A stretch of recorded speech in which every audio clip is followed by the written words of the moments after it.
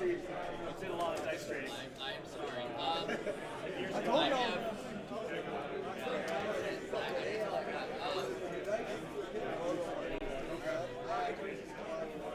Like when I took like 30 or something, my wife gave me a bunch of them with like the name and the crest on it. And I had like 40 of them, and now I'm down to like 8. Yeah, trust me, I've had 30 years fucking never done it, so.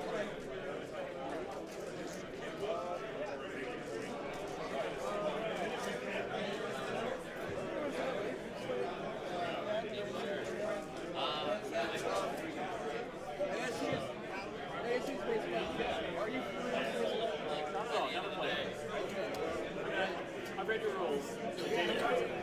So, of course, it means nothing as to how they actually play. So, long story short,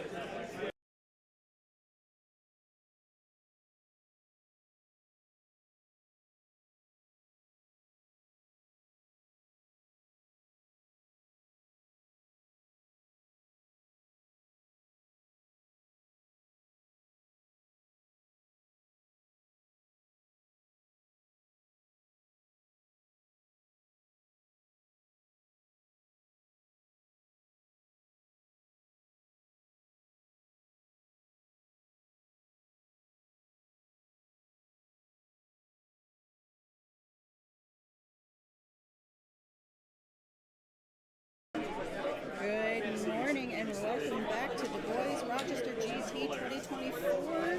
We are getting set up here this morning, so bear with us as we get everything squared away here this morning before round 4 starts. Players at our stream table this morning are Ray and Mike. Ray playing Slaves to Darkness and Mike on Seraphon. And for a good match here,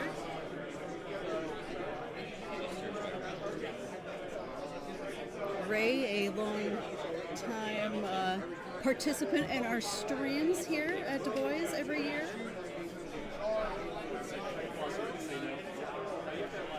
Let's get everything set up here and we'll take a look at some lists. I know Mike is on a very heavy Croxable list. Pretty favorite of Seraphon players these days. And Ray's got some really cool conversions in his Slaves to Darkness list. He's running a Bellicor list here. We have 2 drops in God's Wrath Warband for Ray. A General's Regiment that is Bellicor. Chaos Chosen, Reinforced, Marked Nurgle. 2 units of non-reinforced Furies. And then the other regiment is a Sorcerer Lord, marked Zeech, with the Realm Orber's Twisted Rune and the Radiance of Dark Glory. Varangard, marked Khorne, another unit of Varangard marked Khorne. And then he's got his faction terrain. As for Mike, we are looking at a Slan Starmaster leading the pack here with Being of the Stars. And 2 reinforced units of Croxable Warspawns, 2 minimum units of Raptidon Chargers, and in his other regiments, this is a 3-drop. We've got a Skink Starseer with the Coatl Familiar, Hunters of Huanchi with Dark Pipes, Hunters of Huanchi with Starstone Bolas, and then we have a Regiment of Renown with Callus and Toll. We've got his faction terrain with a Realm Shaper engine. We are Manifestation Primal Energy, and we have Spell Lore of Celestial Manipulation. We'll take a little bit of a further deep dive into all of these things here in just a moment as we get everything set up here.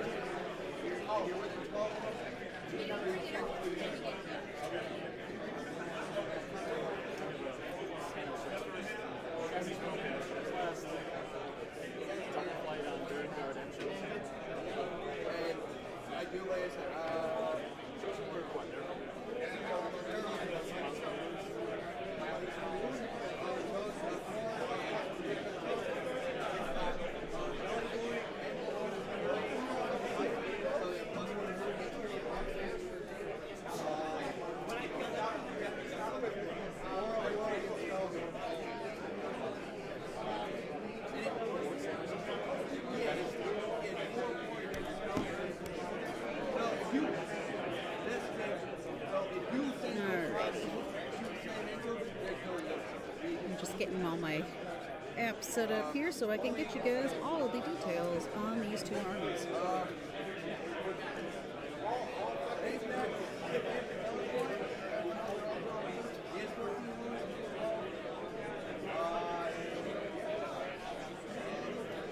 Alright, so we will be looking to see, and I'll try to get a handle on what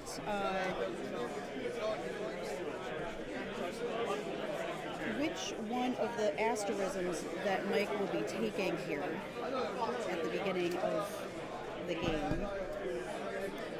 He gets to choose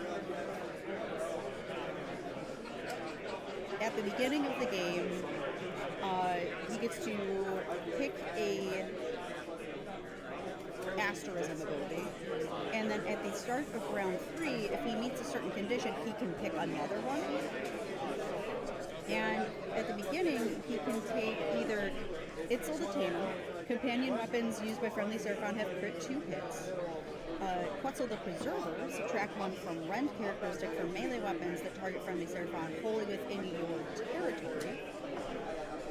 Sotek the Deliverer, add 2 to movement characteristic, seems to be a favorite of a lot of players these days as the first chosen one. Or Tepak the Seer, add 1 to casting rolls, friendly Seraphon. Adding 2 inches to some of the slower units in Seraphon is kind of big. Making those Craxagor go from 5 inches to 7 is a lot, because they are slow. So if he is able to achieve at the start of round 3 a condition that each one of these has, he can then choose another at the start of the 3rd battle. Now, Itzel the Tamer, you have to have 3 or more enemy units have been destroyed to achieve that one and pick another one. For Quetzal the Preserver, you have to have no enemy units wholly within friendly territory. Kind of hard because it's kind of outside your control. Sotek the Deliverer, enemy general is in combat or has been destroyed. Tepak the Seer, is there any friendly Slan units that have no, that are not in combat and have not been destroyed? If he chooses one of these and that condition is met at the start of round 3, he can then choose to gain another asterism.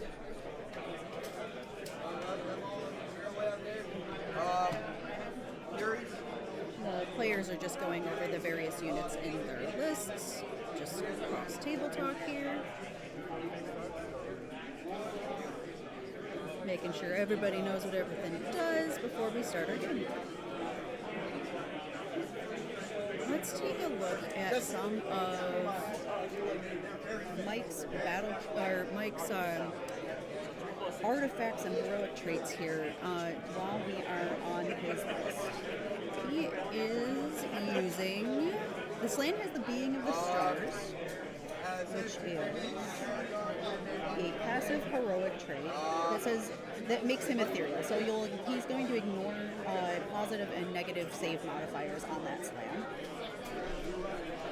And the Starseer, I believe it was, has the artifact of Kawaddle familiar, and that little guy is a once per battle reaction. You declared a spell ability for a friendly Seraphon wizard within this unit's combat range, and he's going to add a d6 to the casting roll for that spell. So 1 extra juiced spell for that Starseer by adding another d6. Yay, we got some Rochester representation on the top table here on stream table. Technically not top table. We try to bring you some really fun, cool matches here on stream table before we then do our final top table as our last and final glorious stream.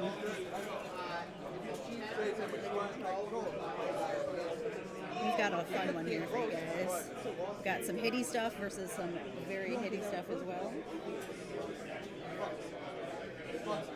And Ray's Varangard are all converted and really cool looking. If you're able to come down today, you can see them. Alright, we got a handshake. We're going to kick this off here.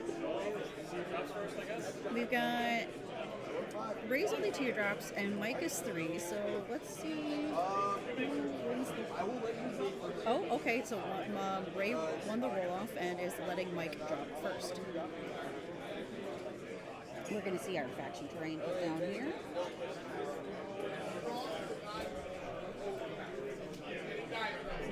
Mike's trying to figure out where to put that round shaper engine. He's got to go 3 away from objectives and terrain.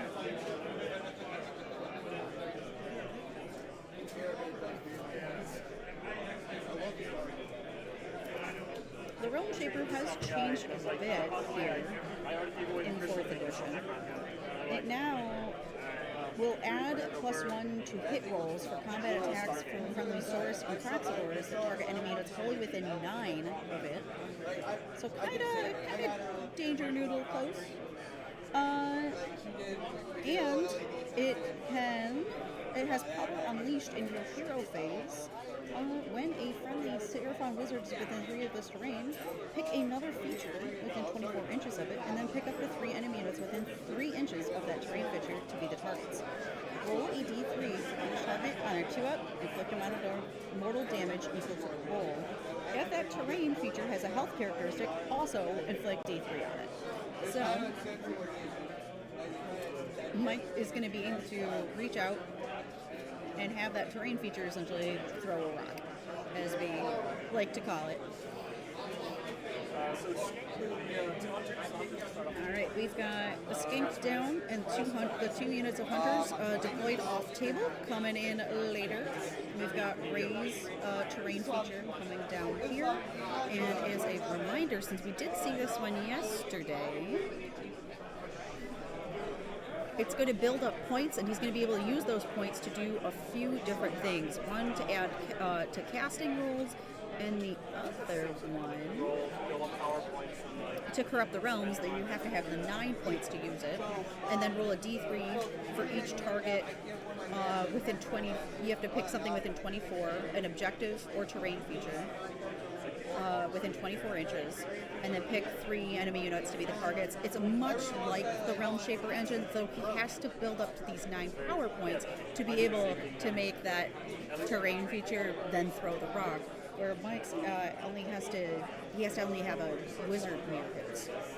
So it's a very similar ability, but with a little bit of an extra hoop that Ray will have to jump through to be able to use that. However, he is going to be able to use those power points also to add 1 to spellcasting, if he so chooses. So it's either 3 to add 1 to casting rolls for 1 friendly Slaves to Darkness wizard within 3, or save him up to 9 and point at an objective or terrain feature and hit everything within 3 on a 2-up for d3. So he gets to, how he gets those points is he has to roll a die at the start of his hero phase, and you get that many points. It can have a maximum of 12, so he can save them up or he can spend them as he goes. Alright, we're just seeing the lines marked out here. So our players know where to deploy behind.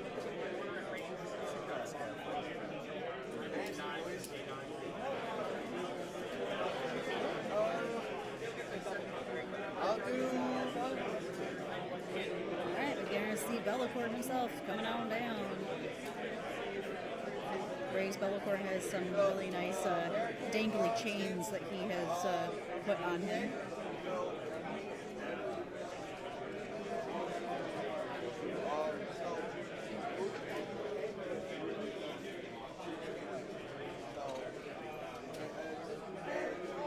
Looks like he's going to be sitting nice and close to that terrain feature, possibly going to be benefiting from that +1 to cast, depending on who goes first. Alright, we're just looking at the terrain map here and the battle plan.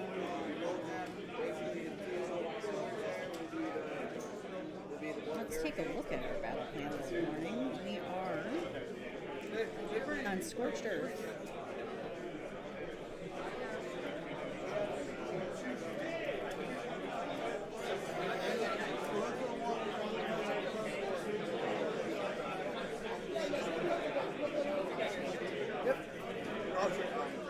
There we are. Alright. The twist for Scorched Earth is from the second battle round. At the end of your turn, after scoring victory points, the active player can pick one objective that's fully within enemy territory that they control and that is being contested by any of their units. That objective is removed from play. At the start of each battle round, the underdog can pick one objective in their territory that they control, and at the end of the battle round, they can subtract 5 from control scores of enemy units, contesting it to a minimum of 1. Each player scores victory points as follows: 2 for 1, 2 for 2, 2 for more, 4 for battle tactics. So scoring as normal, however, we are going to see maybe some objectives removed here, or control scores depleted based on who controls what. We see some Raptors deployed on the flanks here for Mike. And we got some Furies deployed here for Ray on the right-hand flank. Seeing some Proxibers for Mike. One reinforced unit here. I think we're just switching around where the special weapons are.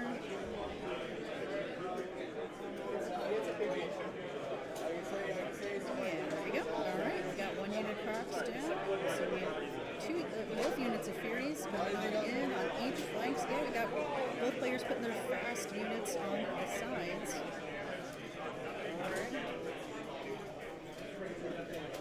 Able to possibly get that battle edges battle tactic here in short order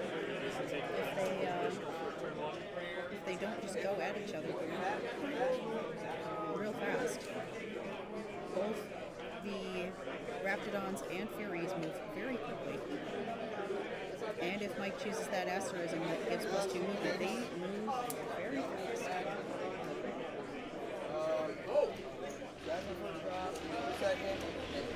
Second drop. We are seeing the sorcerer Rookie boy. and then it looks like here from the Vanguard. And unit of Vanguard. And another unit of Vanguard. You'll see those really cool conversions here on stream from Ray. We've got some really cool alternate models here. That is the Deepkin Shark that has been converted up as a Vanguard today. We've got a Salamander as well, and then we also have the Gnaw Beast from the Skaven Tide box as another one that has been converted up. You'll see Mike deploy another unit of reinforced Proxibers just around that Starseer. Not yet seen the Slan. Oh, here he is. Going to be within 3 with that with the pyramid here.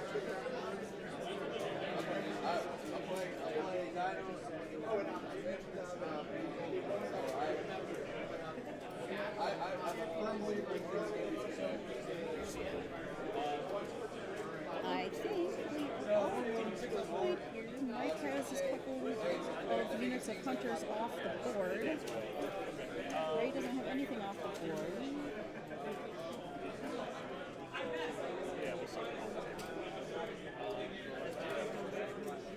think we are deployed.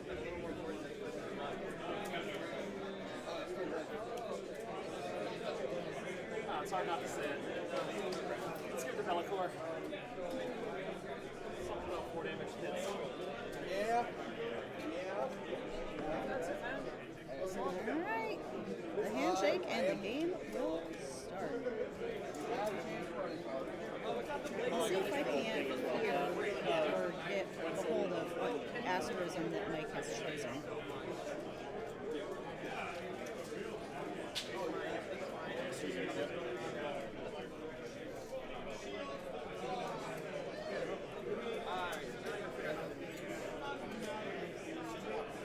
see if I can get that, so we can see and hear what's going on.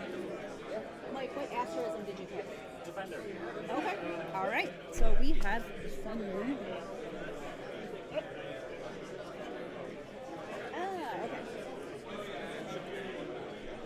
All right. So let's get back into this one. Sounds like Mike is going first.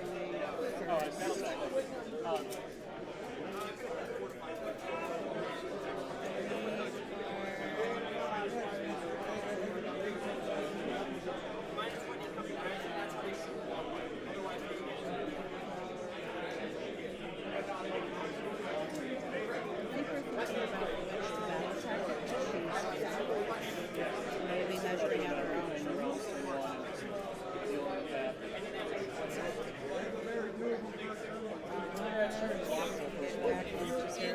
Terrain, he shoot out of the terrain.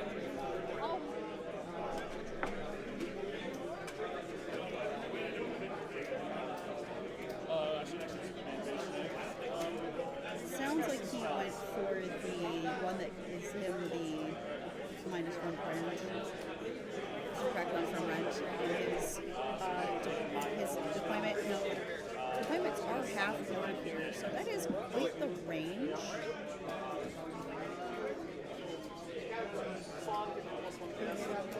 And subtracting 1 rend from Ray's stuff that wants to get into combat with Mike's stuff, especially against those proximers, is pretty spicy. Taking those Vanguard down the rend would be very helpful.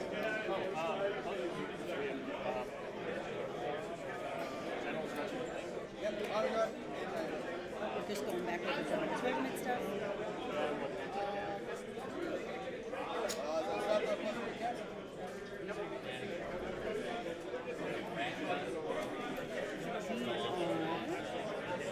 Just writing down the general's regiment stuff and tossing it next to those proximers. Alright, on to casting. We're trying to summon some manifestations. 7 on that slam. Onyx +1 to cast. Natively. Let's take a look at the slam here. Very powerful caster in Seraphon. He's going to be moving 5. He's got 9 health. He's worth 2 control and a 5 up save. He is going to be ethereal, though, however, if we remember his heroic trait. And we get the jaws down. Ray was not able to stop it. Here come the jaws. Alright, Starseer is in range to be bound. Maybe the slam was just too far out. I might have missed that. Alright, we are trying on the spell. We are getting the life swarm here. It looks like, yep, here it comes. There's the life swarm, just playing behind the Starseer.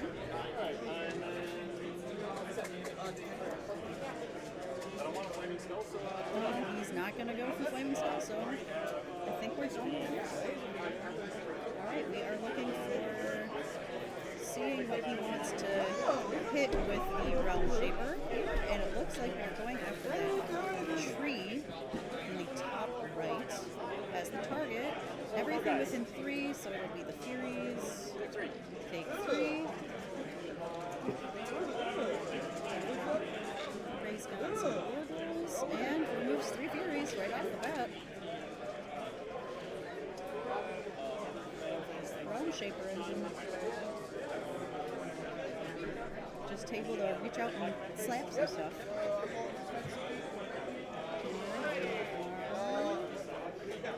Sounds like we might be countercasting here. They spent a command point. So I need a 7 on coach. Alright, he needs a 7 to cast his endless spell here. 7. Slam does have board wide unbind as an ability here. Mike does not get it, so we are going to see this manifestation deployed here for Ray. He's not using the Manifestations for Slaves to Darkness, we are using the shards.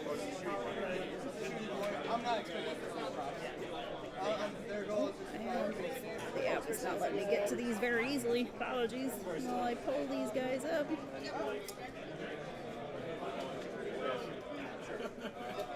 Alright, manifestations. We have Hidden Power. We have the shards. Oh no, I'm sorry. Let me pull up his list again, because that's not... Maybe the shards on his board are just for the board. Raise was Forbidden Power. It is Forbidden Power. Oh, okay. No, so that might just be his... I think that just might be his board, yes. Actually. I will double check here. Yeah, it's like strong, right? Those are orange. Those are.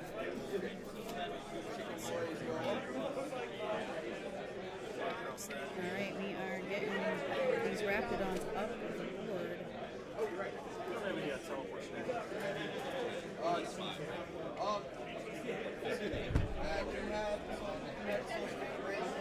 Okay, Ray is just confirming that he does have Soulstream Bridge. Mike asked him if he had any teleport shenanigans. And Bridge does allow some goofy movement. Also in that lore, we've got Lauchon, the Bridge, we've got the Shards, and we've got the Forecast.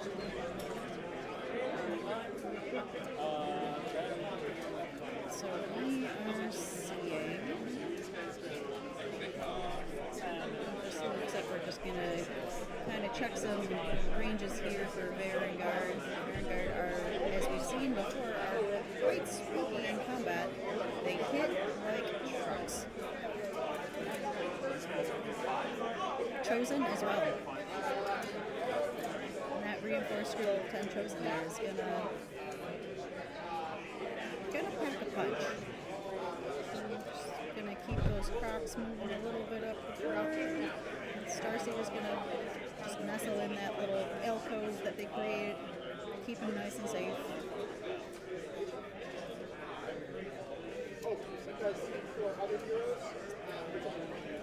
I haven't used the Slam or the other Crocs yet. Let's see. Oh, we have Callus and Toll coming on in here. It looks like behind right here, behind their series. Alright, thanks, Brian.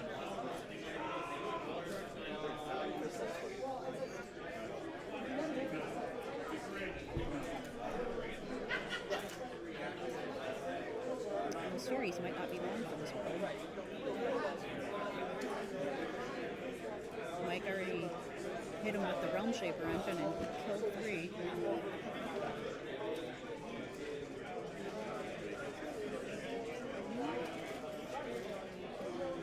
Just getting everybody nice and right at that 9, it looks like.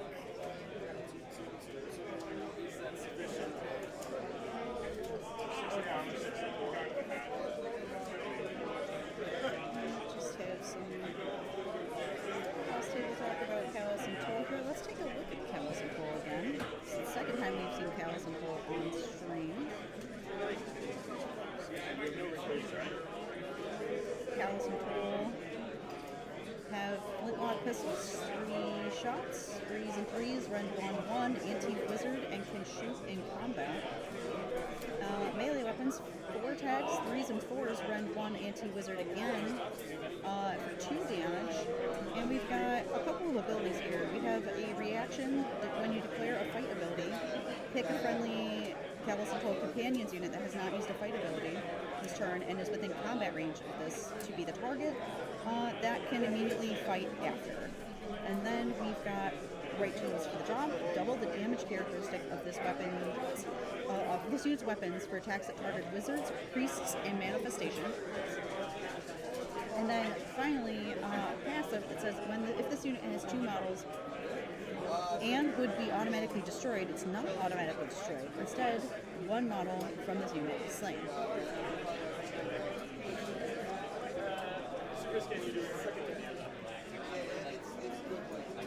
Now, let's take a look at the companions.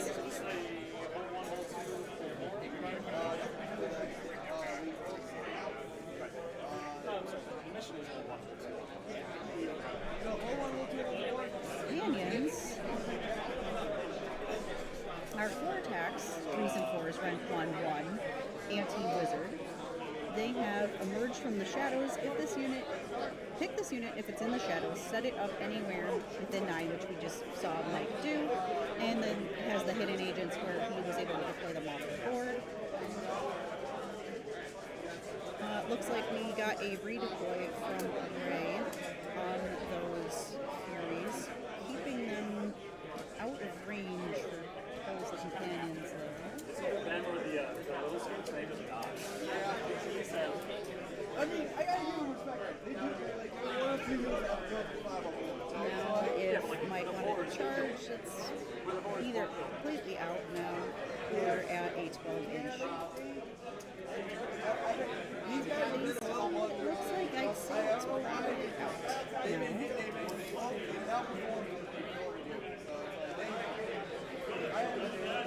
But now Ray has to deal with that in his backline. So maybe whatever he wanted to use those Furies for now has to be redirected towards that unit of Toll's companions.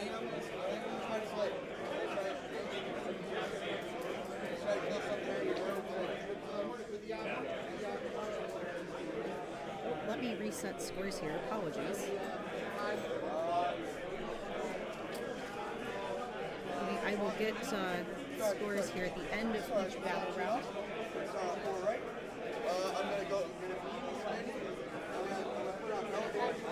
Ray choosing to go at the bottom of one, giving himself the chance at the double, and we've seen what Saves the Darkness can do with it. It is pretty potent.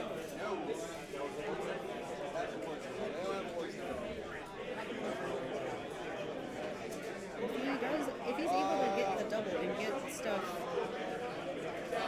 in combat, it's pretty brutal. Now, if Mike did choose the extras that gives him the -1 rend in his deployment zone, in his territory, it's going to make that a little harder for Ray to just wipe stuff out off the board, as he has kept everything in his... Mike has kept everything on his side of the field.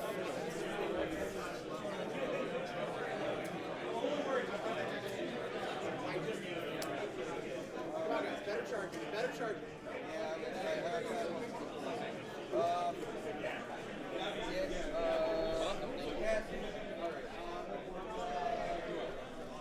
You'll see here what Ray is going to do with his hero phase and movement.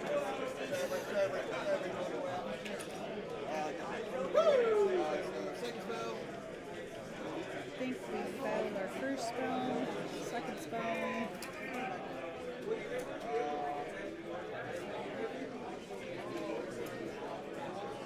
Looks like I might be thinking it's a manifestations.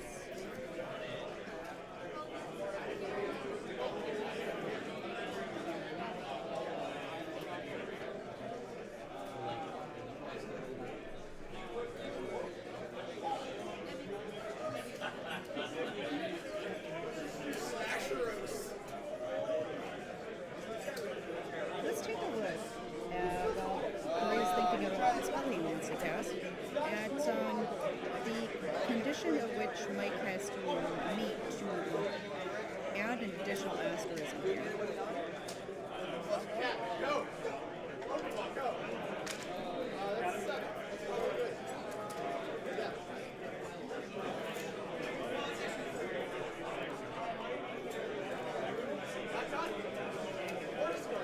Oh, and I forgot to mention he is Shadow Strike Star Host as his battle formation. Let's take a quick look at that.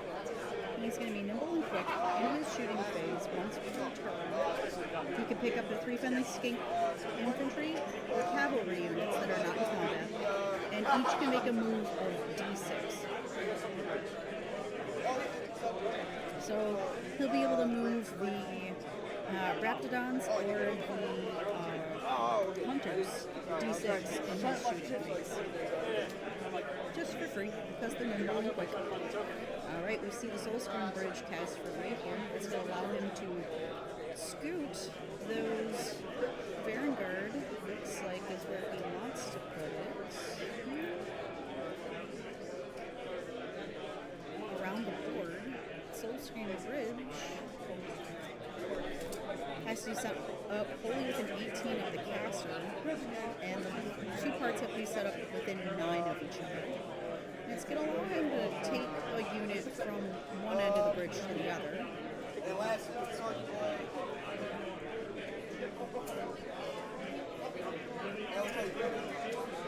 In his movement phase, he would be able to pick a friendly unit wholly within 6 of one part of it, for the manifestation to be the target, and then remove it and set it up more than 9 away, wholly within 6 of the other. So able to add some range to any unit here. Those pieces are quite large. 9 away might be a little tough, but with those Raptidons on the side. Furies are gonna zoom. They ran. They're just gonna go and touch that objective and take that away from Mike. Mike's got nothing on it. So we are probably gonna get a whole more for right here unless Mike does something like maybe a counter charge perhaps.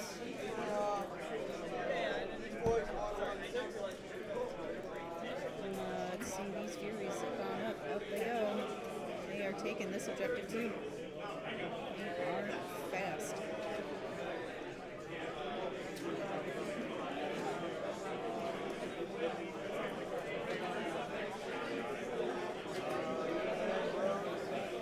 Vanguard moving their 10.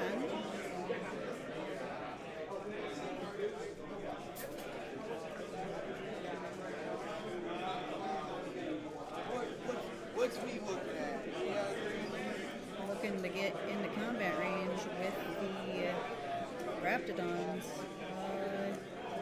Raptidons versus Vanguard. Be a little iffy on the Raptidons part. Though, if we are corrected, he did take the -1 run up a bit.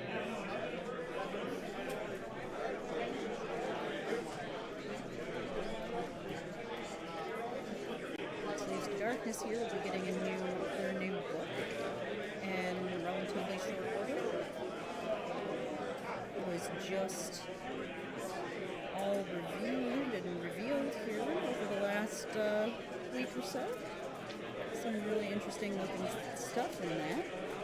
We'll see what winds up changing ultimately, because points are not in that document. Alright, we see the other Vanguard going after Toll's companions at home.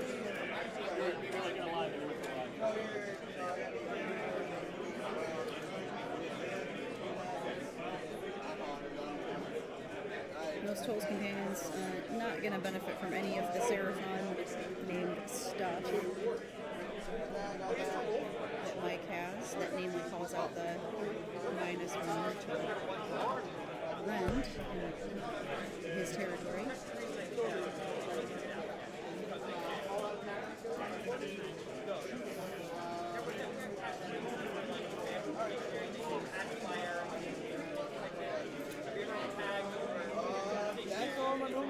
Yeah, okay, we've got all of movement done.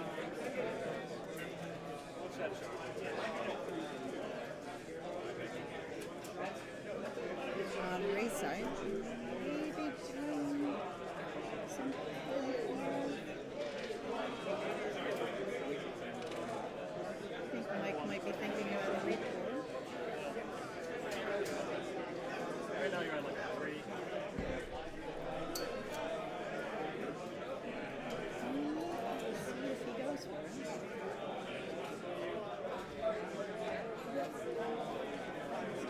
some choices here.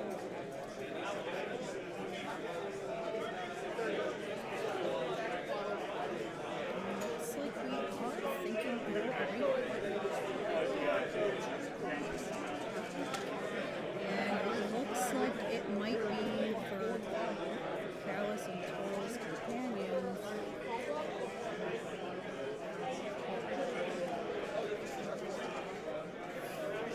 Yeah, we are redeploying just to give a little bit more of a harder charge here for Ray. Shooting. Ray doesn't have any idea. Charges. Alright, we are going to charge these very good, and they are in. They're in all the way over there. Just like loud and big gas smoke in the background. I'm here. Let's take a look again at. Shot him off. Vanguard, both got 9-inch. That's all the preserver here. Subtract 1 from rend characteristic of melee opens for attacks that target friendly Seraphon units wholly within friendly territory. So he should still be wholly within friendly territory there. So those Vanguard will now be only at rend 1. Still 3 attacks, 3s and 3s, crit mortals, 2 damage. But now, if anything that's not mortal, we're only going through at rend 1 instead of 2. Those Furies, I believe, ran, so they're just chilling back there. Mike has 3 command points. Looks like he saved them, looking maybe at a counter charge here. Let's see. And this is the bottom of the turn. I think they're thinking about what we're going to do here. What we're going to spend these command points on. Because if you don't use them, you lose them.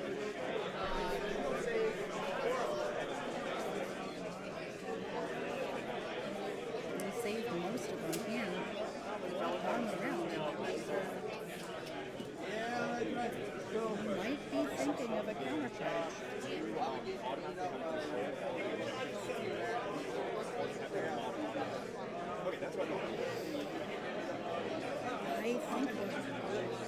I think we're going for it. If we see him tick that dice down to 1, we will know that there is a counter charge in play.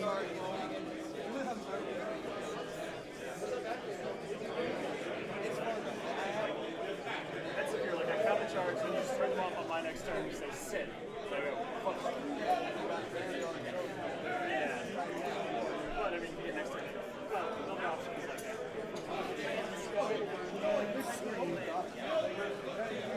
We might just be thinking about where, if we do counter charge, where we might like to go and what we might like to go with. Like, seems like he has a couple of options if he does counter charge here. He could bring those Raptidons in. Oh, and we're going to see it on those Raptidons. We're going to see a counter charge. Looks like we're looking for maybe a 7. We get an 8. And, yep, those Raptidons coming on into those Furies.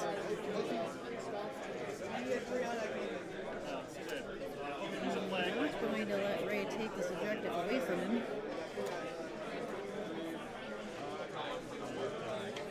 Although Ray did take the 1 already. So Ray is primed to hold 1-2 more.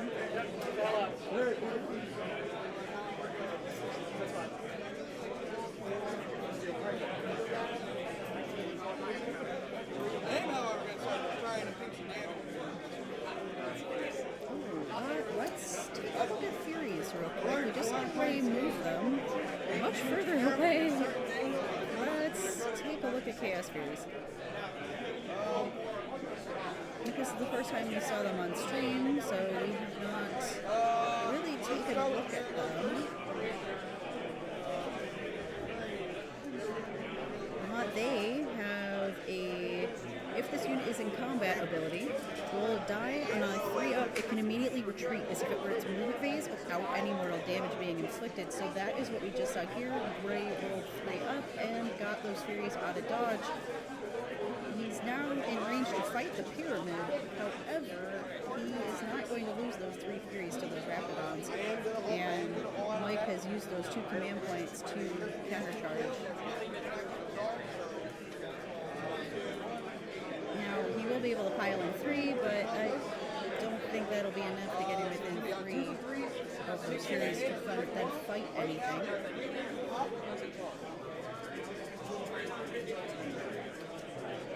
Maybe pile in 3, it looks like, to the Source Bridge, maybe fight that.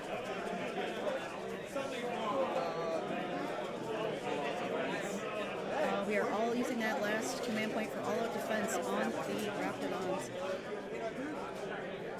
Varangar going in. We see a couple of mortals going through already, though that will be 4 damage already.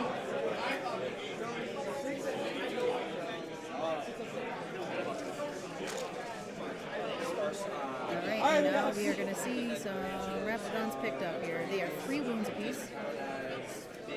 Looks like that is like Alright, yeah. Like a fax, like I have my fairly unsurprising here, as we've seen Varangar just absolutely smash things previously.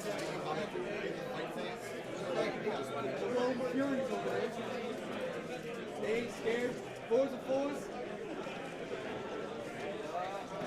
I think the Furies are fighting the Realm Shaper engine here. Yeah, take the Yep, the Realm Shaper engine has taken some damage. Alright, where he's going to go, it looks like he's going to try to pile towards the Soul Stream Bridge here.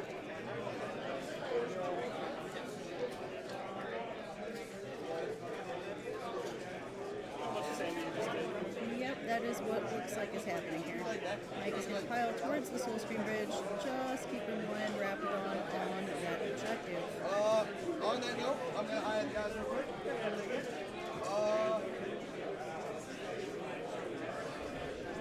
Not, I don't think he's quite within 3. So I don't think he's going to get to fight it.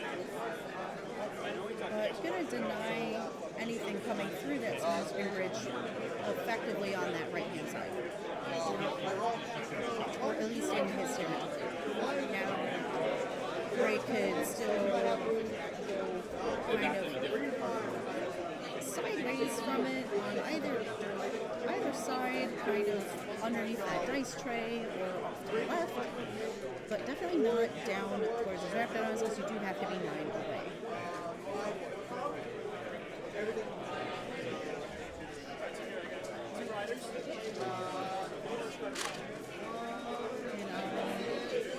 think that should be all the fights here. I think we're just looking at one.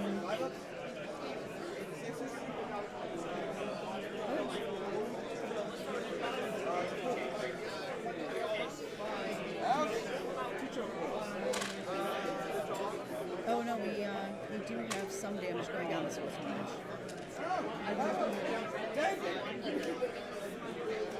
Those Raptidons, a couple, looks like maybe 2 of those Raptidons were in range to get in with that Soul Stream Bridge. Alright, so it sounds like that's the end of Ray's turn. I'll get a score update. Looks like we had, I see Mike's sheet there. It looks like he got 8 turn 1. And I believe if Ray got his battle tactic, this will be a 10. Because he does hold more. He took that bottom left one away from Mike with those Furies. I wasn't sure, we couldn't hear what Ray chose as a battle tactic.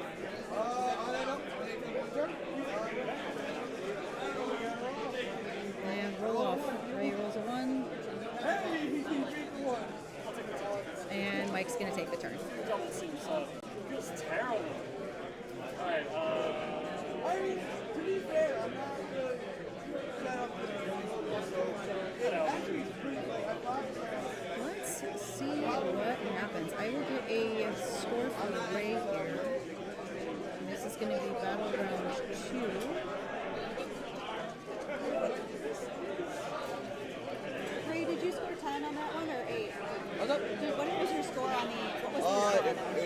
Slady Entourage, Raptor unit is part of the General Thread.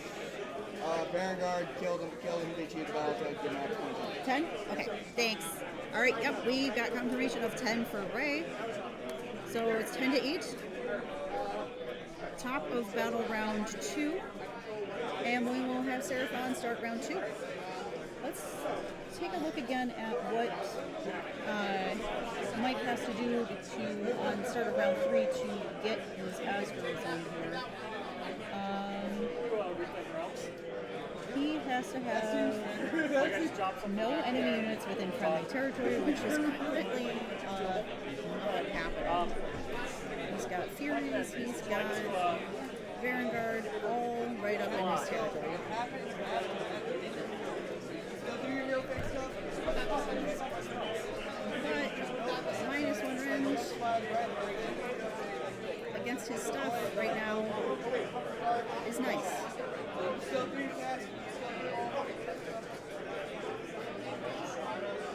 going to see what Mike picks his about.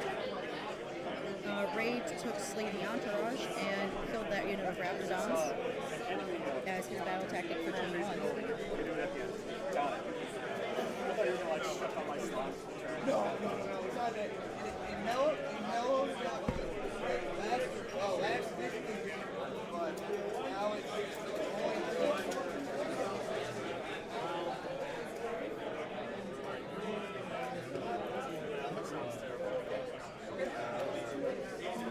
Sounds like Mike is still trying to figure out exactly which battle tactic to pick. No, stop it. I don't want it. Bad touch. There's nothing wrong with the bad touch. Alright, Our players just joking with each other here.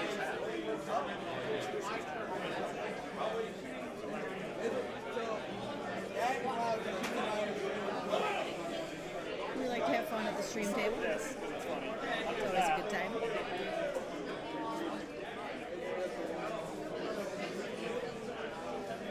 Okay, we are taking a look and seeing if we can hit the Soul Scream bridge with the Astros on the Astros on the temple. Yeah, it gets hit. It takes 3.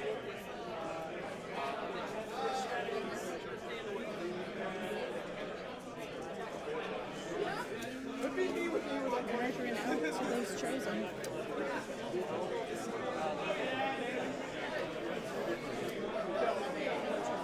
Let's just get stuff.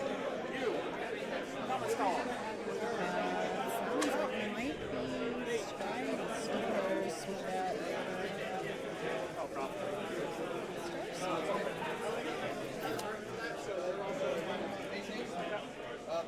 Which would give him a reward.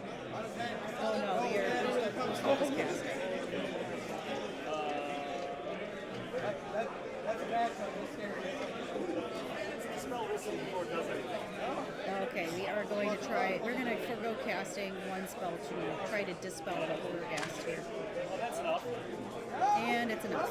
Bye bye, Horrorghast. Before it does anything. Alright, Slan. He's going to cast at a +1 here, just for being a Slan. Just for being his cool froggy self.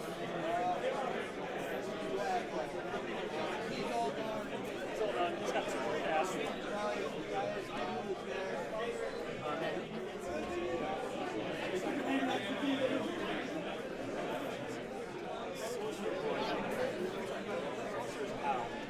Now, the Slan can also, once per turn in his hero phase, on a 4-up, set up a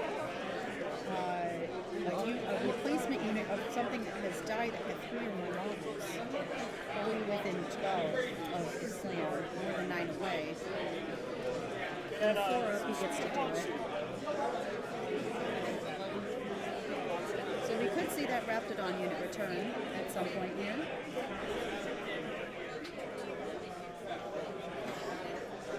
We had the burning head. Yep, the burning head has been cast.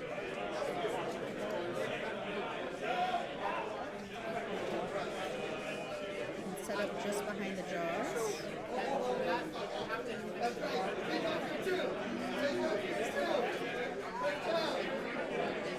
See those crack spores eyeing those Vanguard.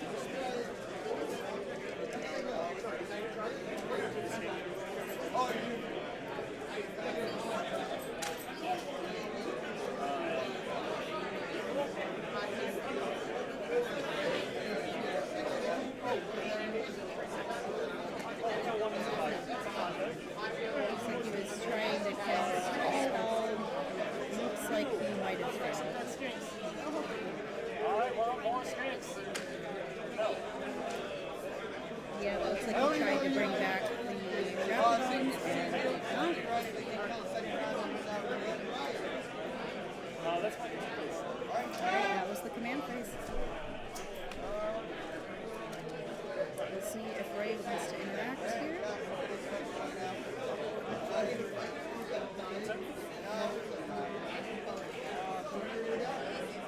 Sounds like he might.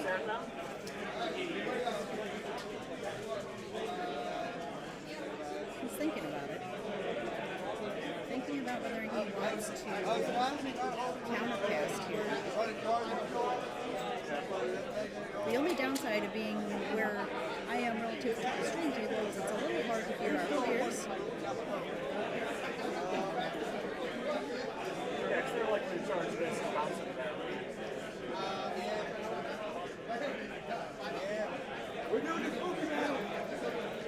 But we do our best.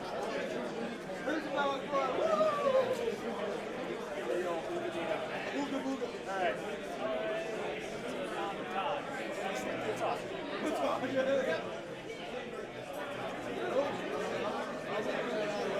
I'll try to move them. Alright, he's gonna move the cross.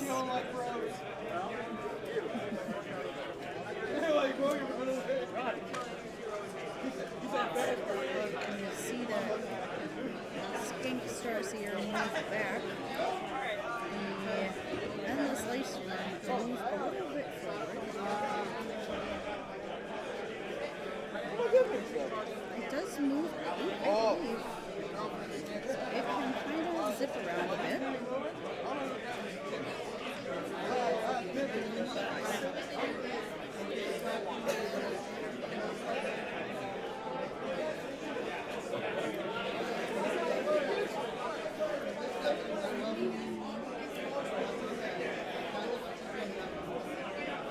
Yeah, looks like that endless spell is going to move up a little bit.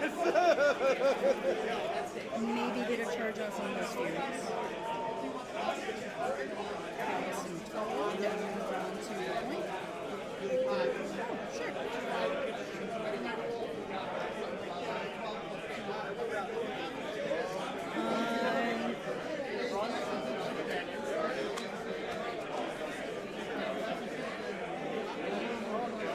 Let's see. We've got, Callous Control and Companions moving on.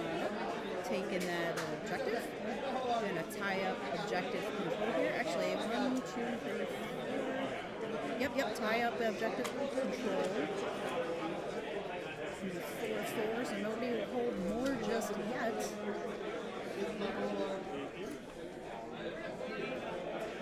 Thank you, Ray. Ray sharing some donuts. Thank you very much. Alright, Callous Control moving on up. Staying outside. Those Vanguard make it a really difficult charge if Ray wants to counter charge here. Ray with 4 command points. Mike with 5.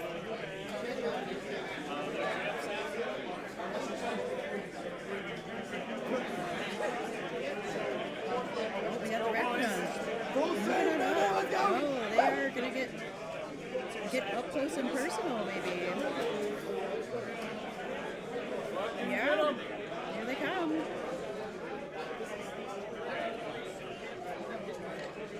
These Raptidons getting up close and personal. Okay, good Jaws. Jaws is a variable move. Moves 3d6. And we're going to see it go pretty far. Moving right up off the board. Ooh, maybe we're gonna see an interesting like pincer here on each end where he did string these Varangar out in a little bit of a line here. Let's see the Croxivore moving on up just to keep anything off that front of that point. Kind of stringing out a little bit maybe.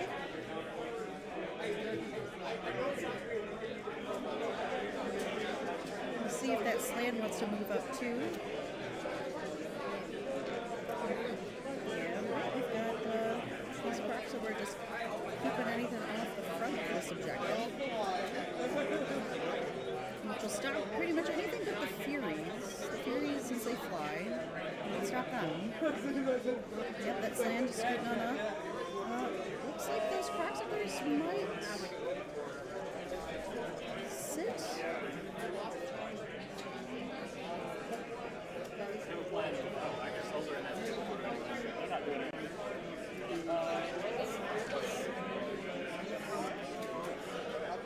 Sounds like the skinks are going to come on in. Okay, no, Mike is going to take away an objective here from Ray.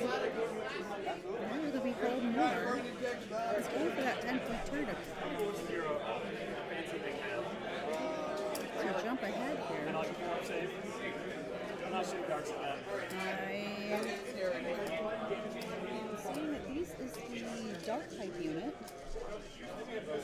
We still have the Bola unit coming in. Oh, and they're coming in right there too. Oh no, we're just swapping. Okay, so Bola unit coming in, dark pipe unit, undetermined.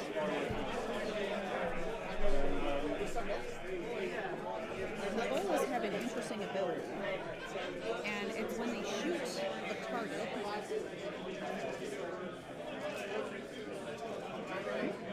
Pull it up here so I get all the details right for you guys.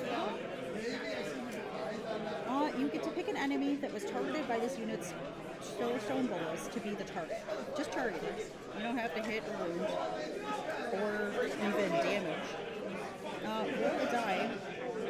On a 3 up until the start of your next turn, subtract 1 from the number of dice rolled when making charge rolls to an enemy. Now, I do believe at just 10 inches, he is out of range of anything with those stars throwing blocks. We'll see.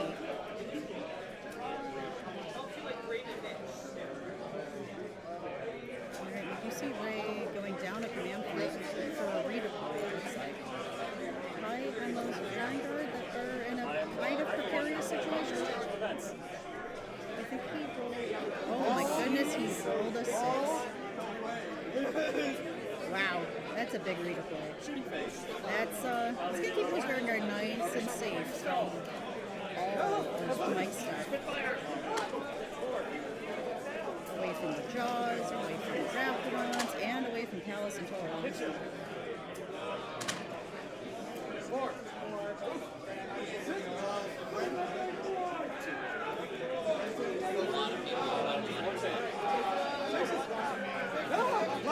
Excellent!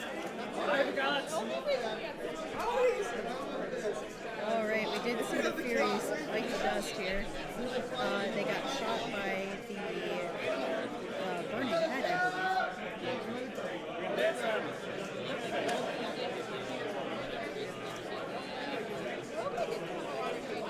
Or actually, maybe it was the dark pipes. I apologize.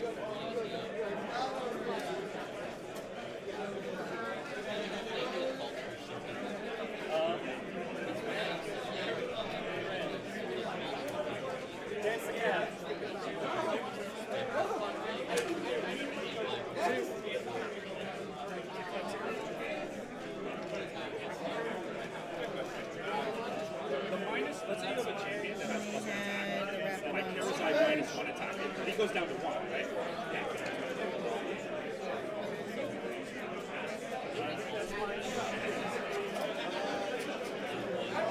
Oh no, that was just shooting. Oh, yeah. They got to move D6 inches in the shooting phase. So that is what we just saw. We saw, because he's, of the host he is, he gets to move 3 skinks, D6 inches. Alright, there we give a charge on the... Got 3 guys, 3 impact hits. Wow. Alright, yeah, we got a charge off on the Jaws, getting in with the Vanguard. Gonna tie them up. I got very spicy. Got in some impact hits. Alright, we are gonna charge again. Looks like with the Crocs no, alright, we're gonna reroll. 9. Maybe it was actually the Burning Keg. Burning Keg does fly. Let's see. Nope, it was the Croxador. Croxador gonna get in with the Soul Screen Bridge.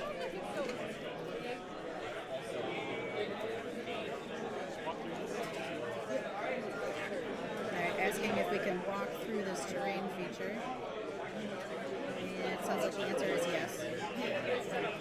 Alright. In with the Soul Screen Bridge. The question is, are the chicken? Oh, Flaming Skull. Gonna charge.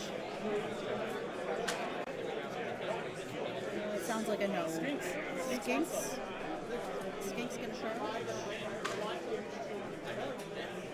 Looks like yes. In they go. Skinks with Dart Pipes. More skinks. Skinks on chocobos. Skinks on Chocobos. Here we go. 6. Not sure if that's gonna do it. That looks a little too far. So it looks like we might get the Soul Screen Bridge. And might be able to then pile in. If everything else kills the Soul Screen Bridge first, if that might be the play. It might be the thought here.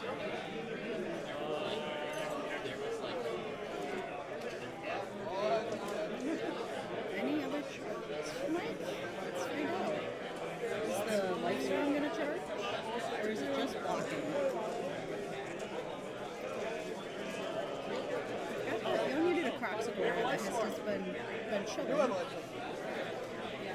Looks like we are thinking about the Lifestorm. Looks like we need a 5. It's a 4. It's not going to go anywhere.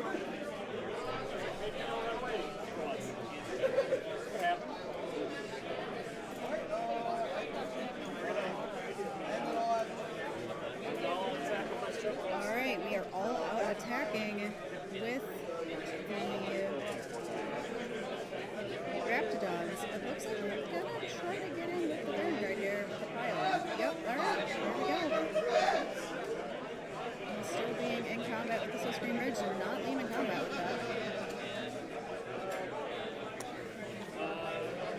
Alright, let's see what happens. We have 3 Vanguard versus 5 Raptidons and a Jaws. We are all out attacking. It sounds like 3s and 4s. What do we got here? Level 1 chargers.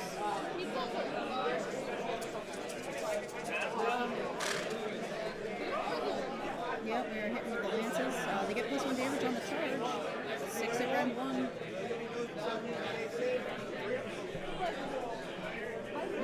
Oh, it kills one. 2 goes through, so that's going to be 4 damage.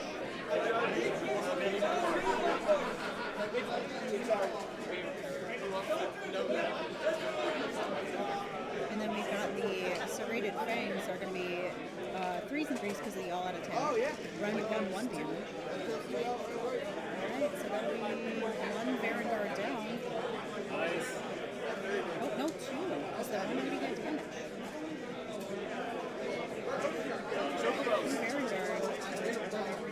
Already down. 3s and 3s with the mounts.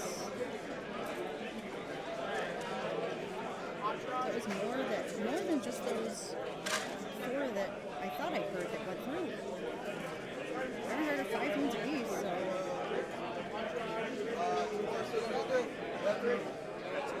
Alright, that one has taken 3.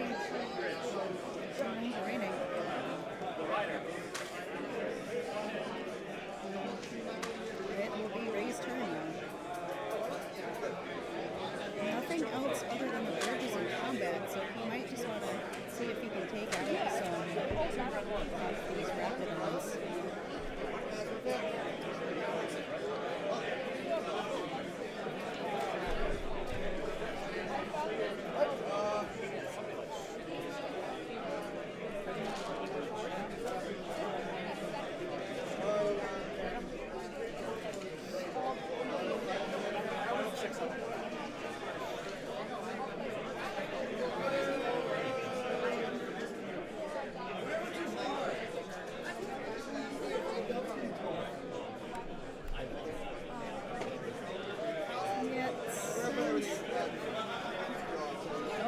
maybe he's going into the jaws.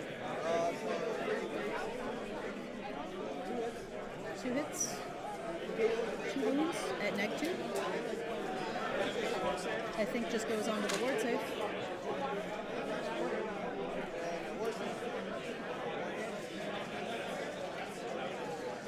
Alright, Jaws is going to take some damage. And the Jaws is going to smack back here. 4s and 2s. 2 and left. Confirmed on that Vanguard.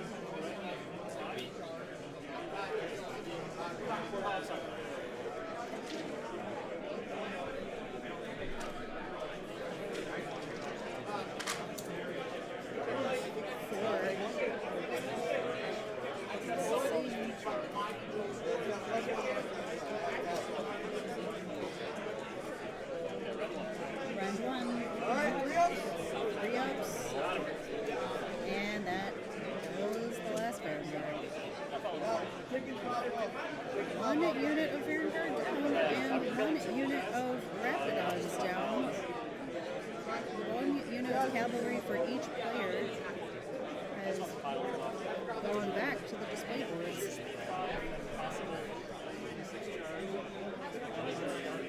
Oh, it sounds like we're thinking about what would happen if he got off a 3d6 charge next turn. We're piling here. Apologies.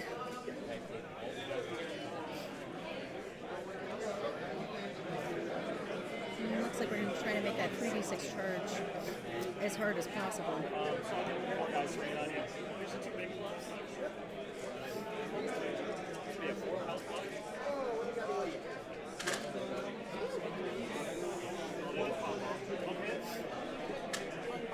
Even if it means not getting a couple cracks per round. Alright, let's see how much damage does the Screen Bridge take.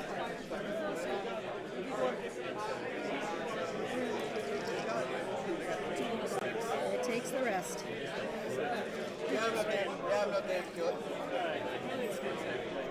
Alright, that is one manifestation down. The skinks are just going to pile in. It's the charged.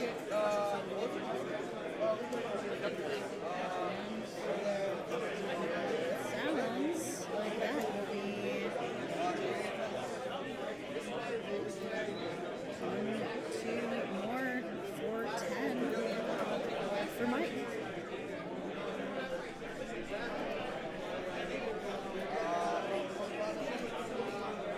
Up to 18. Very handy. Very handy that Mike. Thank you. Yep, just confirming 10-point turn for Seraphon.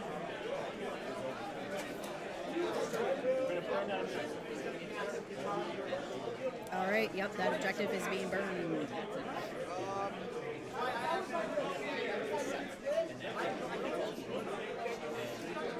So seeing an objective removed from play.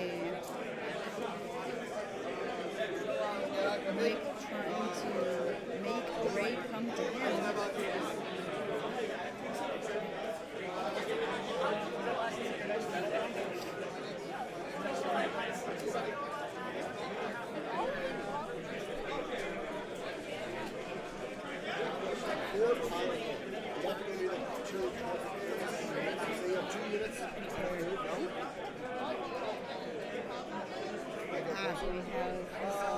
so let's say you have 2 units more charges. This unit dies from something else before this guy piles it. Any pilot in any direction. like some nice acrylic custom tokens for Ray there.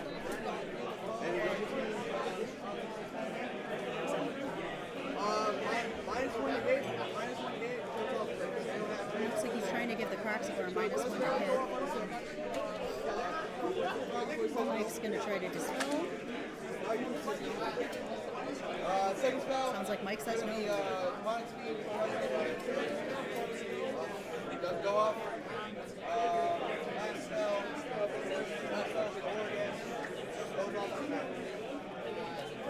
Mike's going to try Grab his ball again. He gets this one.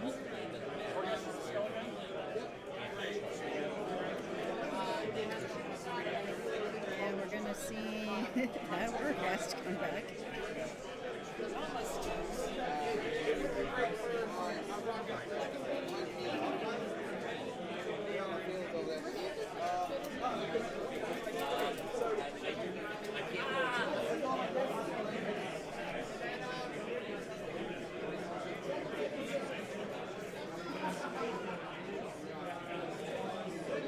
Looks like Mike's thinking about whether he wants to countercast.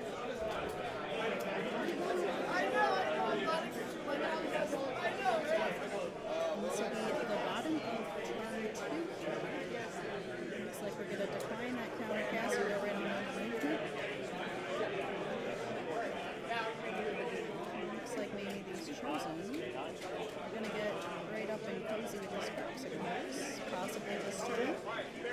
Or scoot down up.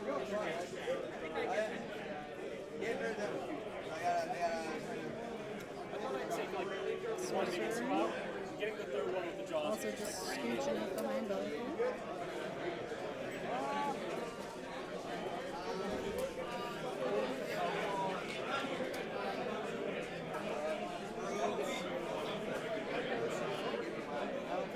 Furies. Looks like they're gonna just scooch around the back. And the Vanguard gonna get in position to charge just outside 3.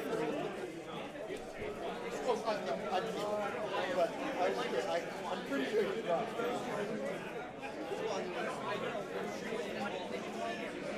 Starting to move over just a little bit further.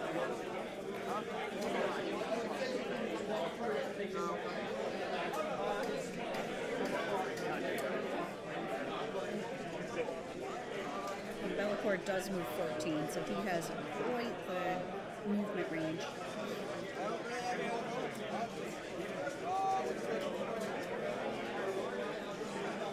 Alright, sounds like that might be it for movement here from Ray.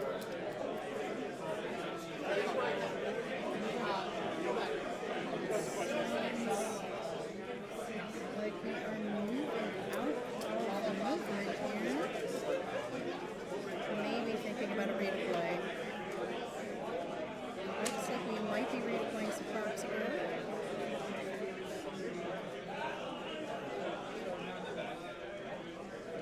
Uh-oh. Model down. Looks like maybe we only got a 2 or 3.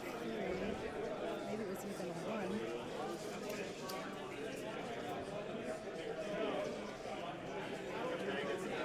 Just to make that charge from those chosen maybe a smidge harder.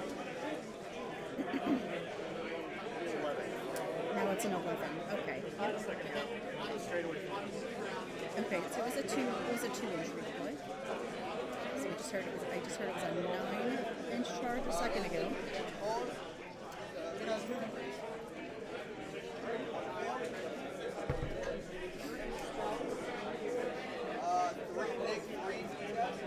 It ran 3 from the Wargast into the Skinks with blowpipes. It was going to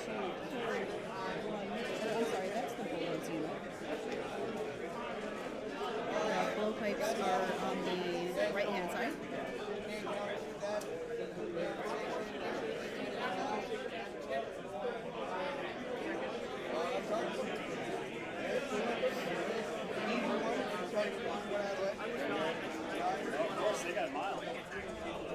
Alright, the Vanguard are going to get in.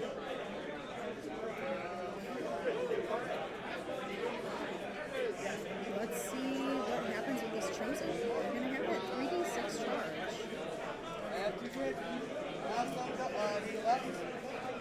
Oh, that's the 11! The chosen of him, baby! Oh no, we don't have a 2, it's just a 2. And they get the 11. Ray gets the 11 on 2d6. Alright, we don't have the 3d6 charge, but we were just going for the long bomb.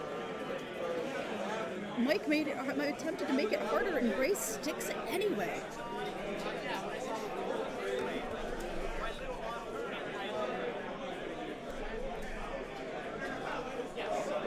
sticks the 11-inch charge of the Chosen into that unit of Proxibors.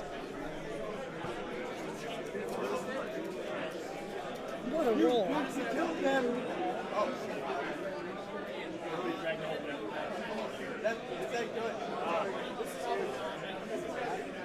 What a roll.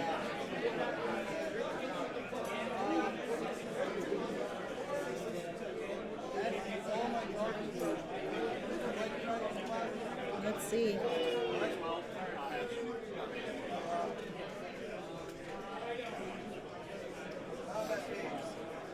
Alright, combat phase. Combat phase abilities. Oh, we might be pulling the ripcord of double fight here.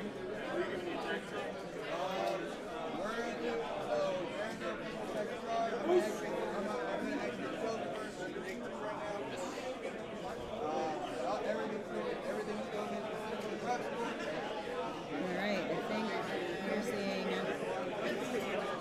a fight with the Proxibors here first. Again, from, it sounds like the Chosen. You got all out attack. Mike looks to be saving a command point.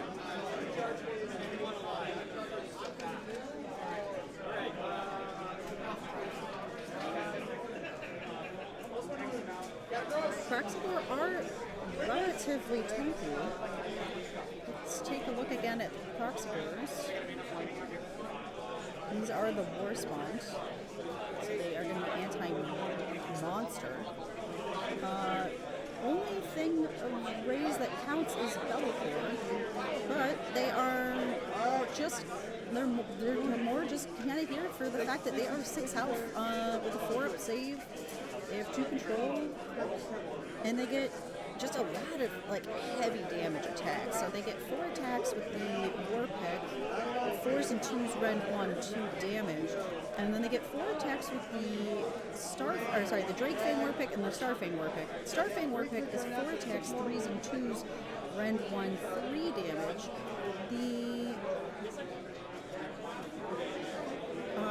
1 and 3 models can replace their Drake Fang War Pick, which is their base weapon, with the Starfang.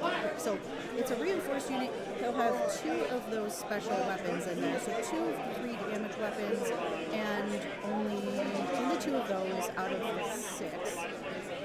The rest will have the 2 damage weapons.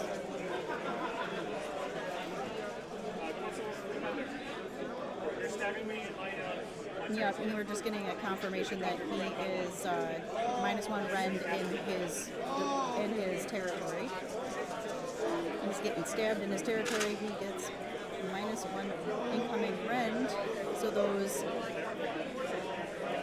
attacks coming through at -1 rend instead of 2.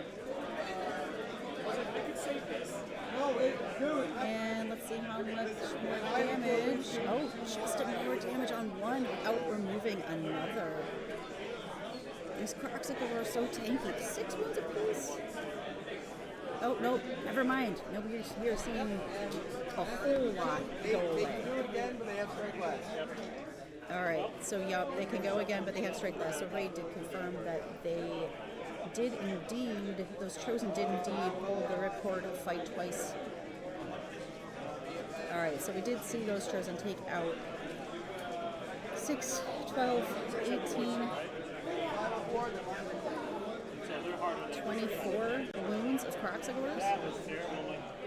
It's a lot.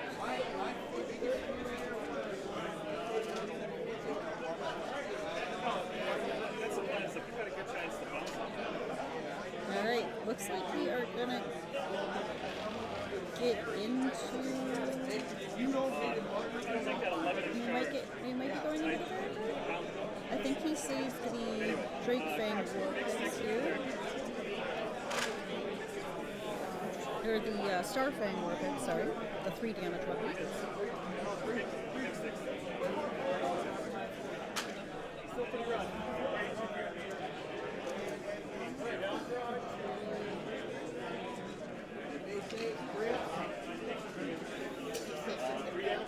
We have 3 damage each. Those are the Starfang War picks, and that picks up 1 Vanguard. What's the damage on another? Just Better went a little stronger. those Croxagore probably aren't long for this world here with these 2 Vanguards still left to attack, and those Chosen able to attack again. But they have taken out 1 whole Vanguard on their way out.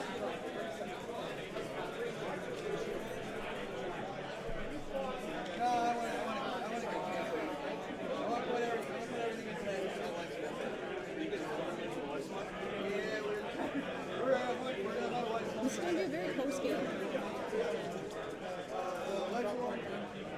Oh, we're going into the Lifestorm with one of these, and I see a lot of 1s and 2s. Sounds like 3 go through. I don't make the charge, but I takes 3. The Lifestorm takes 3. I then say, charge it. The rest are going into the Crocs, it sounds like. 2. Looking for 6s. And we're gonna see. Oh no, they just went into the Lifestorm entirely. Looks like he opted to just go right into the Lifestorm instead. We've got the fight last stuff here, because I think they both did their fight twice. Really want these Croxagore dead.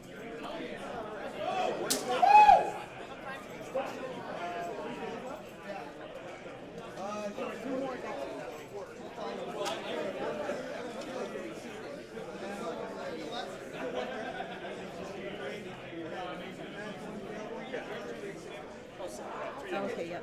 Yep, we got confirmation that those were mortals. Coming on through. Just removes 1 Croxagore.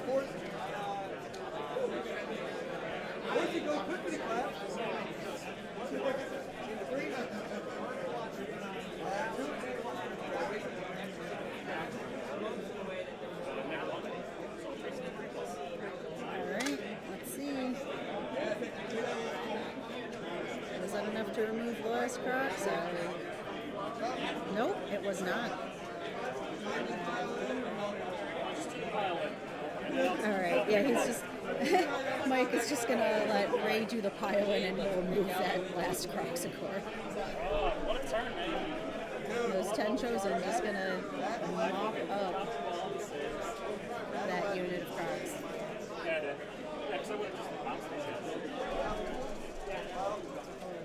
Finish that pile-in, and then Mike is gonna just said he will just remove that Croxagore and not make Ray roll for it.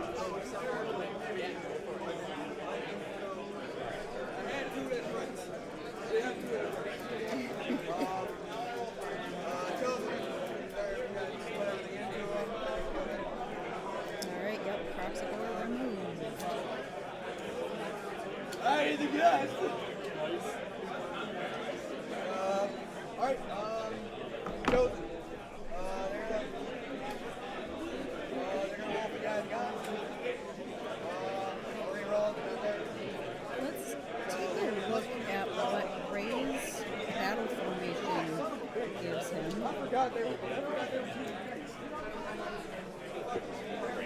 Ray's on the God's Wrath Warband. His battle formation gives him, once per turn, at the end of your turn, pick an objective that is contested by any friendly units to be the target and defile it. Then roll a d3 for each enemy unit contesting that objective that has a defile token. Add a 2-up, inflict mortar damage equal to 1. So, a chance to just, as we like to say, throw a rock.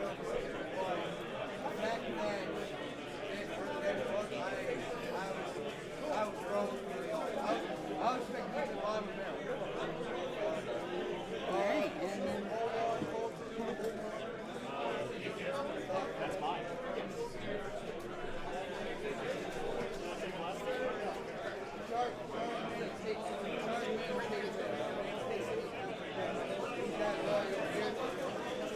Just get confirmation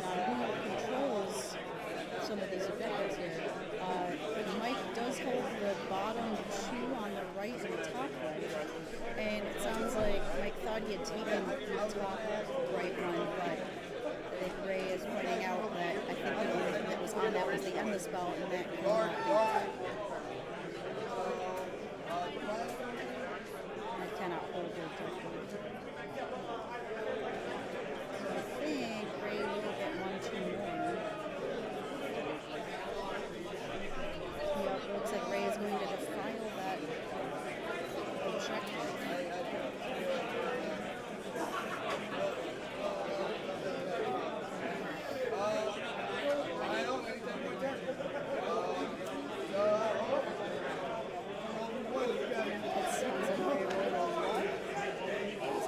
And Mike takes the turn. I'll get a confirmation on, it looks like 10. Ray scored 10. So Ray 20, Mike 18.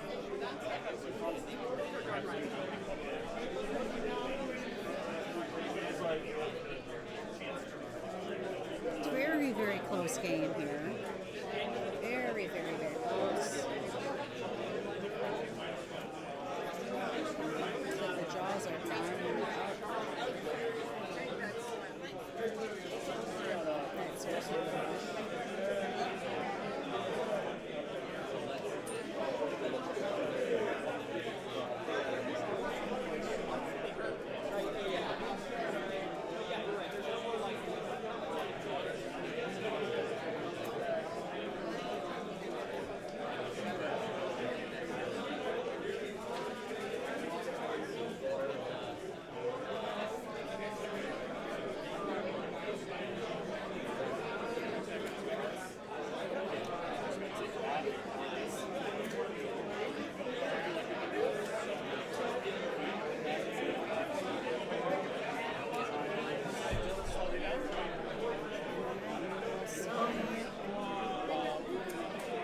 Mike fit into magic here.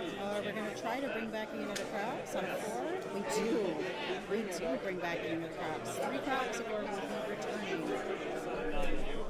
One side of 9, pulling and 12.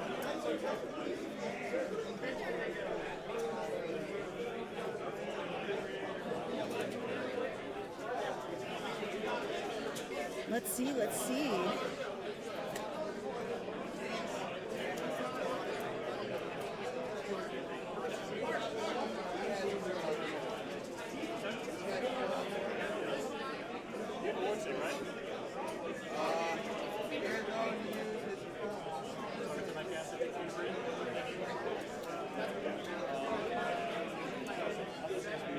Every time you go to gas, I order.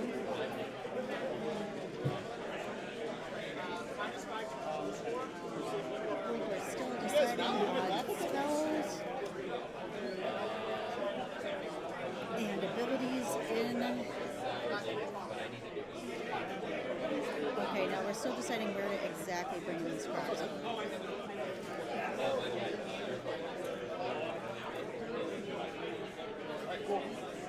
Deciding where to bring in these Crocs. So fully within 12 of the slan, outside of 9 of enemy units.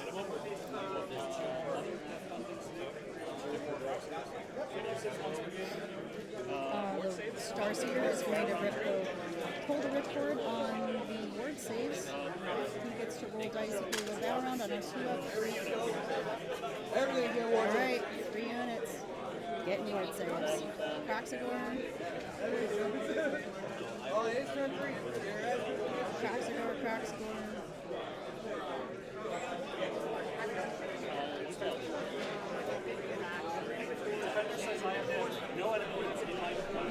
Oh! Yeah, he fails the asterism, so he doesn't get to pick another one. No enemy units can be in his deployment zone.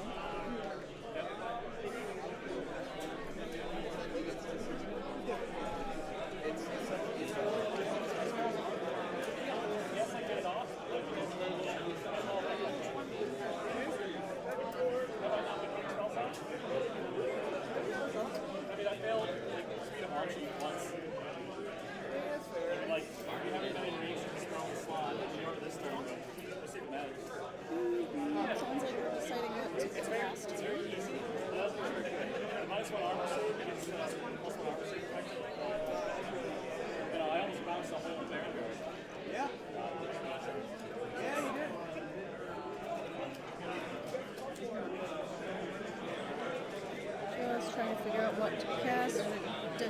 5 out boards. Which are going to go on the slan and both units of Proximate.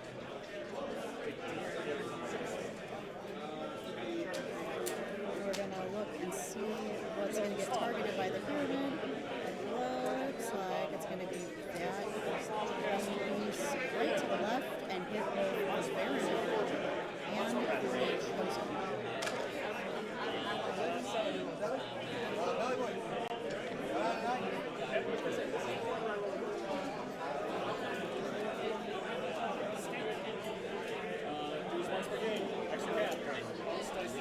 Oh, well, we are still just casting. Apologies.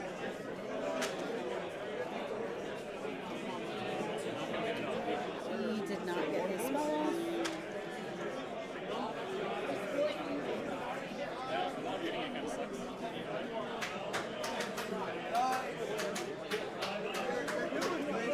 And it looks like we actually had a miscast.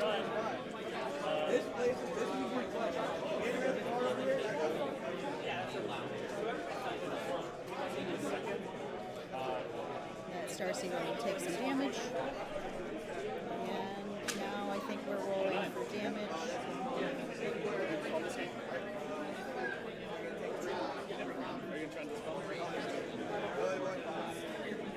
We're just trying to dispel another spell.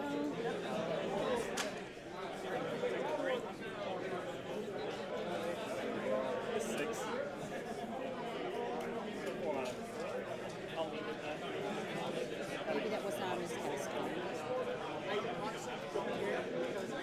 No, it looks like those Vanguard are going to be outside of 3. However, he can target the adjunctive. Oh.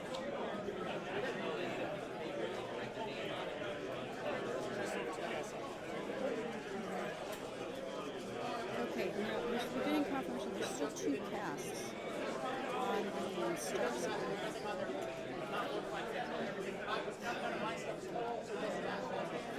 Interesting. Okay.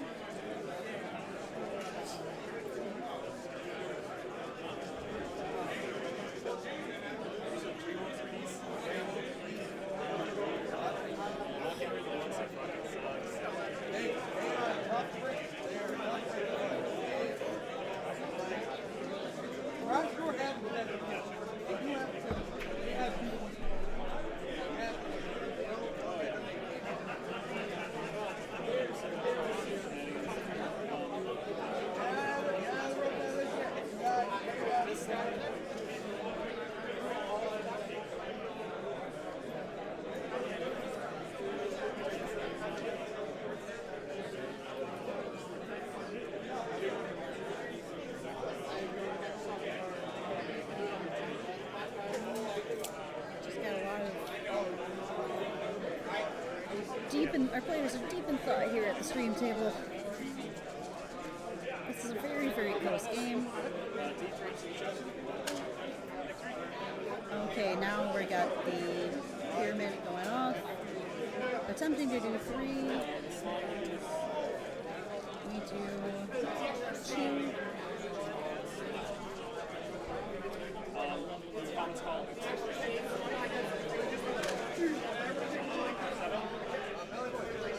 And the Vanguard.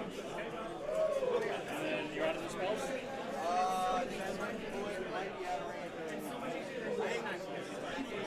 Seem like they're fine.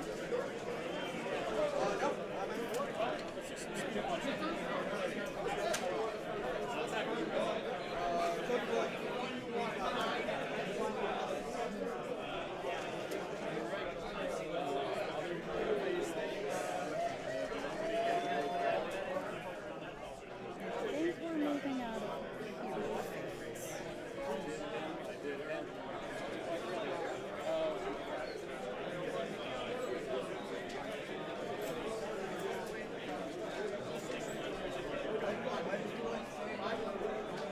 Spending a command point here.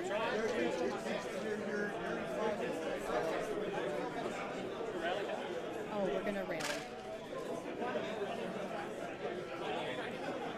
We're rallying the skink back to a couple more wounds here. Unfortunately, I can't read the markers very well off the camera. Can't quite tell how much damage that Starseer has taken. Ray's going to spin a command point. Maybe we are going to countercast here.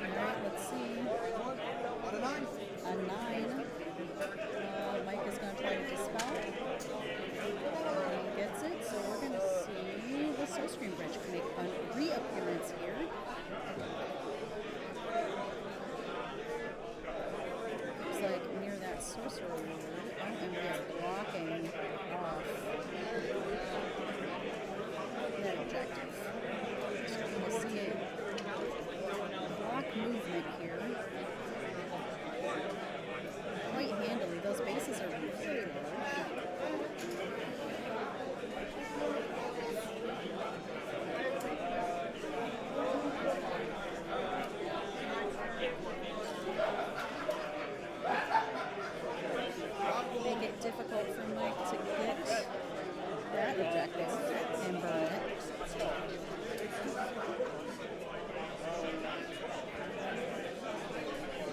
Mike is going to move the jaws. The Soul Screen Bridge does have a movement of 0.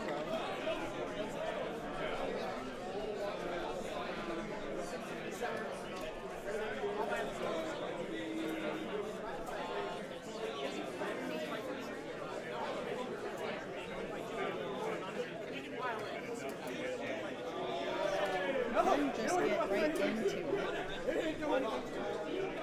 with movement.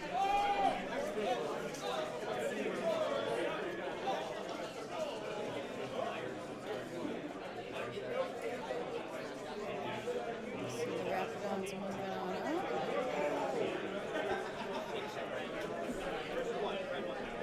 And they go zooming up the board here.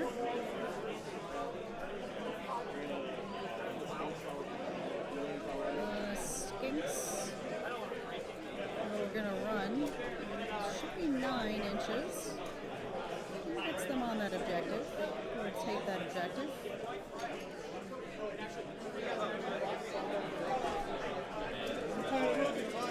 Callus and Toll. And they run one.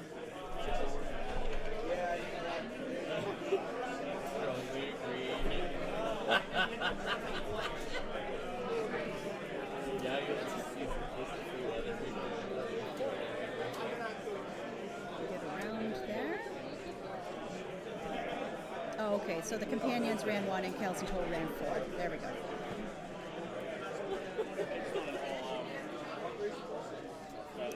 Let's see here. What's going to move next? Looks like Starseer.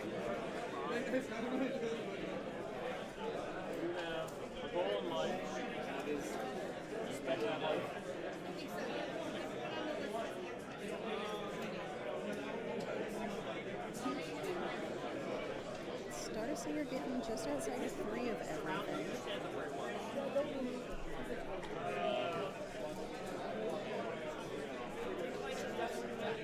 Burning hell.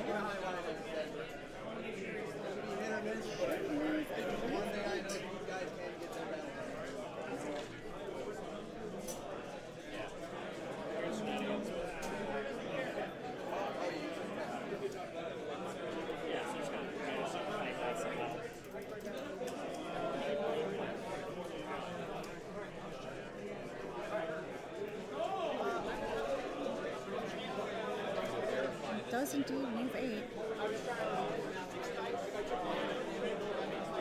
Slam. Just rotating. Well, maybe. He might go on side. No, we're gonna go closer with that side. Gonna move outside of 3 of the pyramid, it looks like. So we're just free shots with the pyramid. Proxidor, move only 5.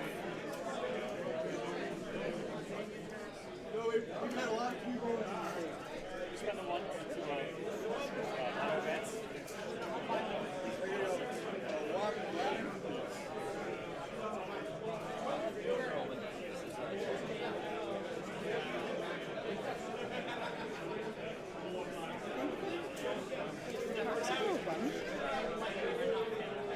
Oh, you know, I think he might have gotten Speed of Huanchi off. I think that might be what that extra token was. Which I will pull up for you folks. I think we did wind up getting that off, and that does allow them to run and charge. That would make sense here. Those Croxidors running and charging. I'm going to see those bolas scoot on up outside of 3.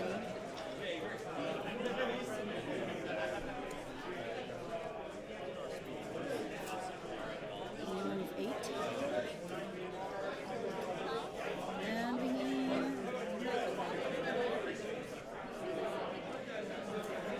see what we want to see next.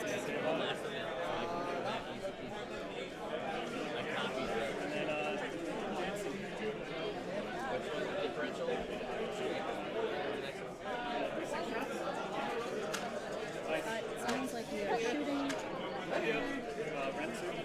Yep, shooting with the burning head. And we remove a chosen. Maybe not that one. Yep, that one. One chosen down.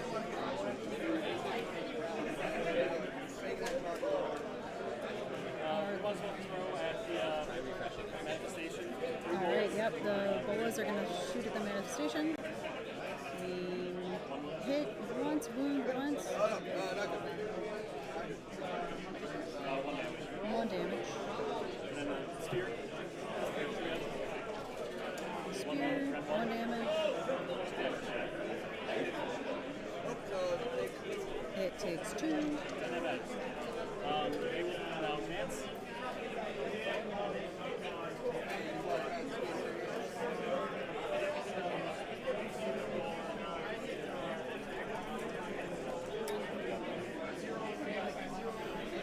It seems like a charge has gotten these little skinks in with the terrain piece and the manifestation. Oh, nope, just the terrain piece. We're just going in with the terrain piece. Staying outside of the manifestation. We're going to run advance the elixirs. Oh, this is the shooting phase. They get to move D6. For 3. I haven't seen this Star Host picked before, so it's interesting to see it putting in some work here, getting to scoot around these skinks around the board a little bit. Is he gonna also move the bull pipes? I think he can pick up to 3. Let's see. Let's go back and take a look.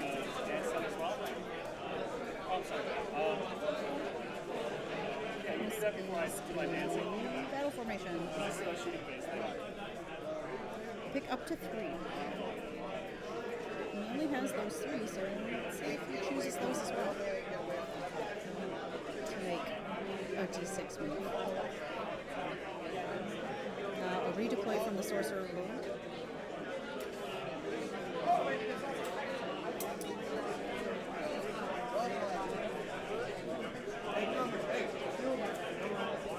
Yep, okay, they are going to move 2. And scooch 2 inches that way. Up and over they go.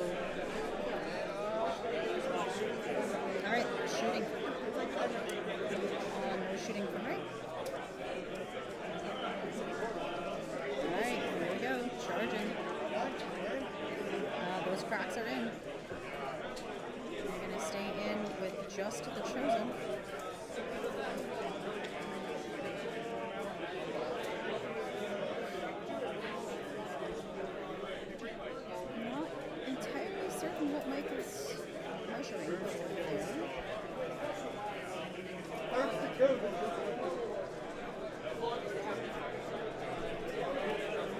And maybe covering a counter charge from the but he was measuring to the bridge, so I'm not entirely certain. Alright, we are in with the Chosen. Fox goes into Chosen. We are going to charge with the skink. Tie up those Vanguard, it looks like. Those Vanguard won't be able to mount a counter charge. What a guy. Alright, let's go.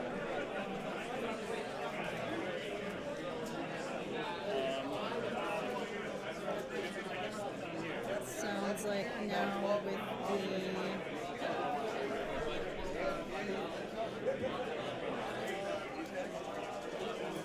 the skinks. Oh, double ones. That's only the Soul Screen Bridge. We're gonna reroll. That is a 11.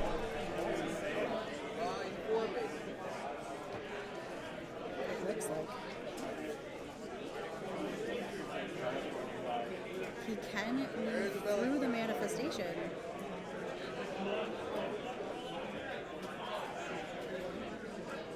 It looks like we are gonna wind up on just the other side. I believe that was an 11.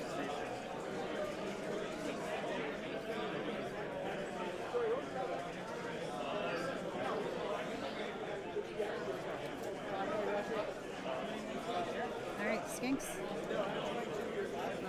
Looks like a 5. Get them in with the terrain piece and the manifestation.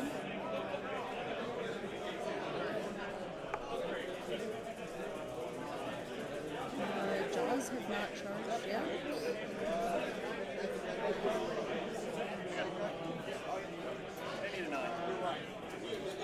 The Croxidors are not going to charge.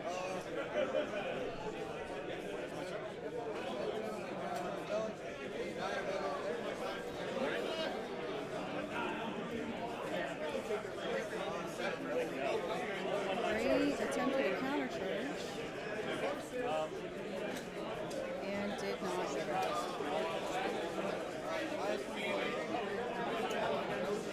that's all of our charges. And I think we're going to all out attack from Mike. And I think we're going in with the Croxidor into the Chosen. Alright, let's see. Age of Sigmar. At the end of round 4, we're gonna vote for sportsmanship Just waiting and for an player's announcement to choice. end And here. it's just gonna vote for your favorite hobby army. All of the armies will be outside the event hall on display where Blood Bowl was hosted. There's a big table. There's gonna be lots of gorgeous armies set up. In addition to player's choice, you will answer 2 questions about sportsmanship. For the first question, would you want to play with your opponent again? You can answer yes all 4 times. Do not give a unique answer for each opponent unless they deserve it. For the second question, you have to rank your opponents in terms of favoritism. So you do have to answer differently for that question. Again, for the first question, each answer can be the same, and for the second, they all have to be different. There's going to be QR codes posted all around the paint table and all around the event, and I'm going to hunt you down if you don't answer these questions, so please do it during your lunch break.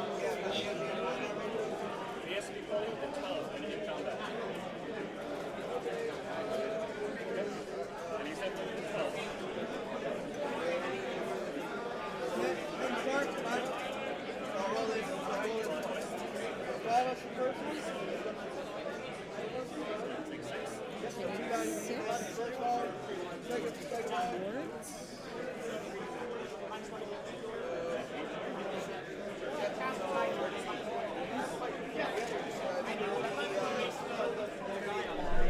I see.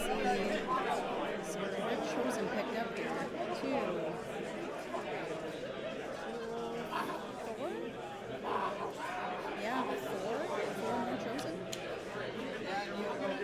Picked up.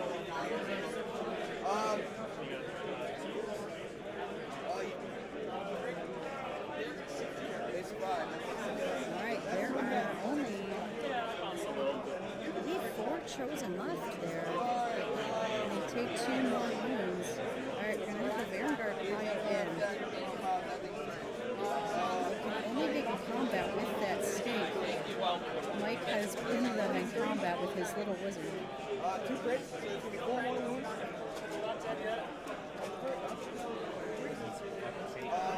Tell me 4, take 2. I haven't seen it since yesterday, but it was Next one is it was in the near the box. next 2, then the next 125. I can always just put these on table. Yeah. Alrighty. He survived the first body.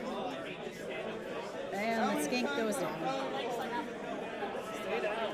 Sacrificial skink to keep those Vanguard away from the crack scores for a turn.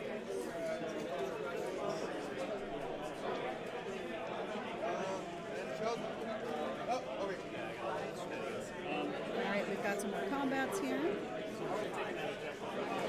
That should be all of Ray's strike bounds. Actually, no, we still have those 4 Chosen left to fight. But we've got, and the manifestation. My apologies.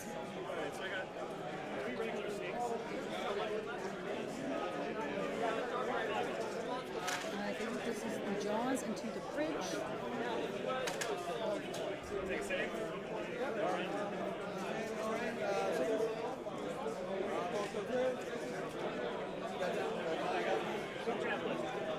Oh no, it was into the forecast.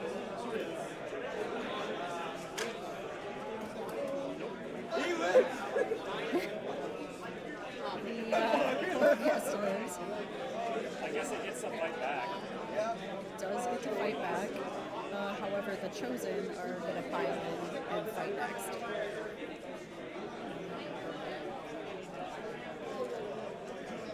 Good threes. Numbers, big numbers.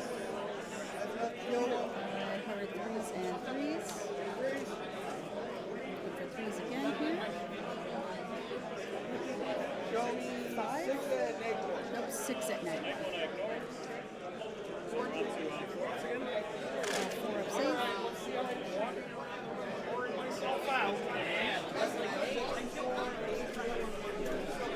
Let's see how much damage go on these approximately. We do have that 5 up ward that Mike will roll here. We got a box over there. Alright, let's see here. We've got 1 Crocs removed and some more wounds in the pool. Gonna do, it sounds like some combats up at the top here. There's a lot going on up at the top.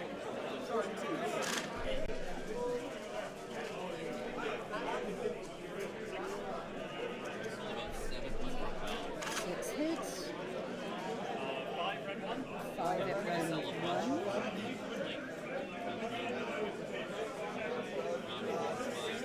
Six damage. Let's see exactly where that's going. I believe this is on the bridge. Yep. This is the bridge. Alright, the skinks. Oh, we're seeing if we're gonna pile into the sorcerer here.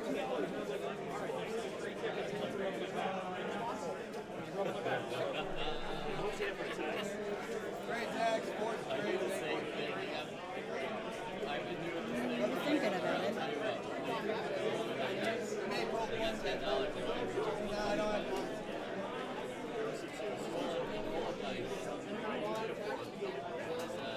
Sounds like we are thinking about it. The only way he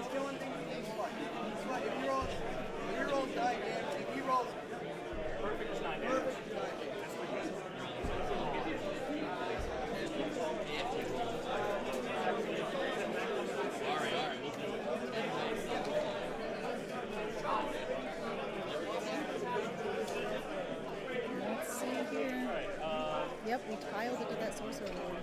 4 riders on one will go on the bridge.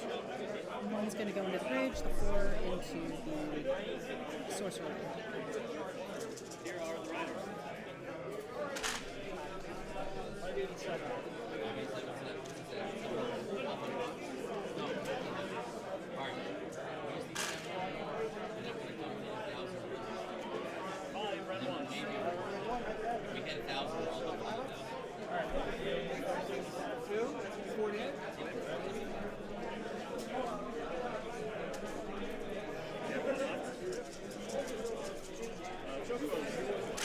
Alright, the mounts.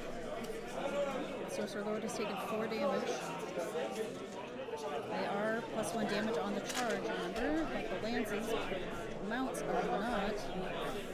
Nope, and I think that's the Sorcerer Lord down. Yep, here he goes.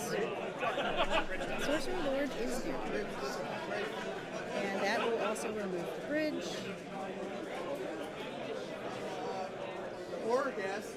The Horrorghast gets to pile in. It was Bellacore that cast that one. Wound with 1.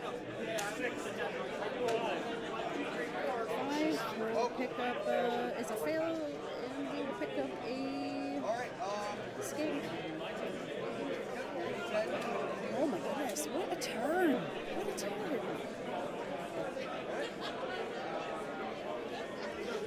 We see the tides turn a little bit here, as Mike is able to wheel around the board and take 1 punch from Ray and deal another back.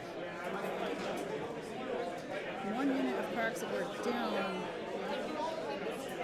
but the other was able to get into that group of Chosen and deal quite a lot of damage.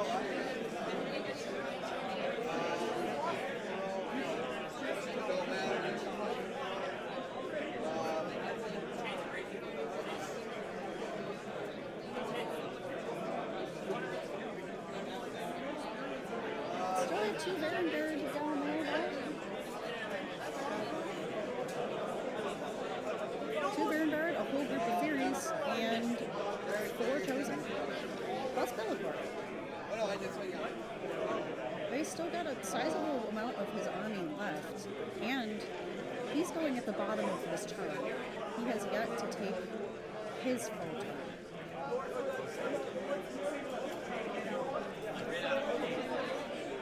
Looks like Volgar might be sizing up the slam here.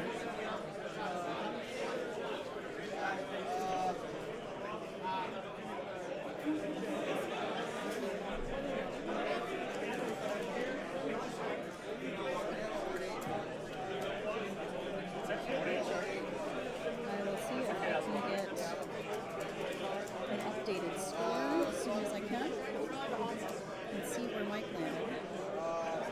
He rolled with 1 or 2 more. If he was able to do his battle tactic, that'll be another 10-point turn.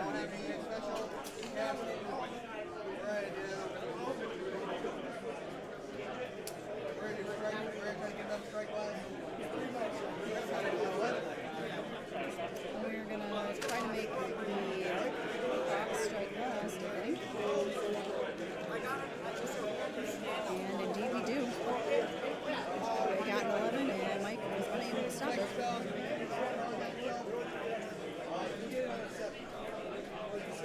I couldn't hear what this is, but he's looking for a 7.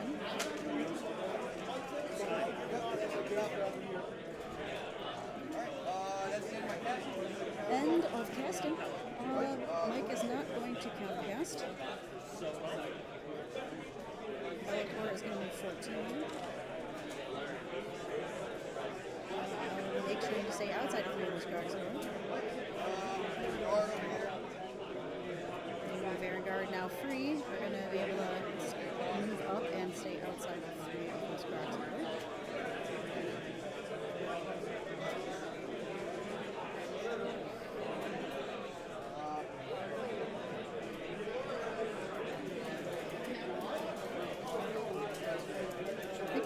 They still have that 5-up board. Those Furies are going to come and say hello.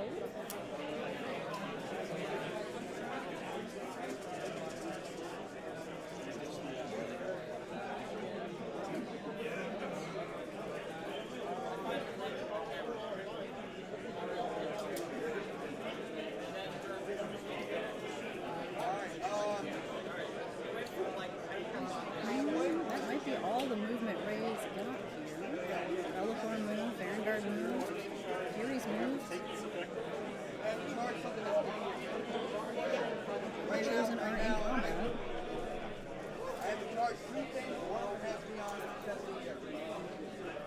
No, so you have to score. You should be fast.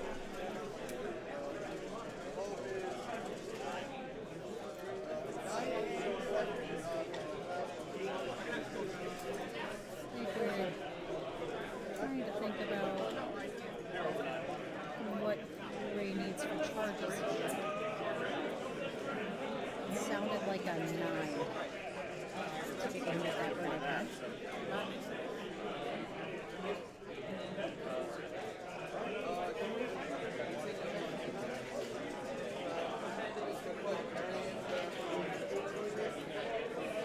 Two, three, two,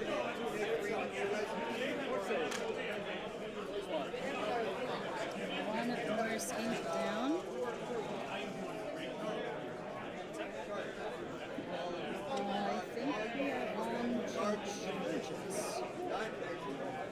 Mike has one last command point remaining. The Vanguard get in. We're probably going to see it used for probably an all-out defense or something like that. Board, it's a 6. That's not enough to get in with the Burning Red. Oh no, this is for the Furies.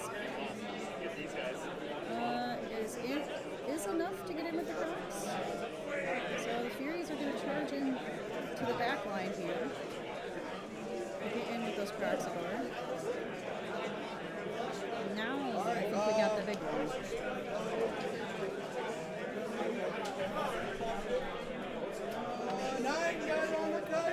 That's a 9! Oh, he does it again!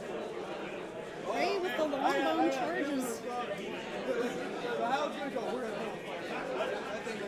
First with the 11 and now the 9 to stick the charge in with the burning head. Gonna get that slant into combat too. Alright, we are moving into combats.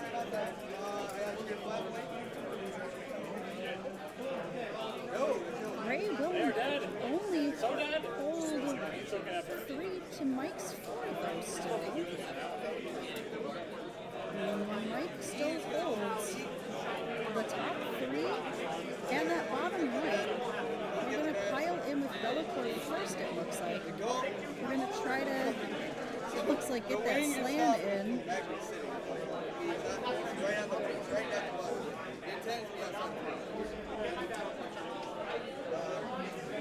So Ray will only score 1, 2, but not more. I don't think this can be a 10-point turn here. I think at most we're looking at an 8. We'll get the scores updated because we were not able to get...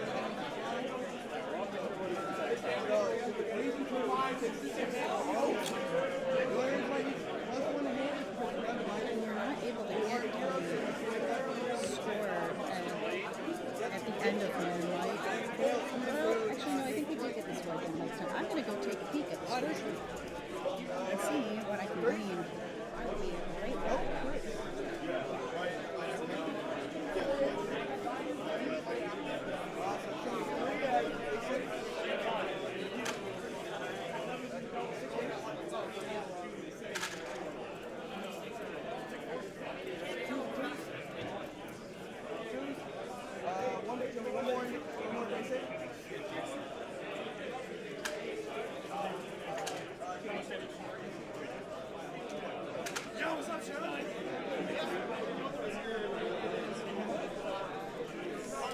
And yes, indeed, Mike did score 10 points, so that's going to be 28 to 20 currently, with Ray to take his turn, or finish his turn rather. All right, if he does score 8 here, he will tie it up going into turn 4. This is battleground 4. Or 3 of this this match.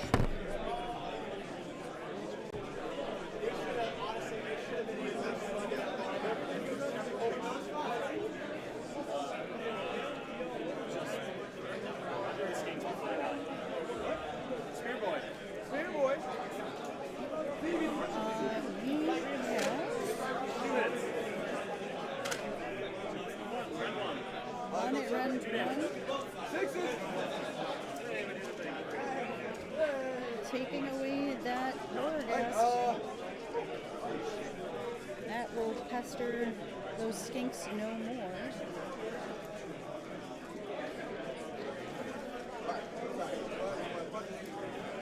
Unfortunately, I missed what happened with the slam there in Bellator.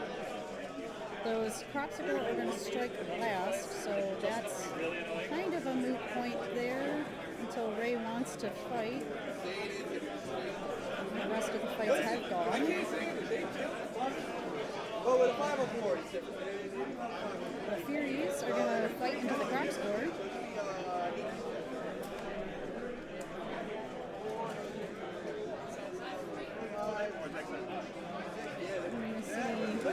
A good handful of dice here from Ray. I should have done this. Is my turn to fuck around with that. I thought you were like Canary, like one attack each or something. My bad. Looking for fours.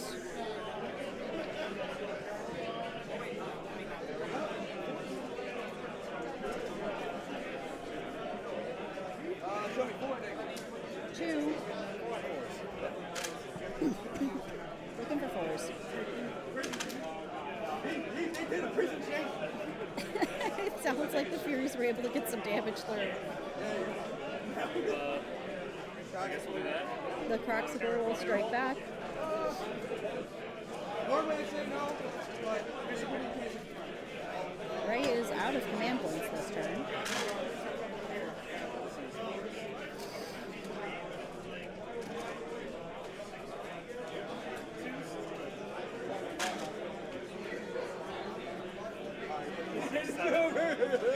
I think the Furies are getting locked up here. And there they go. This is a 14 damage. it's not enough. There's 6 moves. They're gonna pile in 3. Alright. So let's see how much. Varangard next. Mike is gonna save this all-out defense here. 6 are good. Good. That's 3 more. That's gonna be Mortals. 3 Mortals. Show me 1 and take 2.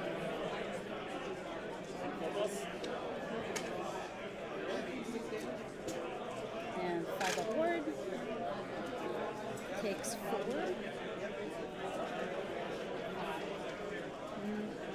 Right, we have 1 Crocs down.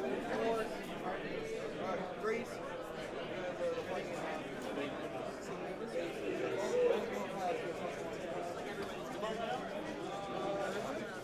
Raffle box, right here. No, me. No, no, no. And then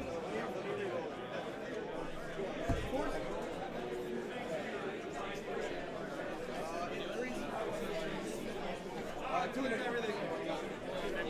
2 at round 1.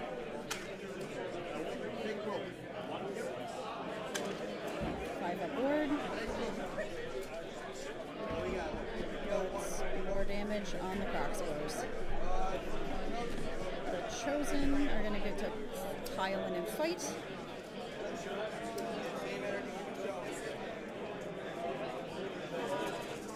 Two crits. That'll be 2 mortal, 2 crit hits, which are mortals. So I appreciate you trying. And 2 wound. 4 at rend 1. 4 ups because he's reducing the rend by being wholly within his territory. And we get some ward rolls. They take 5. That'll result in another dead Croxicle. Take that one. My guess is leaving those Starfang War Picks behind, those 3 damage ones. Slan's gonna punch Bellator. 6 attacks, 3s and 3s. 6 attacks, 3s and 3s. Got mortal, 1 mortal. 3 at rend 1. 2 go through. 6s. It's looking for 6s. No dice, so Bellator's gonna take 3. The Slan is slap fighting Bellator. Bellator takes 3.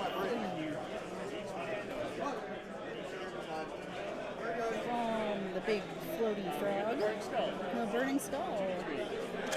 Considering the Croxagores fight last, everything else has to go first. All of Ray's stuff has fought.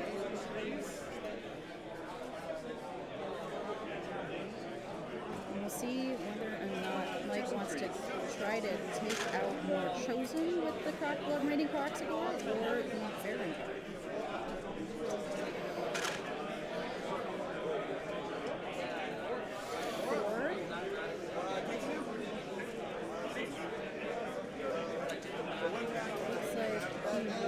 At least one, if not both. Nope, alright, takes one. I'm going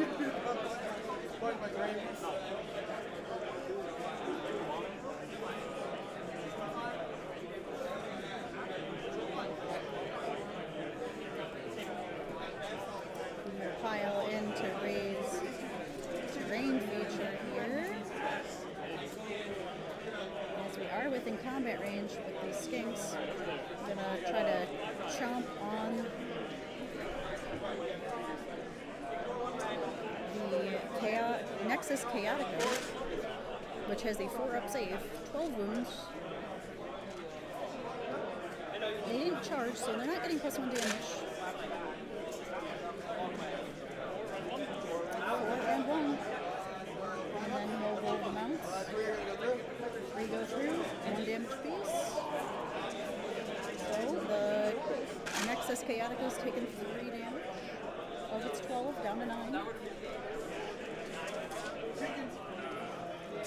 The chickens, as they are finally called,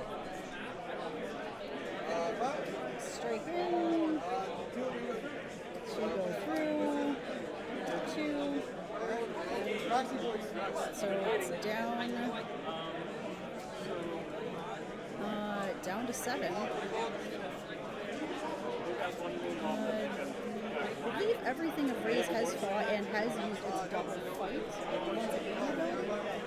So I think these Croxagores are now free to attack, and it sounds like they're going into the Varangard. The picks, 4s, 2s, 2 at Ren 2.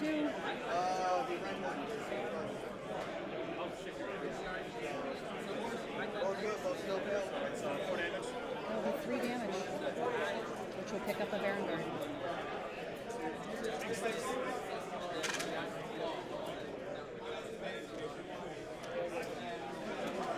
Alright, and the last one with the regular weapon.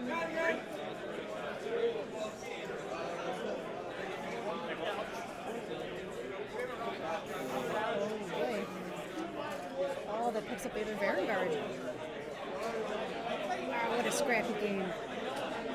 What a scrappy game. Checking the OC of the Chosen versus the OC of the Croxagore. Croxagore are 2, so Mike has 4 on that point. Chosen are only OC 1, but he does have 4, so he doesn't outnumber him. Over here, Bellator does have OC 10, so he does out-control the Slan here. And we're looking just for wounds for defiling this objective on the Slan and the Burning Head. And then we've got a big roll-off here. Okay, it sounds like Ray did get the point. Bella, I think Mike thought that this is still him, but...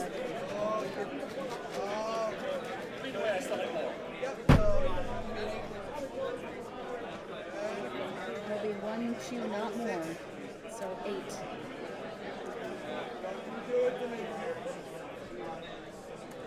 It'll be a tie game.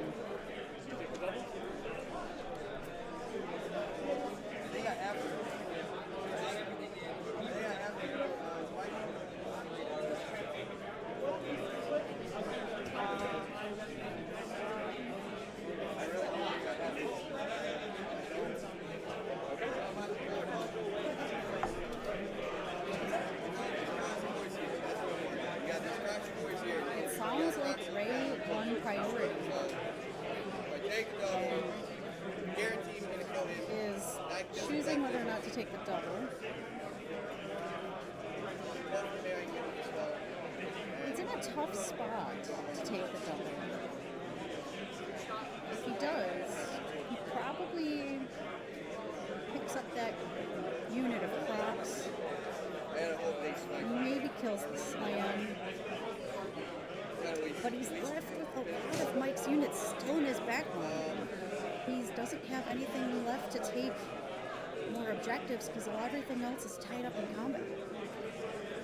If he doesn't take the double though, and gives it away to Mike, Mike fights into those chosen, charges Bellacore probably with those other props, brings the Raptidons down possibly.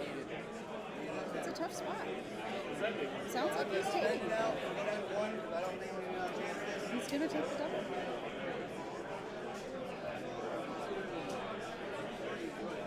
Battle round 4. Top of 4. We're going to see if we 20 get minutes in the round, guys. 20 minutes in the round. 24-inch range to hit something here. I think you target the terrain piece, a terrain piece or an objective. And you've got the 12 points on the Nexus Chaotica. Just measuring to see what we can hit. That sounds like we're gonna be able to just get the Proxical here. Might be just out.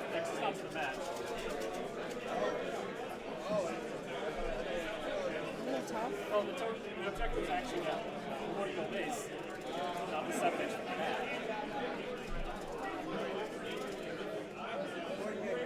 I know, right?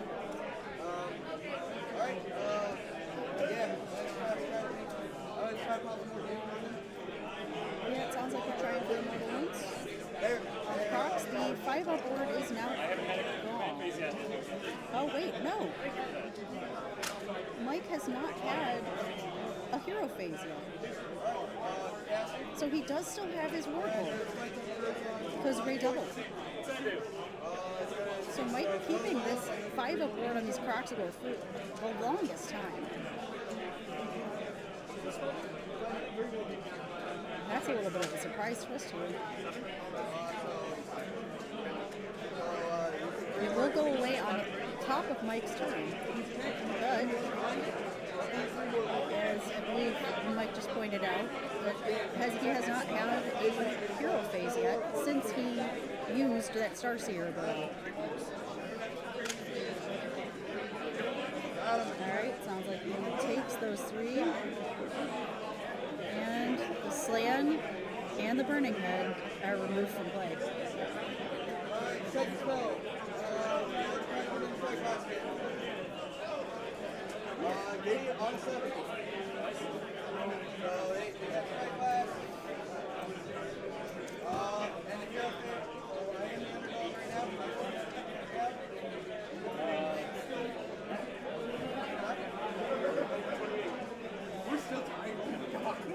I thought you were ahead of me. They're just confirming that Yup and Dude players are tied.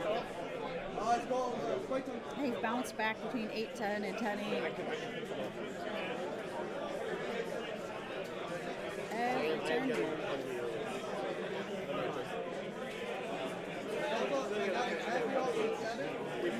Alright, Mike has no more ability to stop spells now. The Slan is dead. The Skink is dead. With both of those dead, I believe that Gnashing Jaws should also... Is one of the situational ones like I'm like, my God,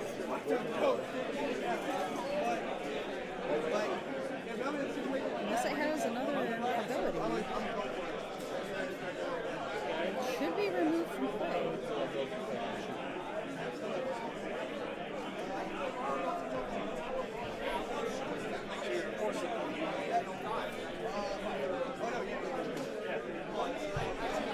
Maybe it just got forgotten about because it's on the other side of the table.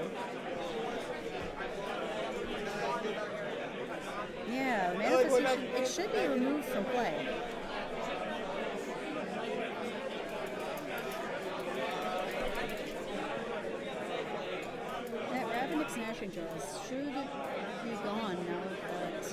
has no more wizards left.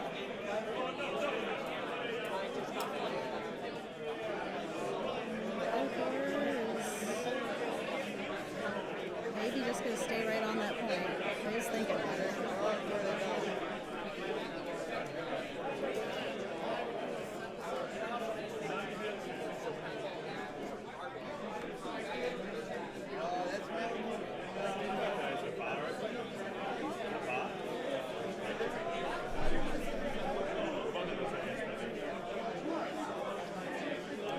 Mike is going to spend a command point. Maybe redeploy something here?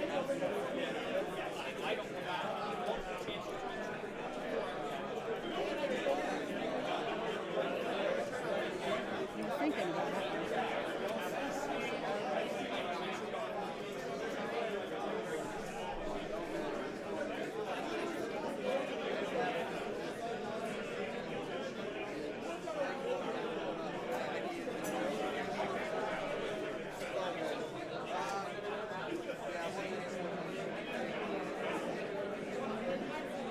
This is a very, very close game.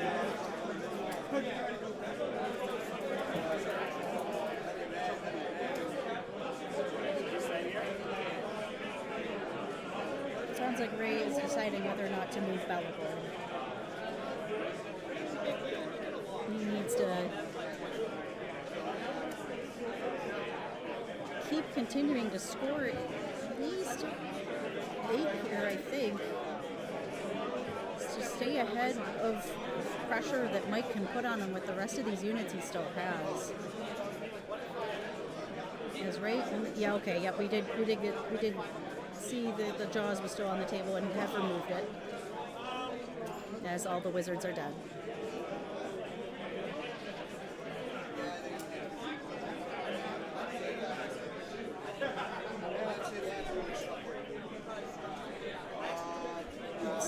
Scooching, so I can get a little closer to the mic here for you guys.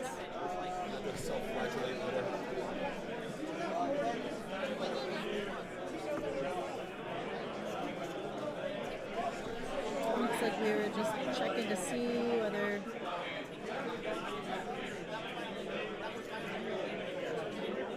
the AoS control might be in range to shoot.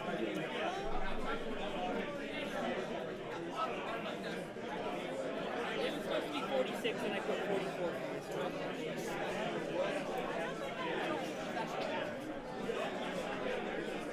This is a very, very close game. A lot of thinking going into these last few turns.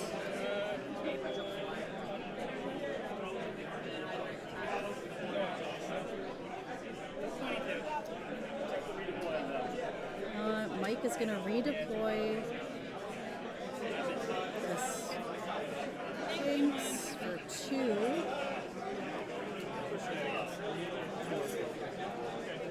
Alright, command point spent. Skinks moved.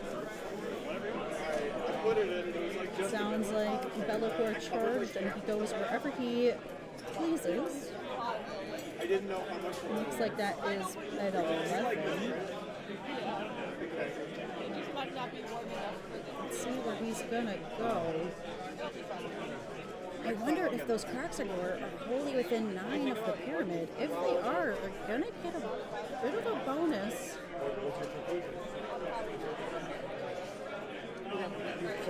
Not something that comes up terribly often.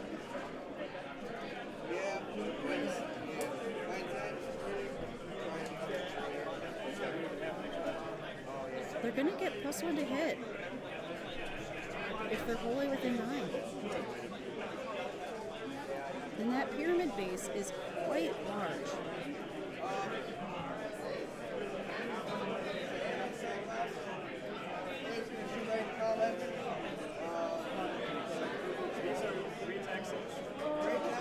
Oh, I'm sorry. I apologize. It's not while they are wholly within 9. It's for enemy units. Made by friendly source and Croxagore units that target an enemy unit while that enemy unit was within 9. Might still be. And not, because it's not holy. And it does have the pyramid at a little bit of an angle, so it might still be within 9. Hard to say from here.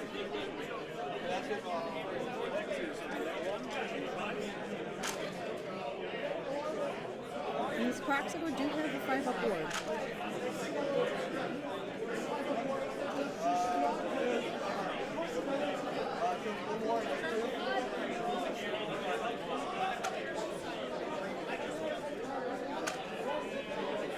They take 2. Let's see how Bellacore fights here. He's got the Blade of Shadows, 3s and 3s, Rend 2, 2 damage, crit auto wound. And he's got his Fell Claw and Spearing Tail. 2 attacks, 2s and 2s, Rend 2, 2 damage, 1 damage on the charge. So it would be 3 damage.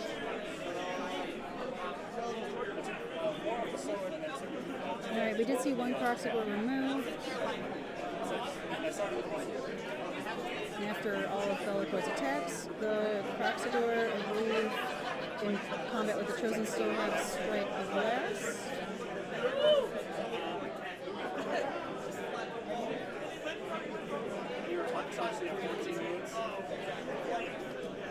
Bellacore is untouched and has 14 wounds.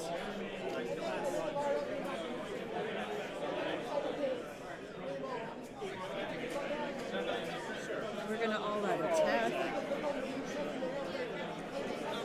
The 2 Proximor into Bellacore. Now, Bellacore is a monster. We will be getting the +1 Rend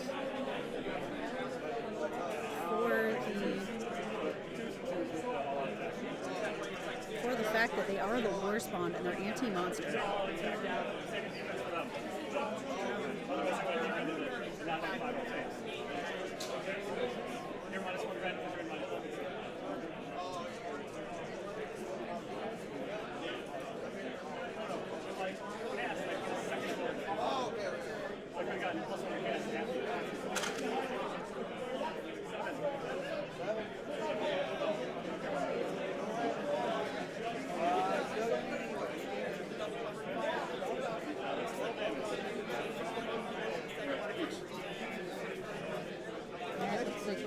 Some wards here from Ray.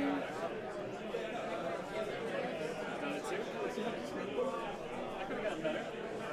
That could have been real exciting. Wow, Bellacore has taken, I believe, 12 wounds. I think he has just 2 remaining. This Proximor with the anti-monster really packing a friggin' punch.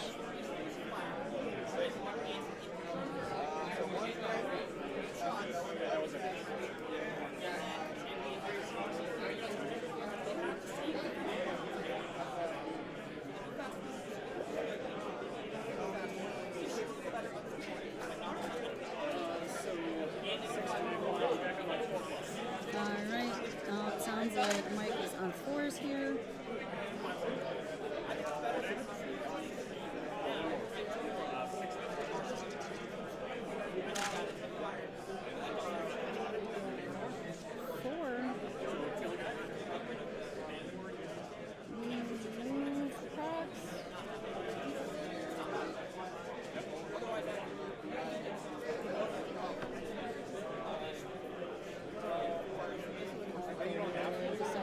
Weapons to keep.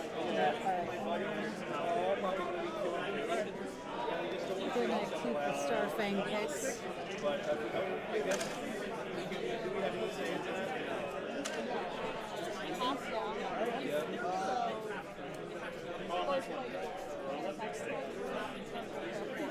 Threes and threes. Okay, so we're close enough to each other.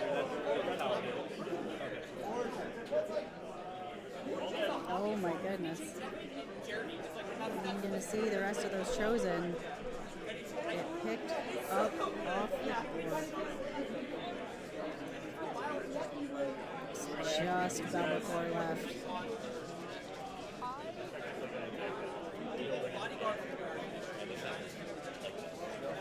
Pile in. I would just ask. I have no idea. But everything we do with this ball is conditioned. You know who does? 2 fighting the chaos. Oh, never mind. You know you can. All right, we are just seeing a 2-point turn for Ray there. 1, hold 1, hold 2.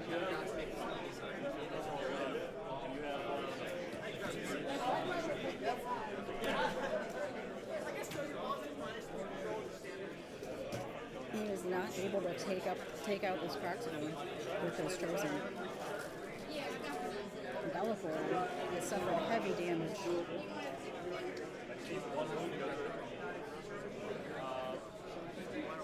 I think Mike is trying to figure out what battle tactic to choose here.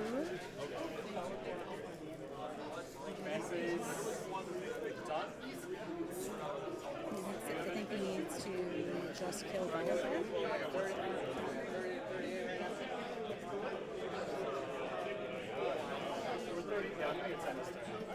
It sounds like the consensus is Mike is going to be able to get 10 this turn and 10 next turn. As it sounds like he has the ability to pull off another battle tactic as well. I know it. I always have a hard time. We might roll it out for Bellafor here. One year I came. One year you had an odd number for round 4, and I said, well, I don't want someone not to play. So I even played 3 rounds that year. Yeah. Although that might have been odd. Thank you very much. Hey, really enjoyed it. Good time. Love coming here every year. Just confirming that Ray's terrain feature does not, in fact, do any damage. So She has an idea. Excellent. Well, okay, I've been excellent. sounds like Mike's not concerned about leaving Skinks in combat with it. Moved them off an It objective. sounds like we're talking through the last part of the games here, or the last couple of turns of this game here, and seeing just how exactly this would go. But no, I had But more it great seems opponents. like we are going to see a win for Seraphon. This has not happened in years. I suppose I could have played this 5. Beat a noob. But I'm playing good players. Everybody I played in the O and X bracket has been excellent players who's playing hardcore lists. I just got shot by the Skaven film. Yeah. In the 0 and 3 bracket. That'll be 56 saves at -2. Not filthy enough to be 3 and Yeah. Just filthy enough. It's because rats are paper thin, and if you get into them with anything, they just evaporate. And there's a lot of Stormcast here, so I can't vote for Payton. Jeremy's my ride. Yeah, I'm definitely biased. Yeah, I'm biased. I know you guys are all right. Or it looks like we're just gonna kind of go through the motions here.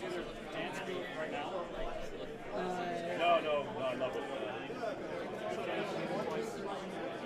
At some point, I think Yeah, we're just wicked dicey match. Just going through the motions, I think, here to make sure that yes, indeed, Yeah, Mike I'll Penn walk scored around, 10. entertain everybody, These guys are probably going to As a matter of fact, I'll call you up and say, how can I help? And you put me to work. I mean, and then they also move 4 for their shooting move. They comfortably get on that objective, scoring, oh, I lost. holding nearly the entire board. Bellator still technically holds that one to the left of the pyramid. No, I'm coming away. No, I don't. Just looks like we're measuring shooting distance.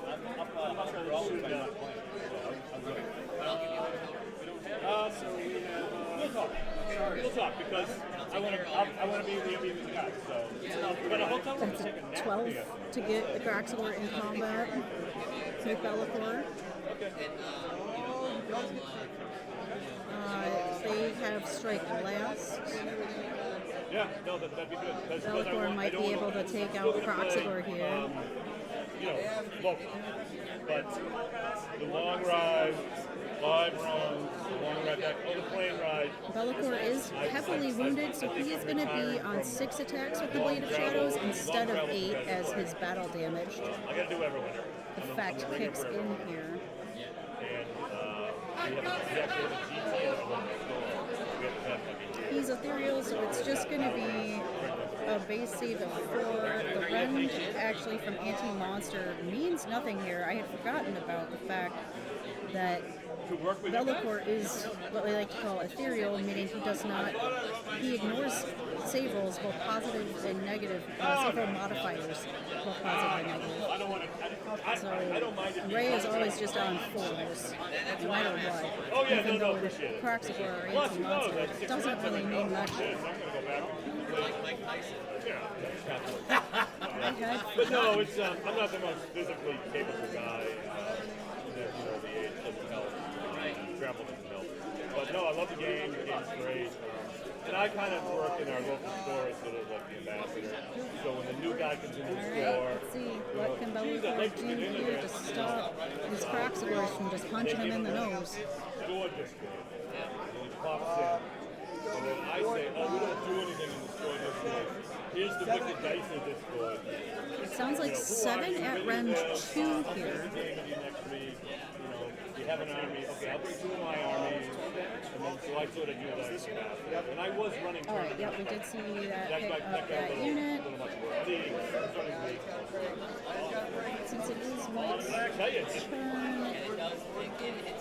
he does not have that 5-up board any longer. That ability has fallen off.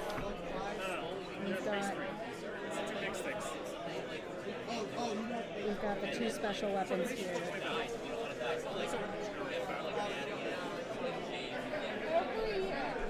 Just pointing out the difference in the Proxigor weapons here.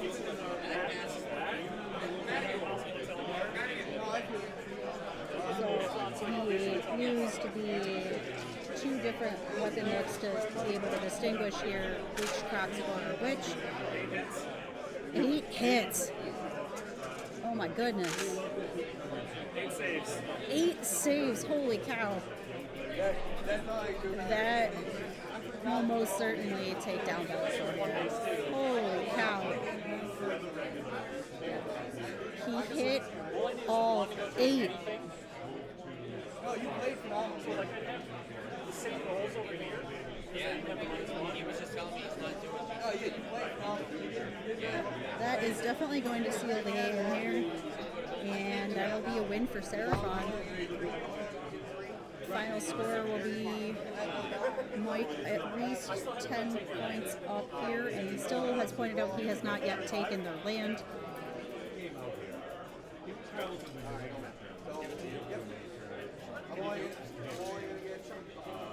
That's mine. Like Rochester started on that. Yeah, Mike pointing out that his Proxigors did own that objective. So yeah, we're going to see a total of 48 to 30. I need more.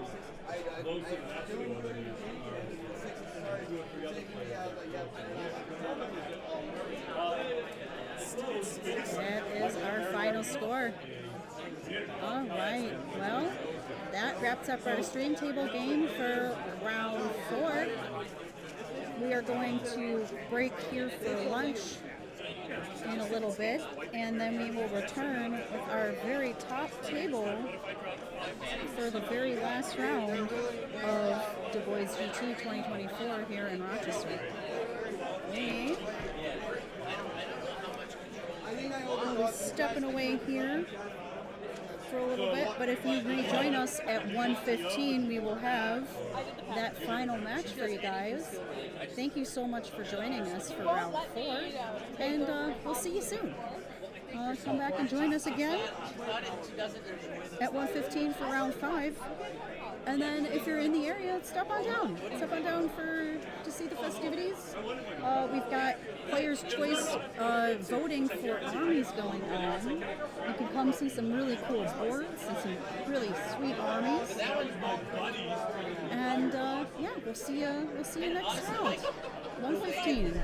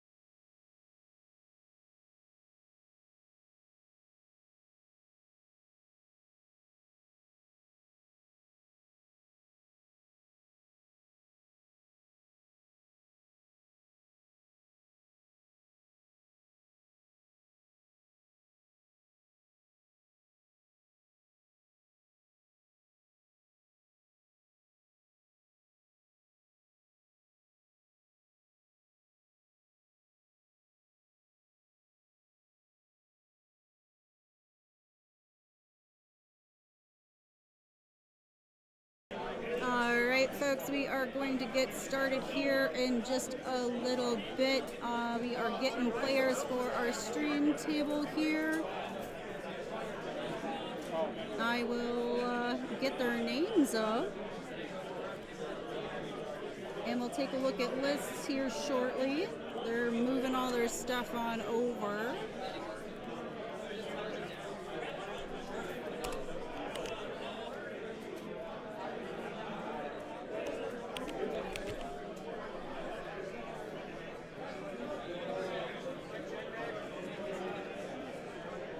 We're going to have Skaven versus Blades of Corn.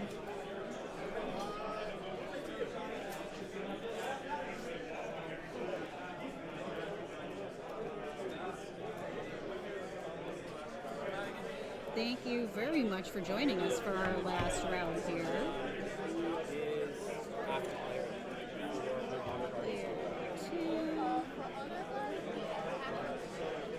Good to see some Skaven and Blades of Corn, two armies we haven't seen yet on the stream.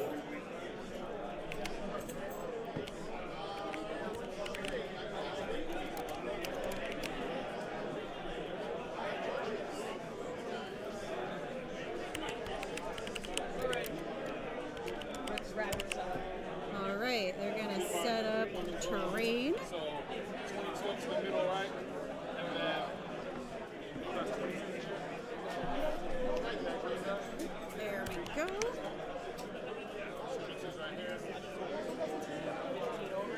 Oh, I'm sorry. I put wrong person on one. I gotta switch these guys.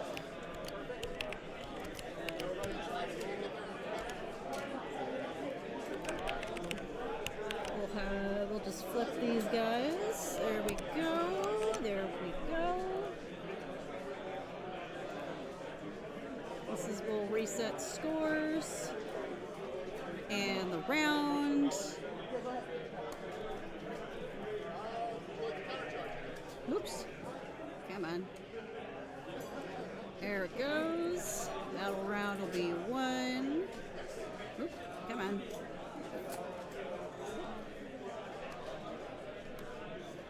Alright. We'll get everything set up. We'll get the battle plan up here.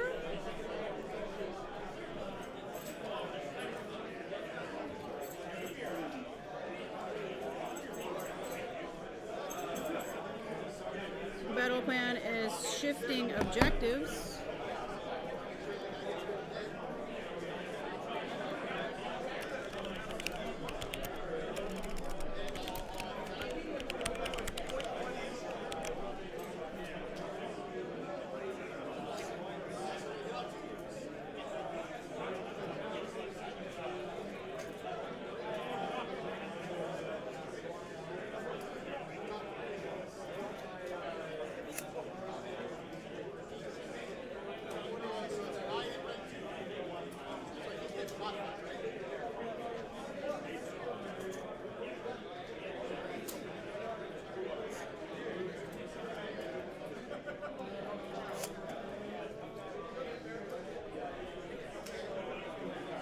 And we'll see the players set up the objectives here.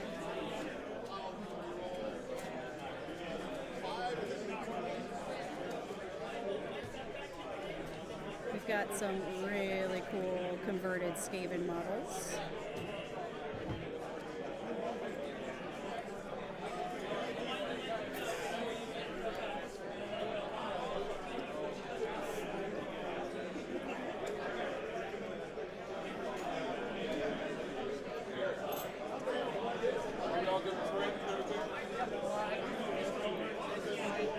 One second here, folks. I will be right back.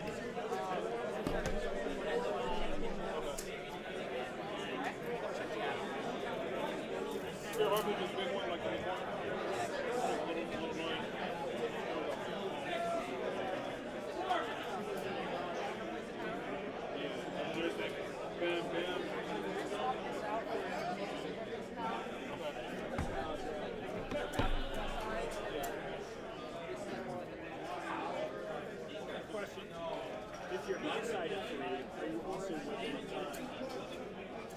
So I have to set up my terrain outside of terrain. terrain set up here. But when you measure to get into one place,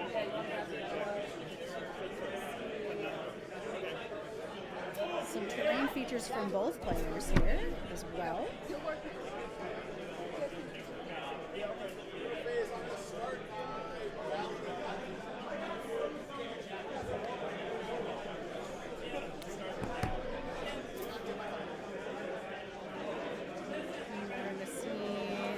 Whole lot of rats here. Let's get the lists pulled up for these folks.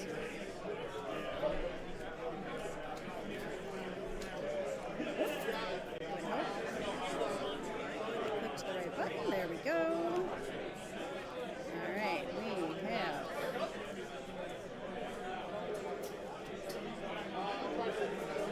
Skaven, we've got Thankful's Mutated Menagerie. It's the Army of Renown for Skaven, one of them.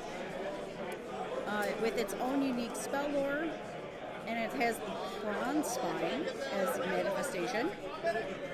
And it contains Thankful as the General, a Brood Terror in the General's Regiment. And then we've got two other drops here. We've got a Master Molder with Pack Tactics and Warpstone Innards. We'll take a look at what those do in a minute. We've got the Hell Pit Abomination and a unit of Reinforced Rat Ogres, all in that Master Molder regiment. And then for the second regiment, we've got another Master Molder and a unit of Reinforced Storm Fiends, 2 with Grinder Fists, 2 with Shock Gauntlets, and 2 with Clubbing Blows and Warpfire Projectors.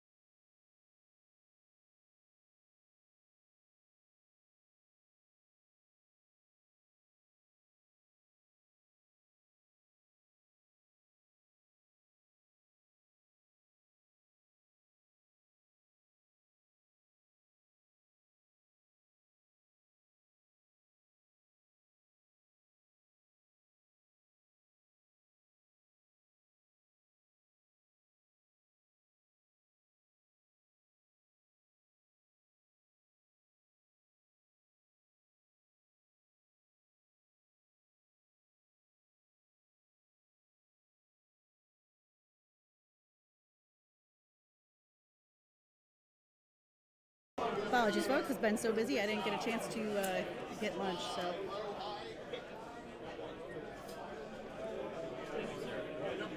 Oh, thank you. Thank you, thank you, thank you.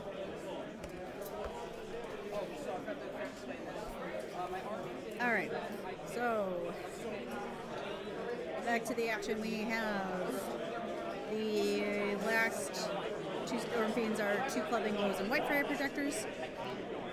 Then for Blades of Corn, we are the Murder Host. We are also 3 drops. We have the Blood Blessings of Corn and the Judgments of Corn as our prayer and manifestation lore.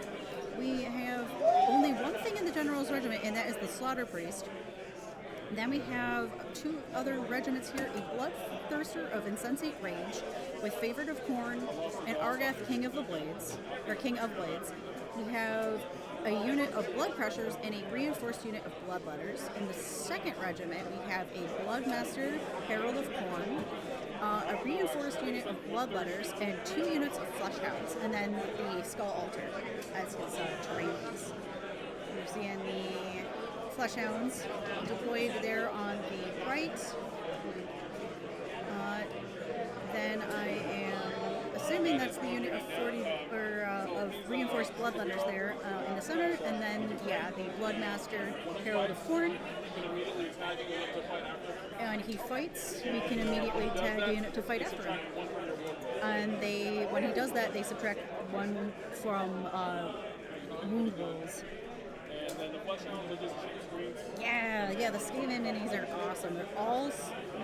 Every single one is custom, and you'll see a lot of things that don't immediately look like Skaven models from above on the camera, I'm sure. And they are just like the coolest looking things. If you have not seen this army yet, and you have a chance to come on down here before the end of the tournament, please do. They are quite a sight to behold.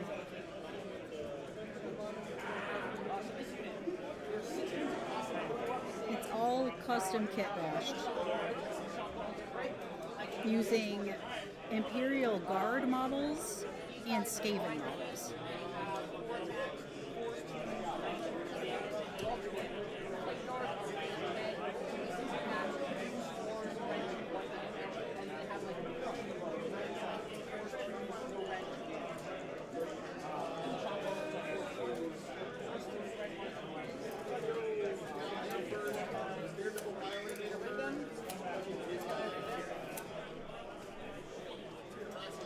Alright, so that is going to be the rat ogres there.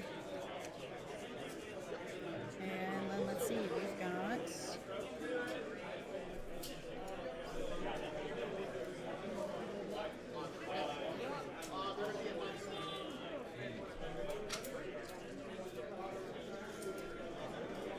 I think more bloodletters coming down here.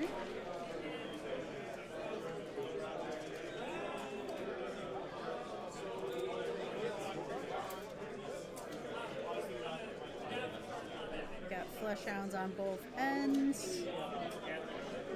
Blood letters kind of in the middle. He's going to have his terrain piece kind of in the back there, and I'm assuming we're going to see the priest sitting cozy on top of that here. There comes the Bloodthirster.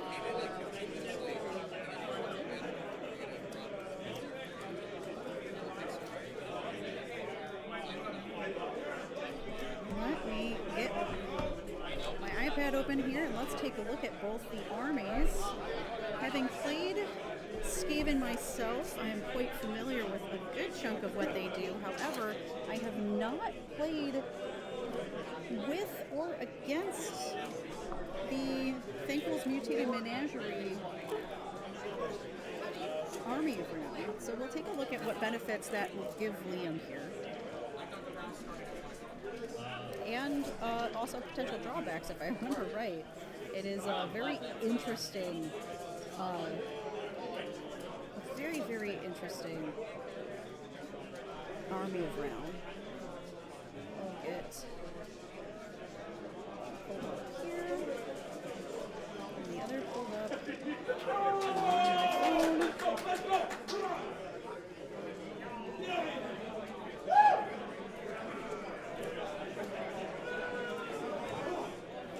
As our players finish setting up here, looks like we've got that is going to be the Hell Pit Abomination move, getting in between Thankful and the Brood Terror, and the unit of Rat Ogres. There's a Master Molder tucked in with those units of Rat. Oh no, I'm sorry, those are the Storm Fiends. Rat Ogres are on the far right. Alright, good luck. The good luck handshake. To both of our players.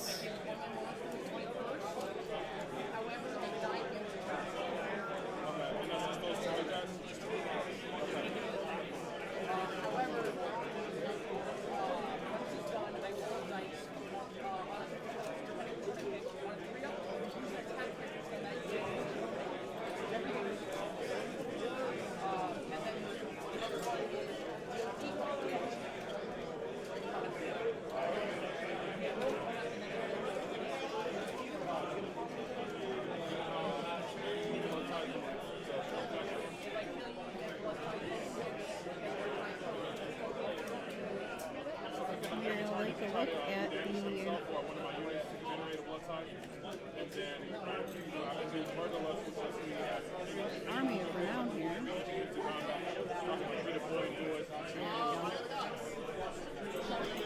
And then let's pull up Blades of Corn.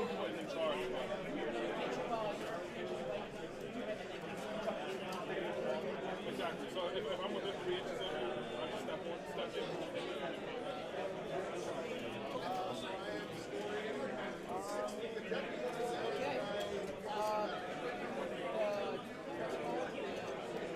take a look at the battle traits for Blades of Corn here. He's a Murder Host. Murder Host as a battle formation says if a friendly non-monster Blades of Corn demon uses a fight ability, it has a ward of 5.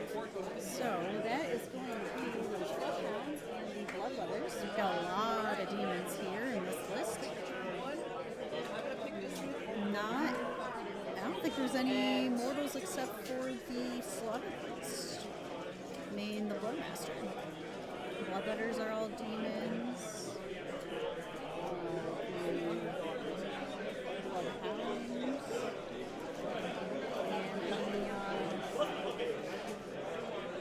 And the Bloodthirster. We got very few mortals in this list, lots of demons.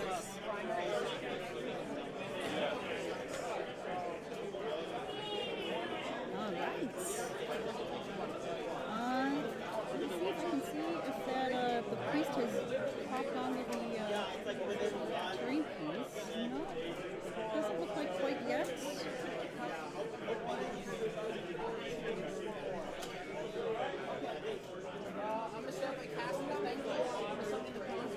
Oh, okay, we are getting a summon, or trying to summon a Kronspine.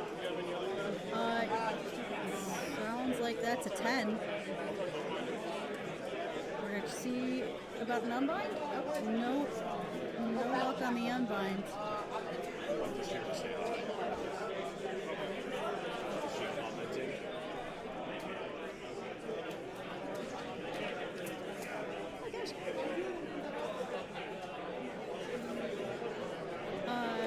Some folks coming over to say hello at the stream booth here. Alright, oh, when we'll see the Kronspine come down.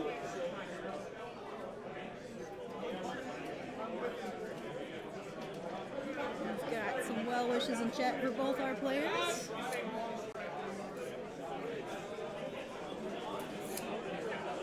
Should be a really exciting game here. Some rats and some corn demons.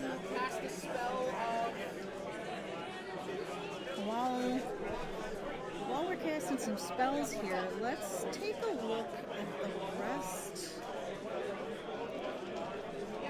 of this list here. We just went over Murder Host, so let's take a look at the Bloodthirster that looks like it has both the battle trait and artifact. So let's take a look. Or command trait and hero trait and artifact. Let's see. He has Favored of Corn and Argath, King of Blades. So let's see what Favored of Corn gets this Bloodthirster, and it is begin the battle with 1 blood tithe point. Let's see what the Argath, King of Blades artifact gives the Bloodthirster here. Pick an enemy hero in combat to be the target. Ward rolls cannot be made for the target for the rest of the turn. Okay, so this Bloodthirster is just going to be extra killy versus heroes. Alright, here we see the Storm Fiends moving up to just touch this objective. Master Molder on the right there, and the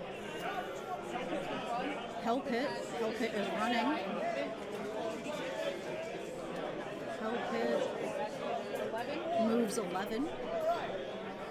Now let's take a look at Thanquil's Mutated Menagerie, because it is a little bit weird. Being an army of renown, it has a bunch of unique rules that are unique to it.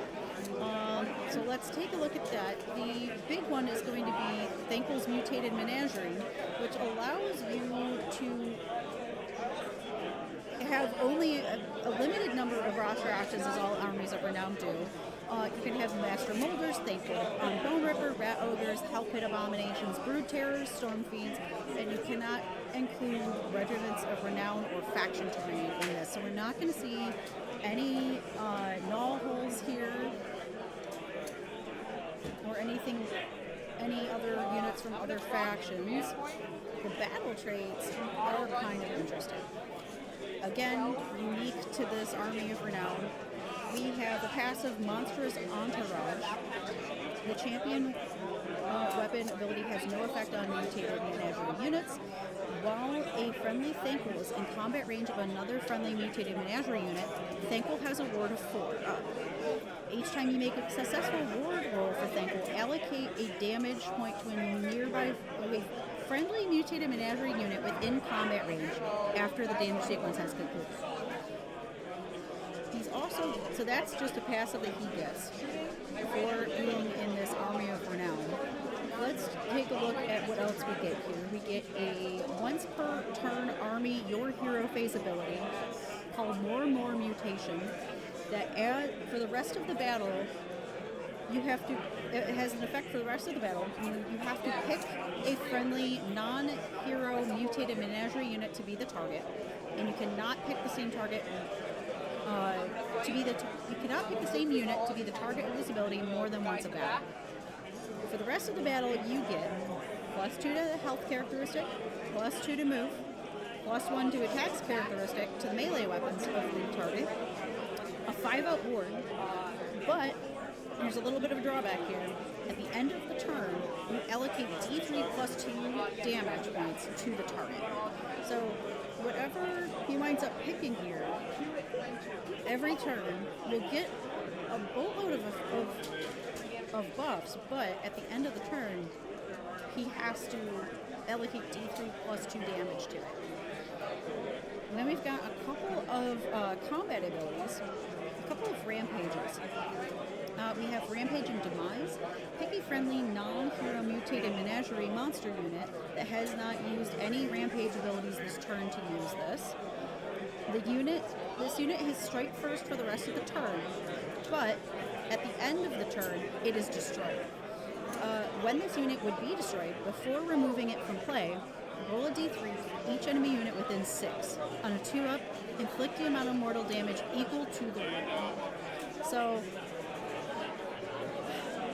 what it'll do is blow up a monster, but inflict d6 damage on a d3 damage for each enemy unit within 6 on a 2-up.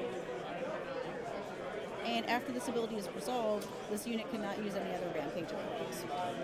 Then we also have Spiteful Swarms. Pick a friendly non-mutated menagerie monster that has not used a rampage ability to use this. Unit has strike first, however, at the end of the turn it is destroyed. This is for... Yes, the unit is destroyed. When this unit would be destroyed, before removing it from play, roll dice for every enemy unit within 6. On a 3, subtract 1 from the attacks characteristic of enemies' melee weapons for the rest of the battle. And again, cannot use another rampage. Now we have seen here, while we were going over all of these different abilities that is unique to this Army of Renown, that Kronspine has charged into these Fleshhounds.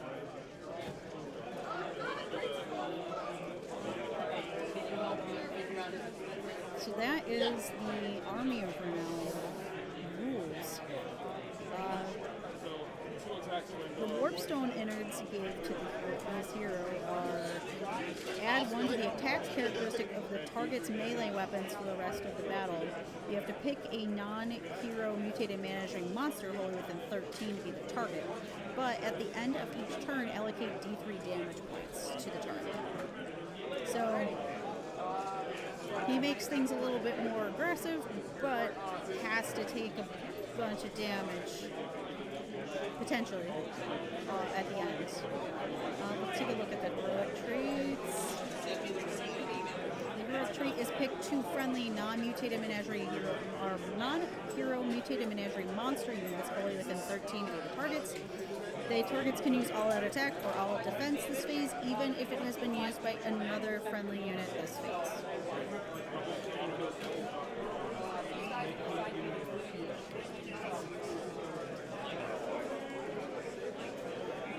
Oh, okay, thank you so much for the feedback here. Let me see if I can get a little bit closer to the mic.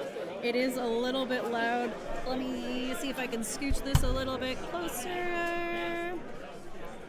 Alright, I'm hoping this is a little bit better. Thank you so much for letting me know. Some more well wishes in our chat for our players. Alright, hopefully that's better.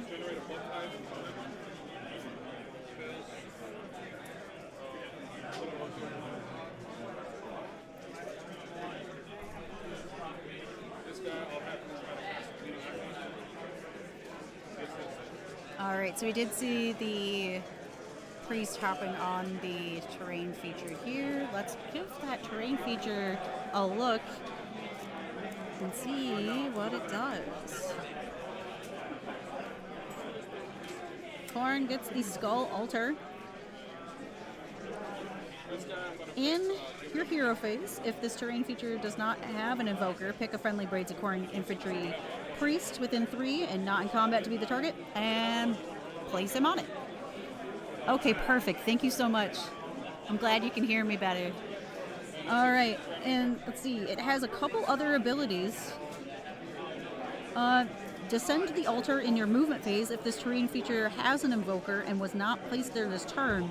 You can set up the invoker on the battlefield wholly within 6 so he can pop off of the altar here. There's an ability to put him on, ability to take him off. And we've got a couple other things here. We've got a passive and a reaction. The reaction is a friendly unit within 18 of this terrain feature was picked to be the target of an enemy spell. It's called Hatred of Sorcery. I feel like we're going to see a shrug here, and we do. Roll a dice on a 5-up. If it has an invoker, you gain a blood tithe point and ignore the effect of the spell on that friendly unit. Oh, and we're seeing that Bloodthirster get up nice and cozy with those Storm Fiends. I think we're going to see why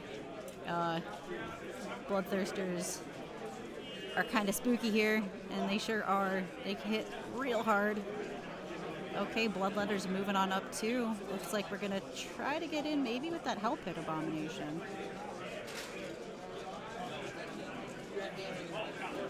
And it looks like we did see another unit move up.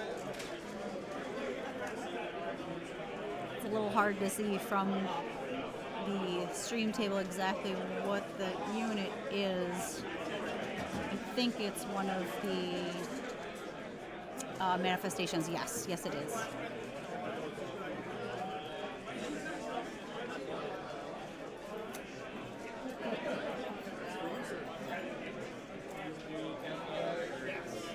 Looks like we've got Thankful and the Brood Terror off to the back left there, top left corner. The unit with all the lightning on it is the Hell Pit Abomination. Alright, we've got the Bloodhounds moving on up, touching that rightmost objective.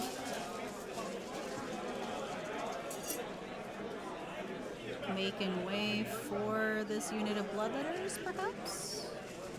Maybe off to the right? We're gonna go straight up, it looks like. Alright.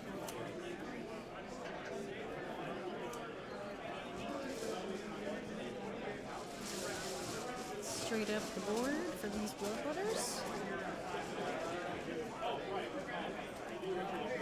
Let's take a look at what I'm assuming we'll see here in just a moment. And that is a combat involving this Bloodthirster and these Storm Fiends. So let's take a look at the Bloodthirster and see just how hard this thing hits.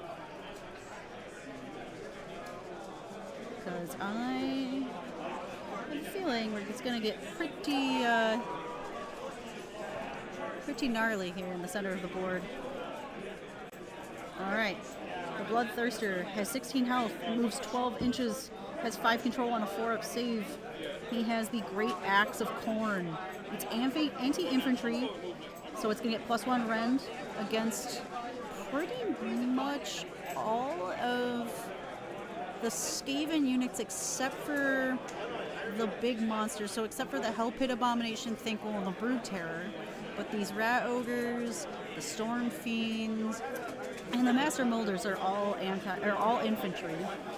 And it's got, see, it's 5 attacks, 3s and 2s, rend 2, 5 damage, flat 5 damage. That's a lot of damage. But we've got even more on this guy. We've got some abilities. He's got, he can be battle damage when he takes 10 or more wounds. His attack's characteristic is reduced from 5 to 3. But we have a passive and a charge phase ability. We have each time, the combat passive is each time an attack is made by this unit that scores a critical hit, inflict D3 mortal damage on the enemy, on each enemy unit, within 8 inches after the fight ability has resolved. So those Master Molders could definitely be in trouble here. And the Hell Pit too, depending on where he charges this Bloodthirster in. All of those little guys could be in real big trouble here. The charge ability on the Bloodthirster is roll a d3, and you have to pick an enemy unit within 1 inch to be the target. You roll a d3 on a 2-up, inflict mortal damage on the target equal to the roll. If the target is infantry, inflict an additional 3 mortal damage to it. Oh, and indeed, we did see that Bloodthirster go straight in. Those are the Storm Fiends. Let's pull up the Storm Fiends.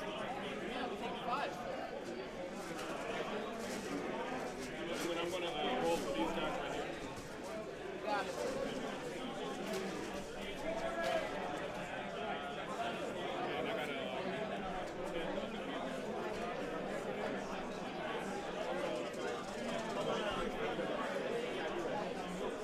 Storm Fiends have 6 health each.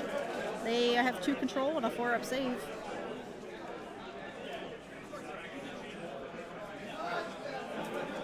Looks like we are gonna get these Bloodthirsters in here. Or not Bloodthirsters. The Bloodthirster is already in. The blood letters. I believe that's 20 of them. Force, yep, should be 20.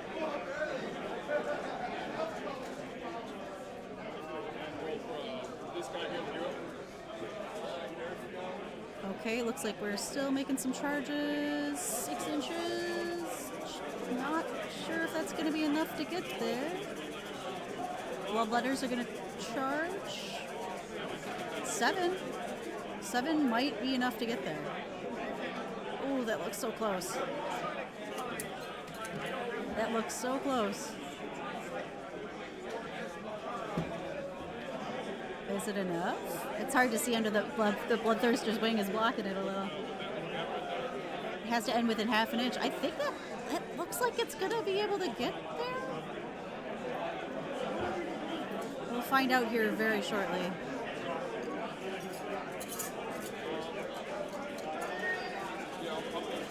Oh, it looks like it was a failed charge, but a 3 is not going to get anybody there.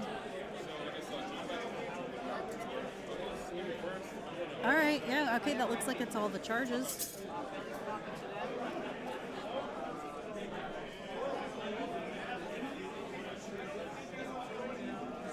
I'm going to shrink the lists here so I can see a little bit more of the board. We've got a Kron Spine in combat on the bottom left with Fleshhounds.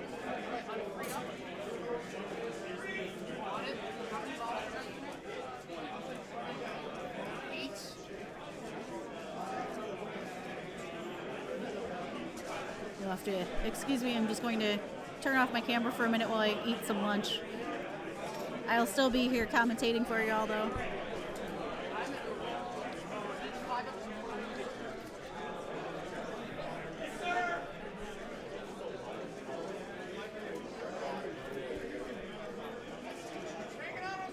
Let's take a look. I think this is something for the Hell Pit is doing here. Let's take a look at the Hell Pit Abomination. sounds like we rolled a die for every model in the unit. And I think we were looking probably 5 or 6 ups for mortals. Yes, it was the Avalanche of Flesh Rampage ability on the Hell Pit Abomination. It allowed him to roll a die and a 3-up for each model in the target unit. Roll a model for each model in the or roll a die for each model in the target unit. Apologies, get a little tongue-tied here. For each 5-up, inflict a mortal damage. So we're seeing Rampage abilities carried out here for both players. And this should be...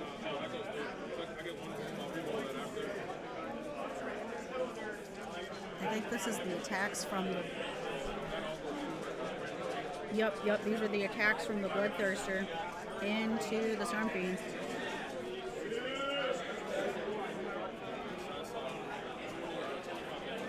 $25 damage. Holy cow. Yeah, go ahead. 25 damage. And doing 2 mortals to everything within 8 inches. Holy cow.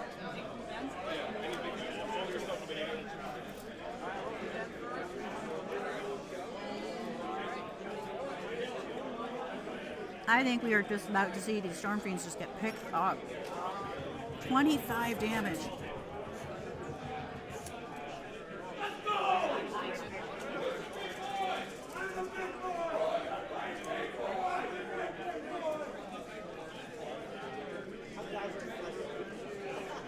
Not quite. It shouldn't. I don't think that's quite all of them, but no, it shouldn't be quite all of them. But it's a large amount of them.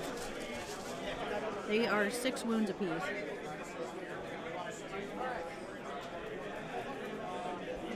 Yeah, that was one heck of a hit from the Bloodthirster. Holy cow! That thing slaps.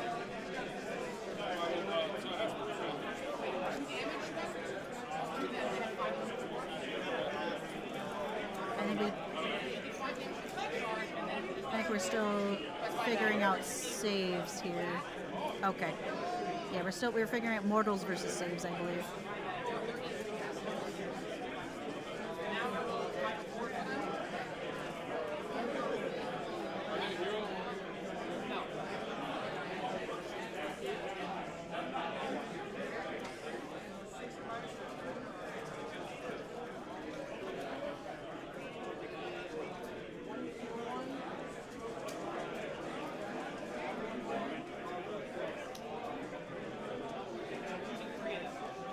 Okay, yep, now here we go. Now I think we're seeing some Storm Fiends picked up. 6, 12, 18 wounds of Storm Fiends picked up. Some Master Molars got damaged.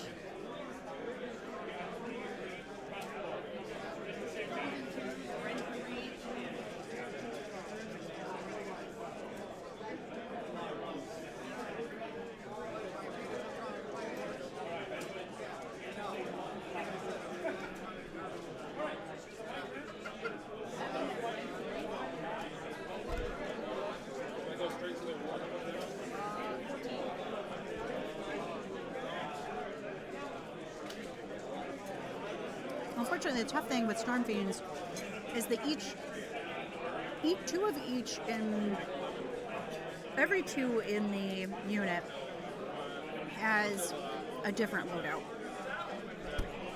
Liam had 2 of the... This is where I'm going to have to pull back up the list. He had 2 Grinder Fists, 2 Shock Gauntlets, and 2 Clubbing Blows and White Fire Projectors. So, it's a little hard to tell which ones got removed here.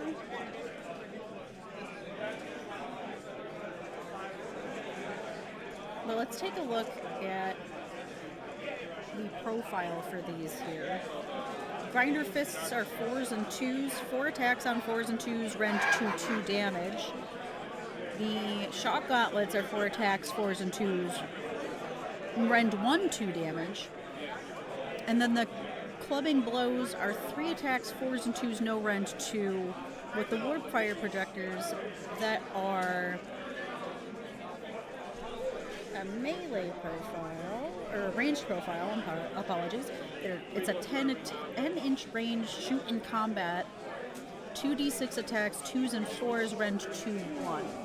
I think the Warp Fires were removed.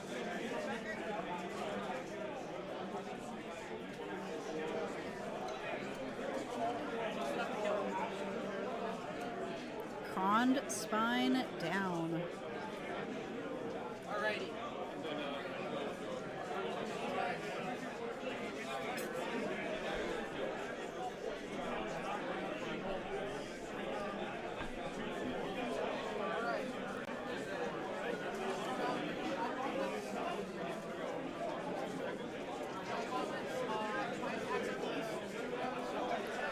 Alright, 5 attacks apiece.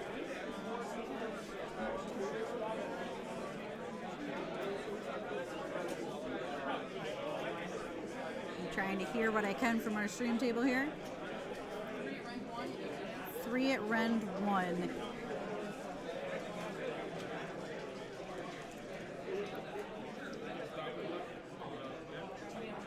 Two go through, 2 damage apiece, some ward balls.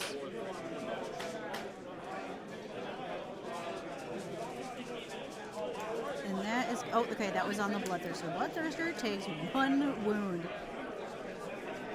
And saves. Bloodthirster being a tank here. Holy cow.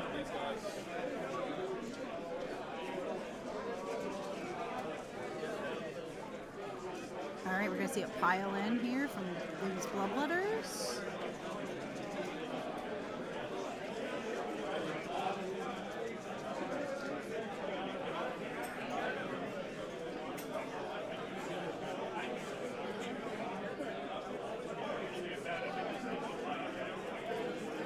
The 3-inch range, all these guys should be in.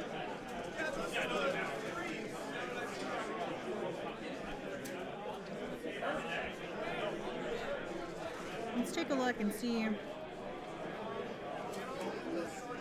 what these little guys look like. They are 2 health apiece.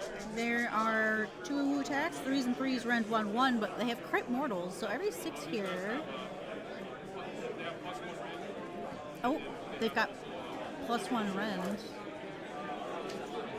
I'm hearing. Let's take a look. Every one of these 6s, looks like there was just one, is going to be a mortal on the hell pit here. Looking for 3s. Oh wow, what a roll! I only see very few 2s and unders.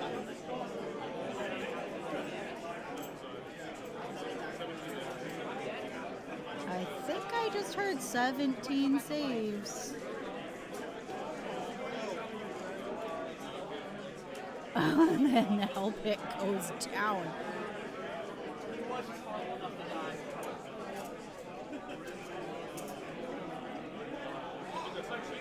Blades of Corn just making an absolute mess out of Skaven.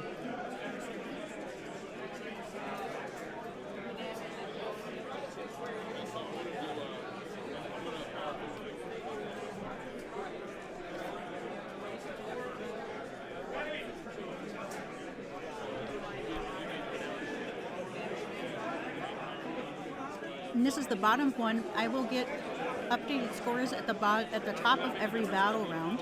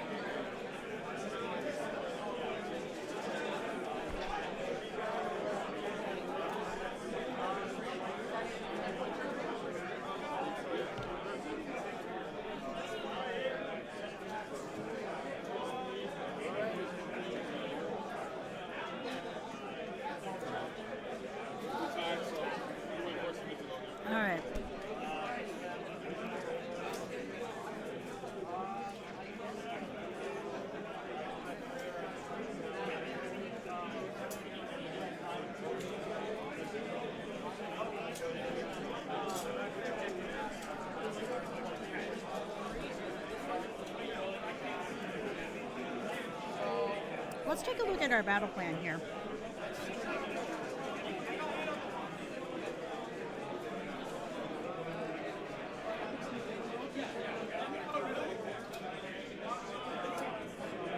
We've got shifting objectives as our battle plan. Any updates on top tables? Oh, let me see if I can get those for you here in a minute. Let's take a look at the shifting objectives twist here real quick, and then we'll take a look and see what our top tables are here and see if I have any updates for you. Our TO's walking around, so as soon as she comes back, I'll ask her and see if she has any insight for us here. We have, as the twist for this battle round, at the start of each battle round after determining the active player must roll a d3 to determine which objective is primary. The other two are secondary. The underdog can make the active player re-roll the dice to determine which is the primary. It is a score 1 for one, score 2 for, or score 1 for each secondary, score 2 for the primary, score 2 if you control more objectives than your opponent, and 4 for your battle tactic. So it sounds like the right one might have been the primary here. And then I will get an updated score for you guys, because I believe this is getting into battle round 2. RTO is still talking at the top table here. As soon as she comes back, I'll get you an update on that.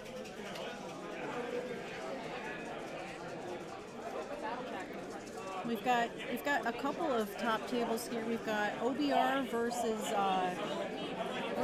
Stormcast, and the other one is Beasts of Chaos and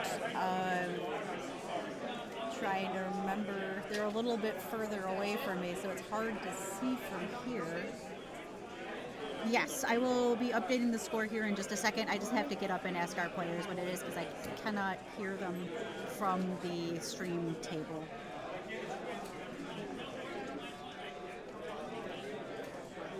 I'll be trying to update it every battle at the beginning of every battle round.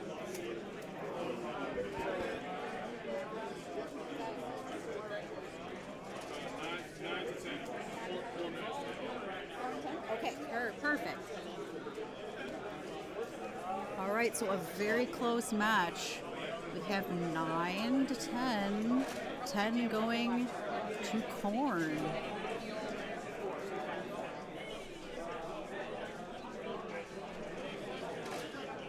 Oop.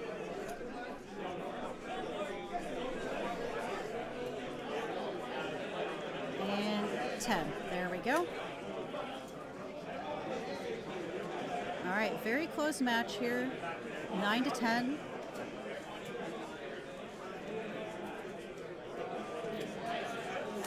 We are in round 2. Tell Happy Bridge Troll say hello. I will. Next time I get up and ask for a score, I will relay the message.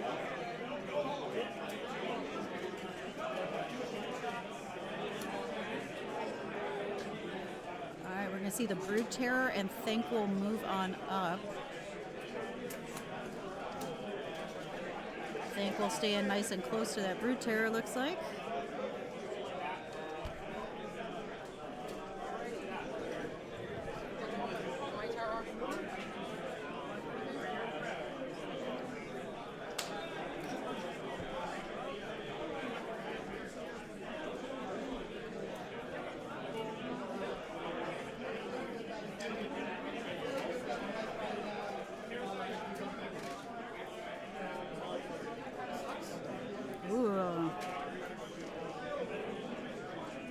Bloodhounds came on in. There's that Master Molder in combat now.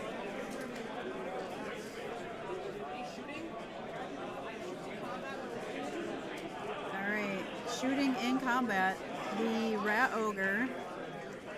Rat Ogres can shoot in combat. 17 shots, I hear.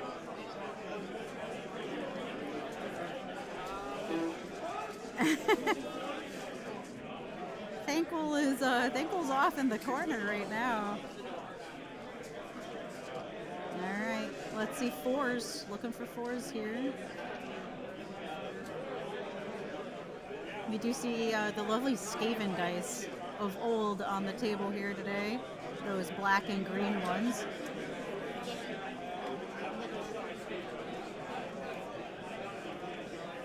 And I love these easy to read red white with the black pip dice that Abby has here. They are really easy to read for me on the stream table.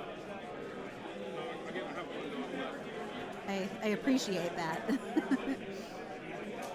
Alright, we're gonna see two, maybe not those ones. Thinking with, okay, all but one bloodhound goes down to shooting via the rat ogres. The Master Molder has shooting in combat. Looks like indeed that Master Molder is in.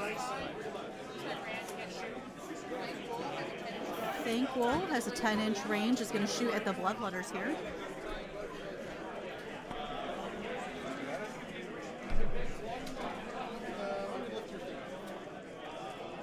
Andrew, we're just dump some stuff here. Is that all right? You know, while I'm going to find some lunch, I'm going to leave it out there in the hall. Oh, that's okay, Gary. You're good. Did you want to just slide that underneath the table? Is that easier? Did you want to slide those under the table? Is that easier? I didn't want to do it. Oh, okay. I didn't want to put any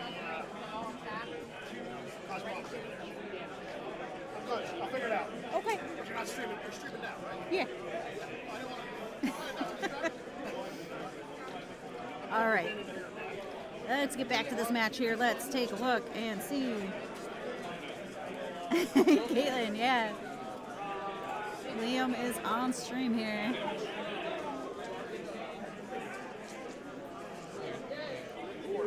Okay. Good few saves. Still takes out a couple of the Bloodletters.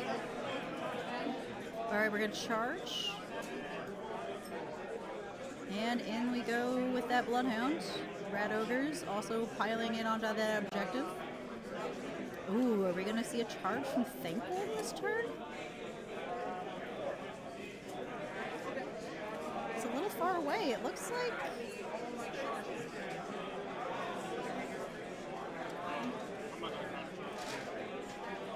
Looks like maybe not. Might have been a little too far.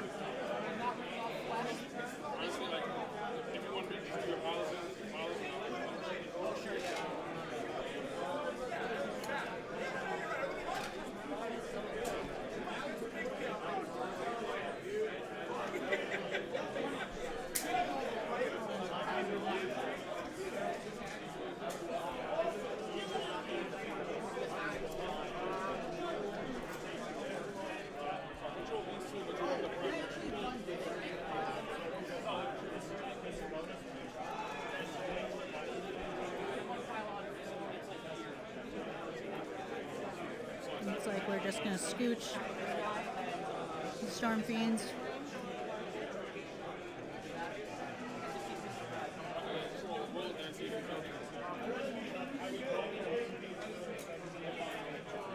Link into the Bloodhound there.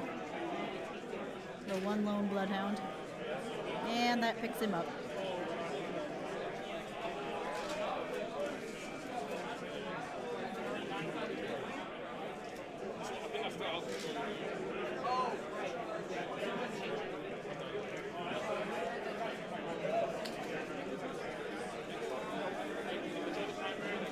Okay, now we're counting the score.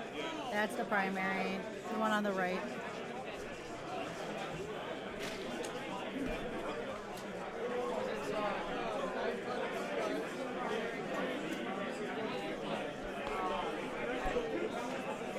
I think I heard a 10-point turn.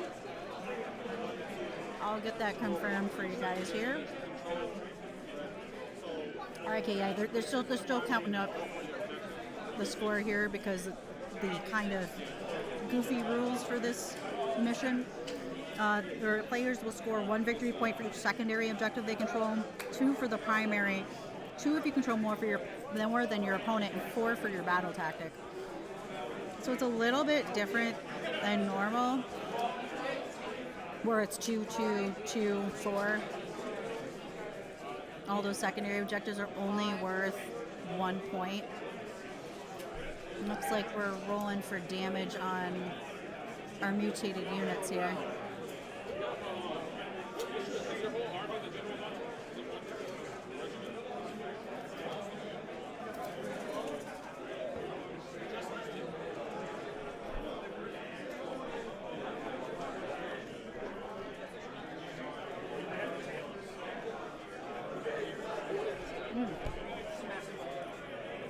Let me see if I can get up an update for the top tables for you guys.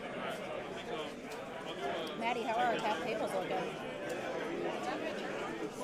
Close? Oh yeah, I have to wear I think the only thing in my territory. It sounds like, folks, our top tables are pretty close.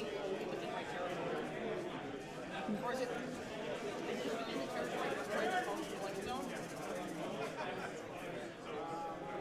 We'll continue to get you some updates as we can. Yeah, I can't take that. Yeah, it has to be this one or this one.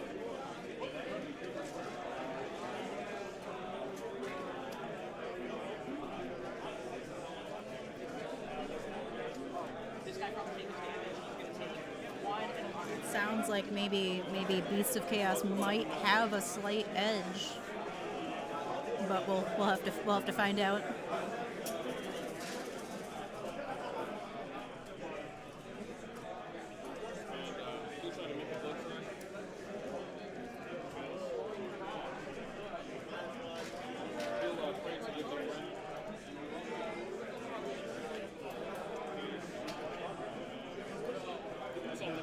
Okay, back to our game here on stream. Unfortunately, it is a little bit loud here in the hall, so it's hard for me to hear our stream table. But I will get an update for you on the score at the bottom, after the bottom of the round.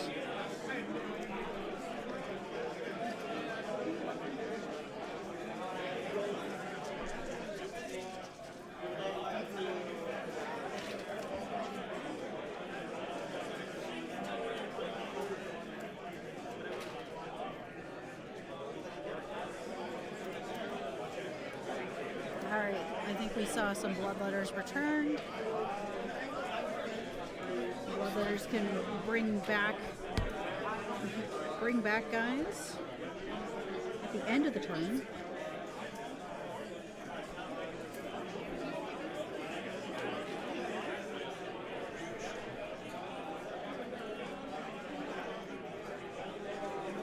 Looks like maybe do not waver is the battle tactic? Was the battle tactic?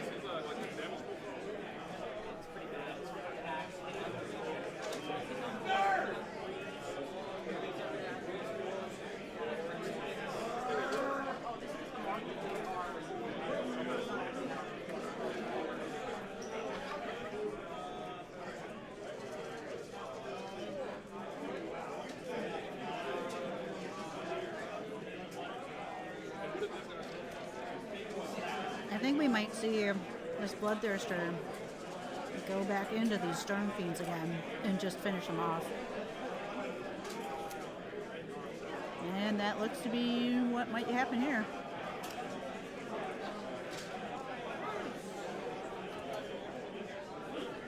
He only has the 1 wound on him, which fell a little bit towards the bloodletters, but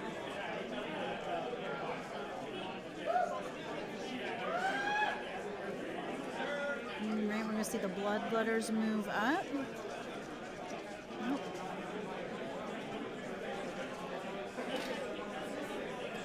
We're probably going to see a charge from them as well here. Let's take a look at the manifestation here. We'll get exactly which one it is. It is the bleeding icon, which says roll a 2d6 as a reaction when an opponent declared a command within 8 of this manifestation, and roll 2d6 on an 8 that command has no effect. It still counts as having been used, and the command points are still spent and lost. That's pretty brutal.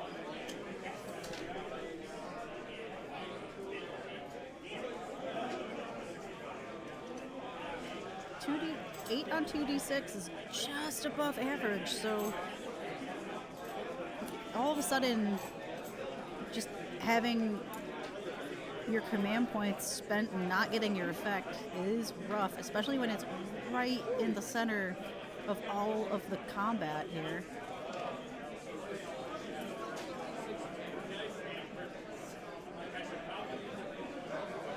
I think we're trying to screen off Thankful here from getting into the big unit of bloodletters.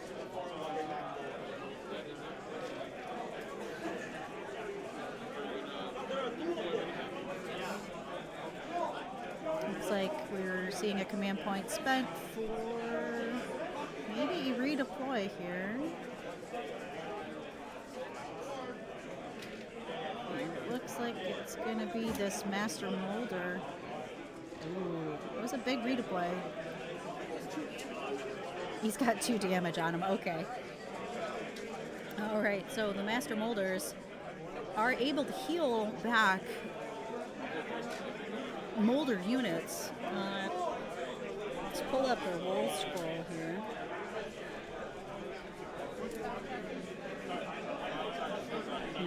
Liam plays with all the models in Skaven that I don't. So I'm not as familiar exactly with all of the units that he's using.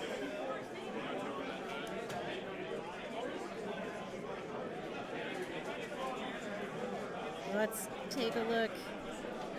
The Master Molder only has 5 wounds, and so I believe we heard him say that there's only 2 wounds left on each Master Molder. They have taken some damage from this Bloodthirster.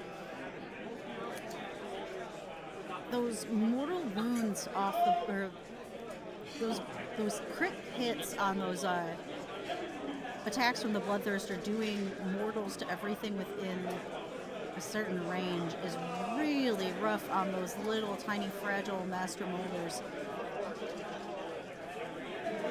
Now we're seeing if a 5 is enough to get into Storm Fiends. 3, 4. It looks exactly enough from here. It does. It really does. Unit half an inch. Let's find out what happens here. Oh yeah, okay. Oh, I think there was thought that if we rolled a 4, but it, yeah, okay. There was just a little confusion. I think Liam thought Abby rolled a 4, he rolled a 5. It was no contest. Those bloodletters are in.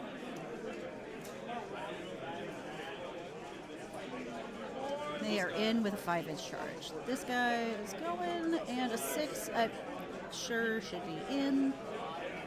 Getting right in and cozy with those Storm Fiends. Yep, he's in. Bloodletters get a 7. They get to squeeze right in there, as many as can fit.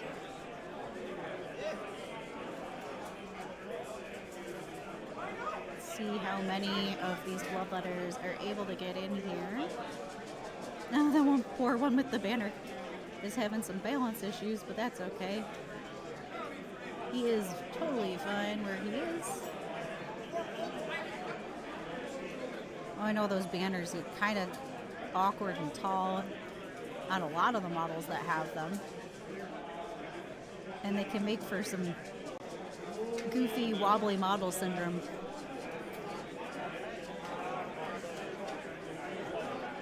The banner just has so much more weight and is so much more taller than the model. And it just makes it easy for them to just fall over. Alright, sounds like the Bloodthirster is going to start this party off here. You're going to see an all-out defense on these Storm Fiends.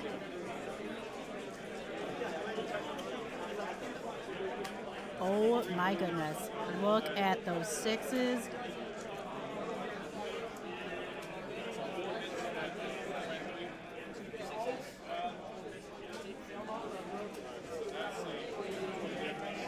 I think I just heard 20 damage again. This Bloodthirster, just an absolute house.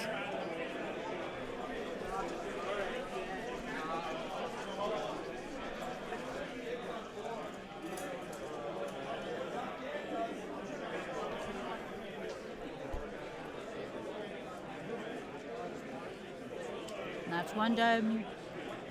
That's gonna be two, because I think there was a wound on one.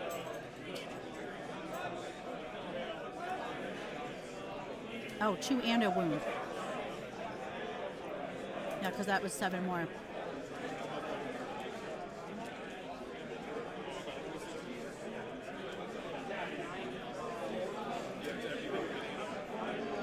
And this is gonna be everybody within 8. And there go the Master Molders.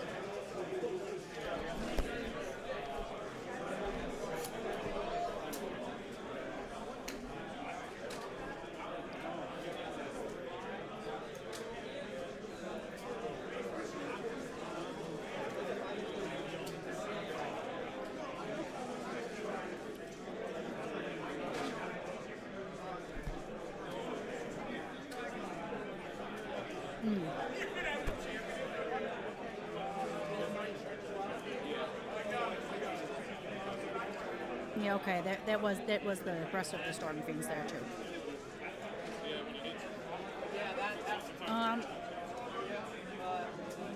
I will get a score update here. That sounds like it sounds like we are just about at the end of this battle round.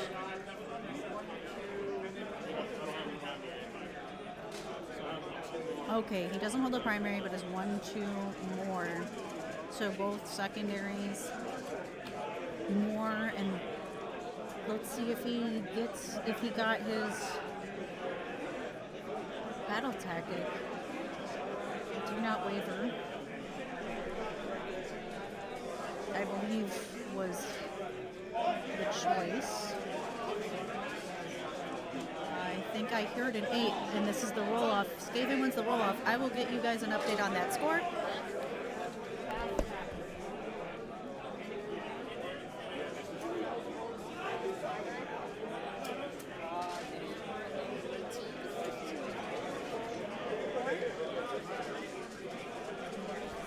All right, indeed, 18-15 Corn is the score.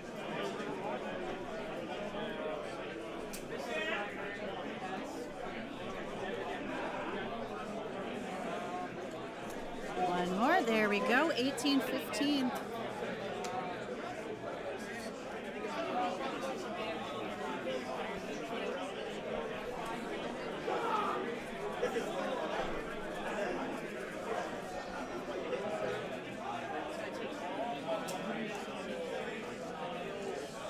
Skaven got the top of the round.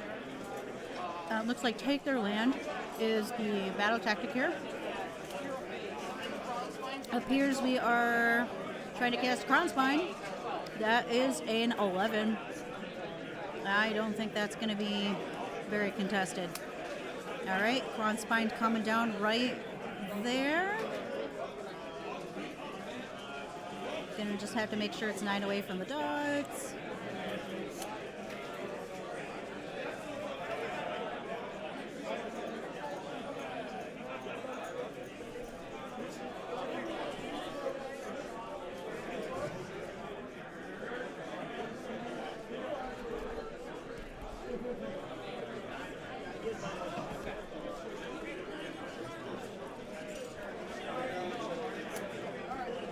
All right, Crownspine down on the table.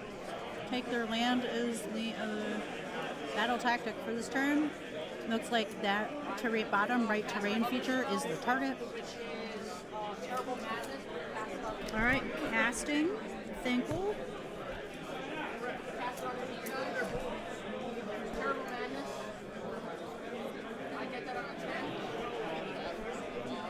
Terrible Madness is cast on a 10.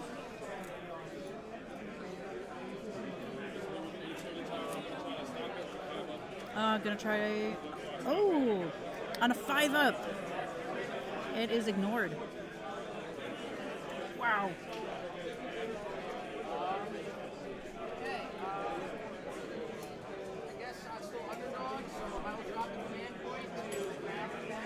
spend a command point to...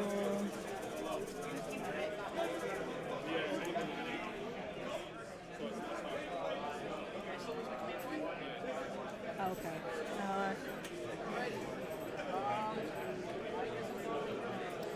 Didn't quite hear what that command point was spent for.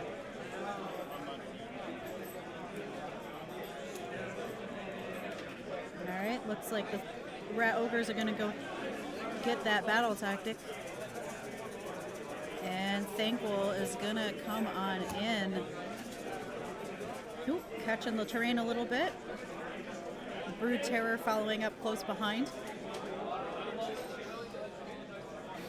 That Brood Terror will be offering a aura of -1 to hit.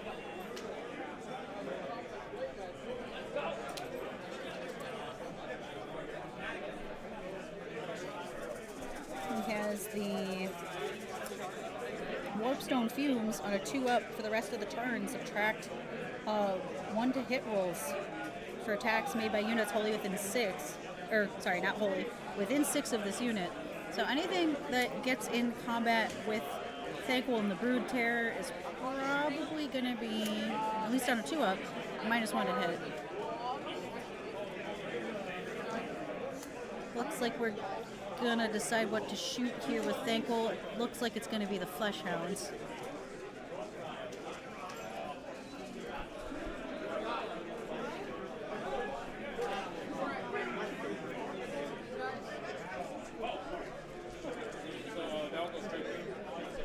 Okay, it's gonna...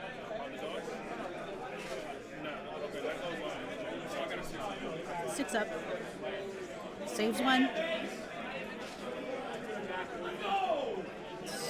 Ward's gonna ward another.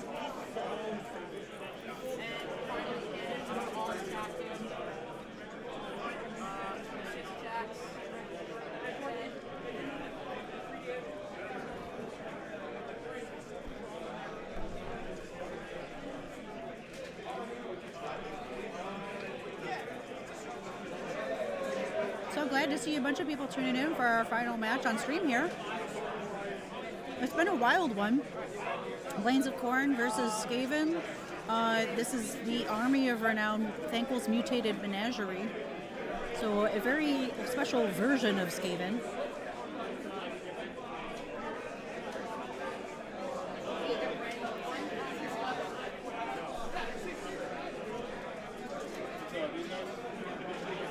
Into the bigger unit there. Let's see. Oh, 6s. Holy cow. D3 damage each. That was a lot of saves.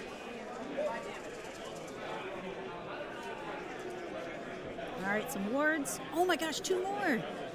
3. 3 will remove 1 and put a wound on another.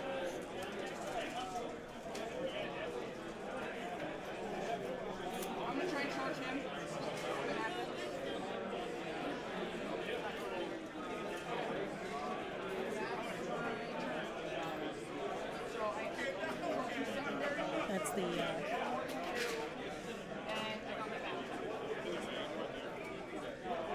I believe that's the Blood Crushers. I will find out for sure here.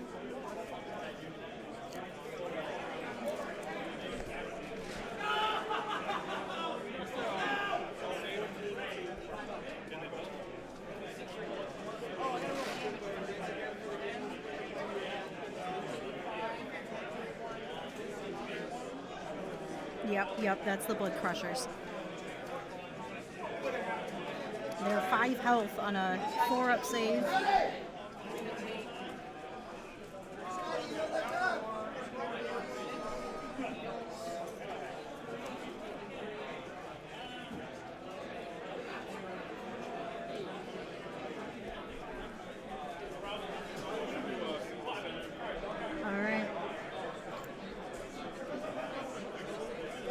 Sounds like it was the end of Skaven's turn, and we're back to Corn, and sees the center is the battle tactic, which Abby doesn't have to move, he just can sit there and he gets his battle tactic. We've got Ooh, another manifestation coming down. Let's find out what this one does. It's the Wrath Axe. In melee, it's got 3 attacks with on 3s and 2s, range 2 D3 damage. Its abilities is in the charge phase, pick up to 3 enemy units that this manifestation passed across to be the targets.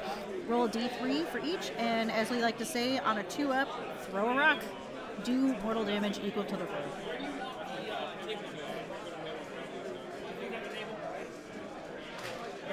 So it's just a nice little extra bit of damage here. Gosh, I love how easy these dice are to read on camera.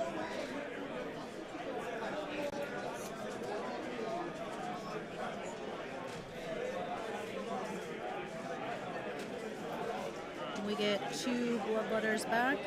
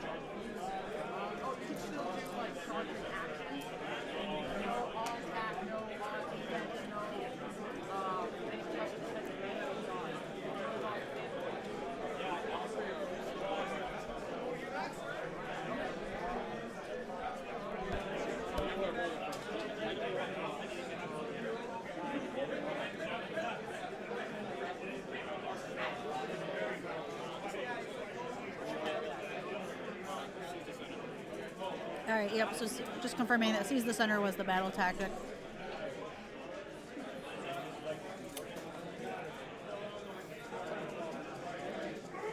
Just have to have 2 units within 3 of the center of the battlefield and not in combat. No enemy units there. Which, yep, got that one for sure. No contention.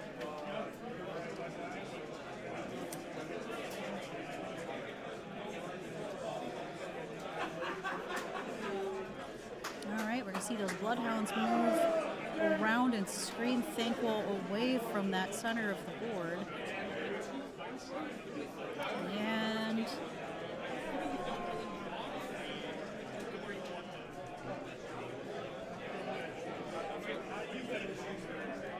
we saw that remaining blood crusher scoop towards that unit of bloodletters in the center.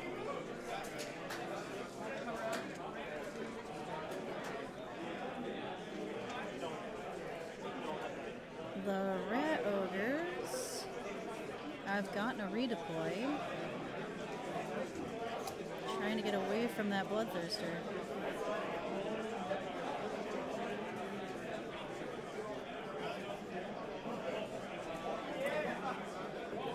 Looks like a really long charge now if he wants to make them. However, I didn't catch if the right-hand side is still the primary. I believe it is.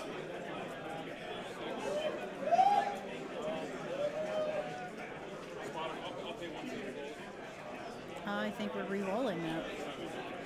7, not gonna get there. Alright, so we were looking to get a charge off from the bloodthirster into those rat ogres. It is a very close game, despite the slaughter that Korn has brought here.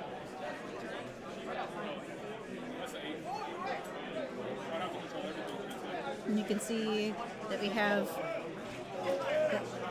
it looks like a really nice depiction of the both the battle tactics and score on board here from this little whiteboard from Abby here.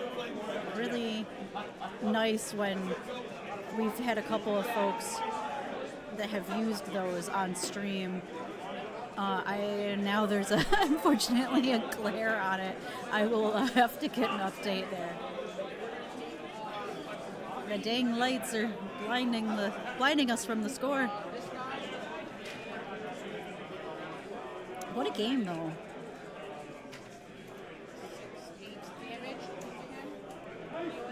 I'll see if I can get up and take a peek at that scoreboard.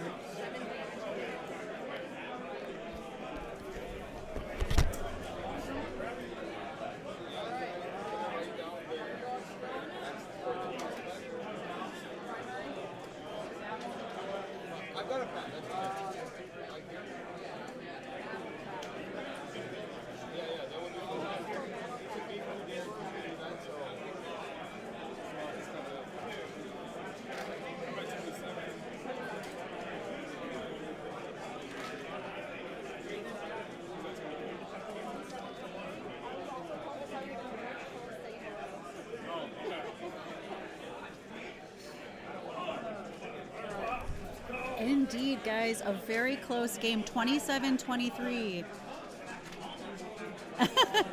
And I did tell him that the bridge troll said hello. 27-23.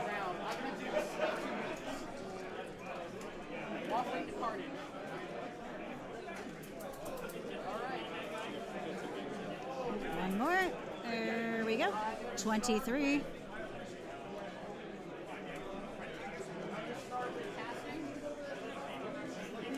All right, very close game.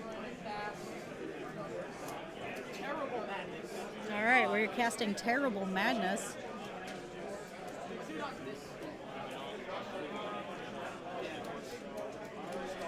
Let's take a look and see what exactly this spell does from Thankful here.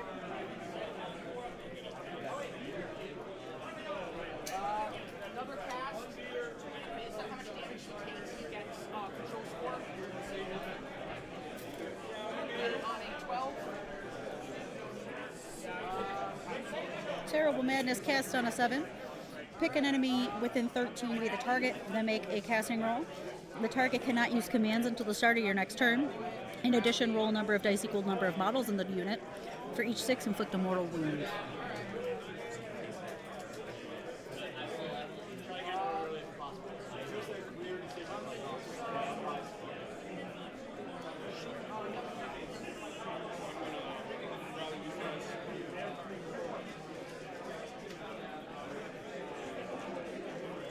Alright, looks like we're looking for some ward rolls. I see 2.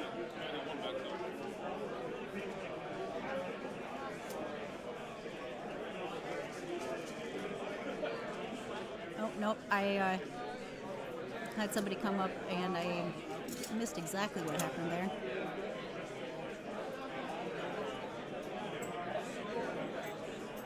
Looks like we are going to get Thankful in here with some Flesh Hounds, or hope to.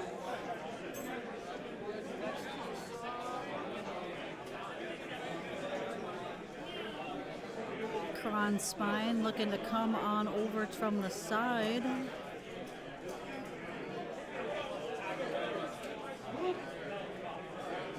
Now that I'm actually done eating my lunch here, I'll turn my camera back on. There we go. I'm back.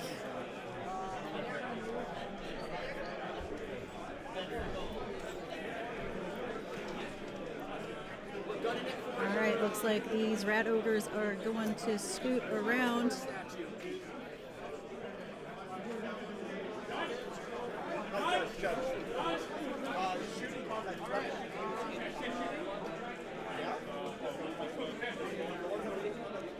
The Brood Terror also made its way around.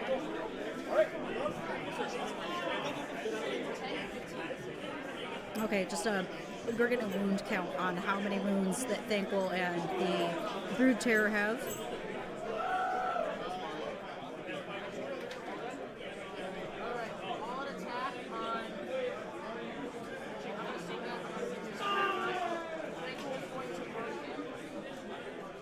Alright, I think we are getting a shooting attack from Thankful onto the Blood Crusher.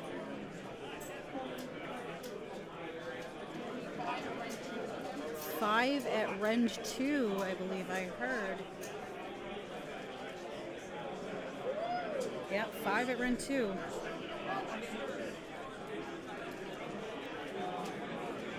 Ward 1, take 3. He's got 1 wound left. All out attack.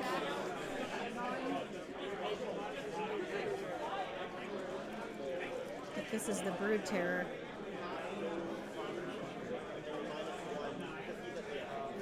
Wow, I got that list.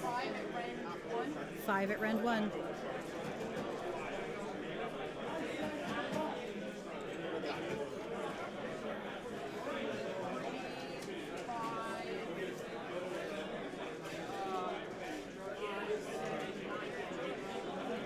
And that's gonna pick up that last guy.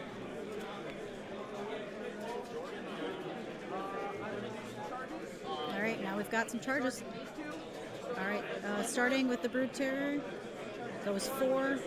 4 is enough, being 3 just 3 inches out. Thankful. Thankful goes. No problem. In with the Bloodhounds. With the Kronspine. Kronspine gets a 12. Oh, wow. That's a big charge on that Kronspine. It gets into both units of Bloodletters. All right, we got some Rampages. And a 1 does not get the -1. Oh, and another 1.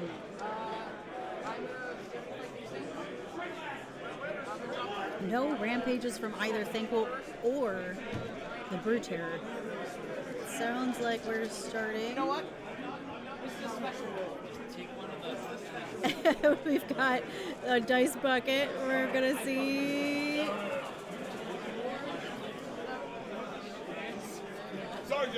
Yeah, I have a feeling that those Bloodletters are gonna make a mess out of this Kronspine again. They did once, and I have a feeling that they might do it again. It sounds like that Kronspine did start first, which probably smart.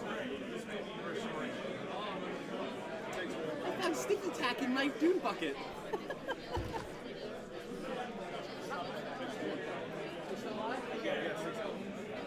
Next game. I'm not sure what you mean by next game. Yes, the dice flare doom bucket. Yeah, that's gotta love that dice bucket topper there. The Doom Sandworm bucket for extra flair.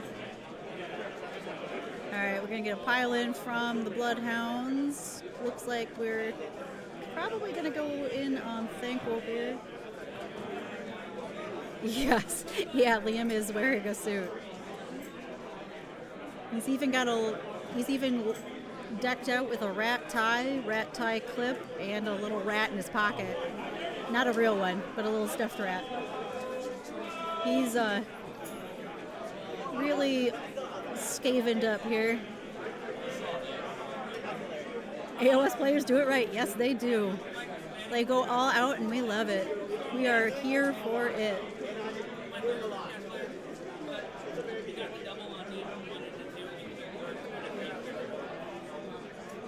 All right, let's see here. Rend 1. I think it was 9.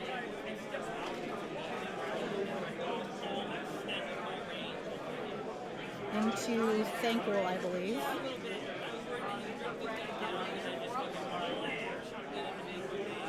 Oh, those. Okay, one each.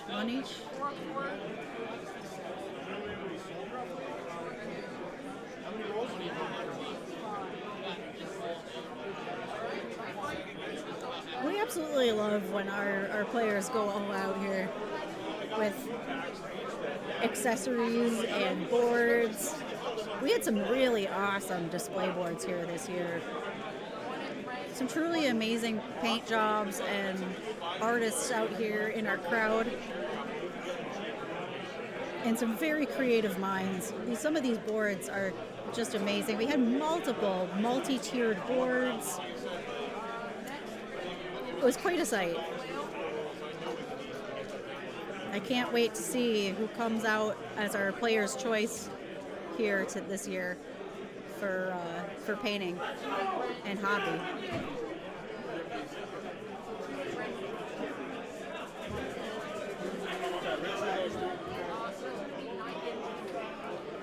We had everything from multi-tiered boards to boards with smell, if you can believe it or not. We had some essential oils in boards.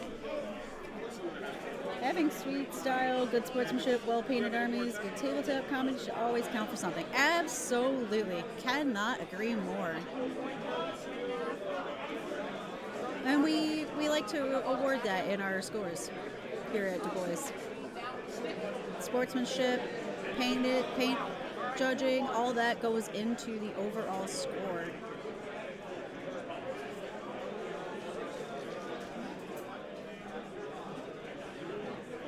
Alright, we saw some flesh hounds removed, 5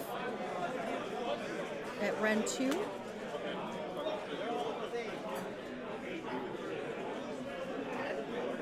We always have a really great group of players here for Age of Sigmar every year. It always impresses me how awesome people are and how nice and friendly everybody is.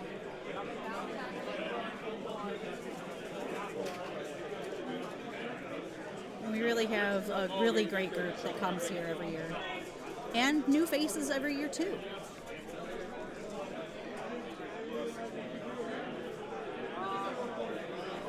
We love adding to the crowd. It's really a great time. That Bloodthirster's still sitting on that primary objective.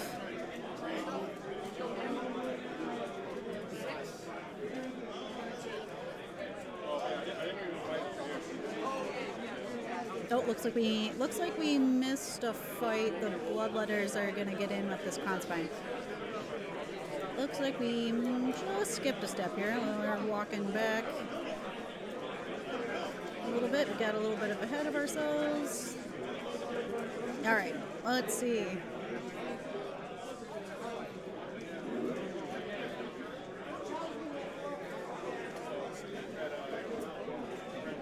Two at Ren 1.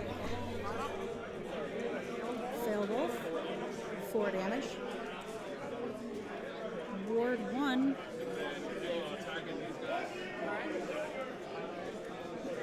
3 damage on that crown spine. In come the Bloodletters. The poor banner guy. He just does not want to stay upright.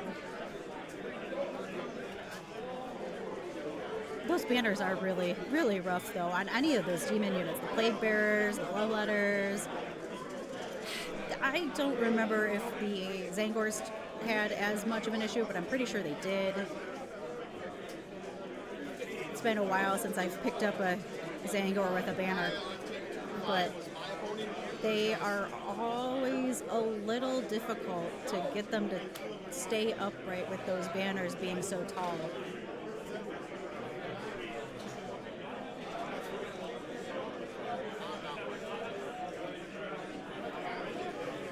Alright, looks like we're just counting up how many of these Bloodletters are going to smack this Conspine.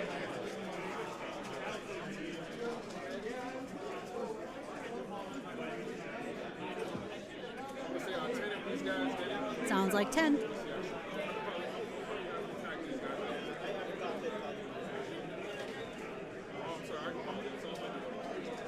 Let there be blood. Oh, there will be. For sure. There has been no shortage of carnage here on this table. No shortage at all. Mostly coming from these Bloodletters and that Bloodthirster for sure. That Bloodthirster has been a force to be reckoned with. When do players start eating the pieces? Good question.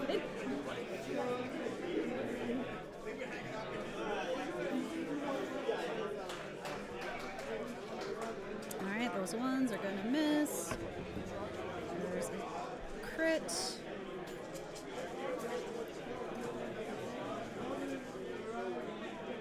ones and twos are gonna miss. All right, here we go. 3, 4, 5, 6, 7, 9. Never had this happen before. Pretty sure you can't do it. Pretty sure when this happens. Rend 2. So that is gonna be. I heard that Liam used real bits of locally sourced rats. There is a lot of, for authenticity, there's a lot of fun bits in all his models, for sure. His conversions really are super cool. Like the Kron spine is a knight. And true enough, as you guys predicted, there goes that Kron spine. Yet again, Bloodletter's just smacking it around. Alright, looks like some rat ogres are leaving here. He's actually a rat IRL.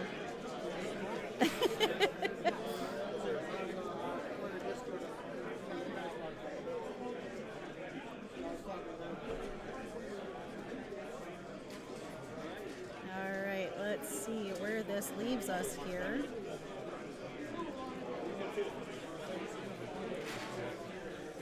There's been a lot of carnage at this table. I'm using demon in my life.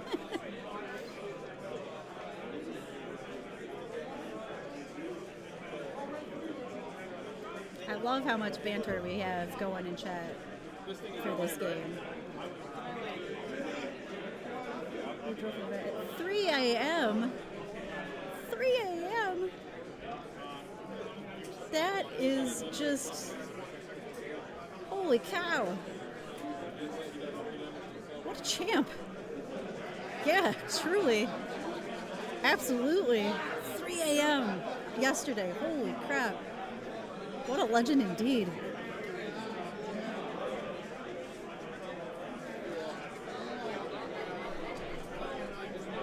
An absolute legend. 3 a.m. My God.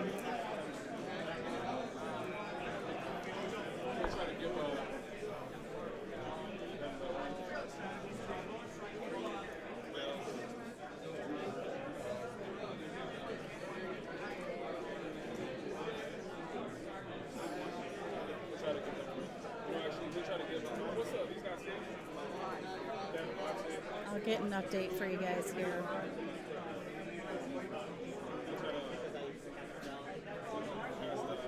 As unfortunately there is a glare on the whiteboard and I can't quite read what's going on.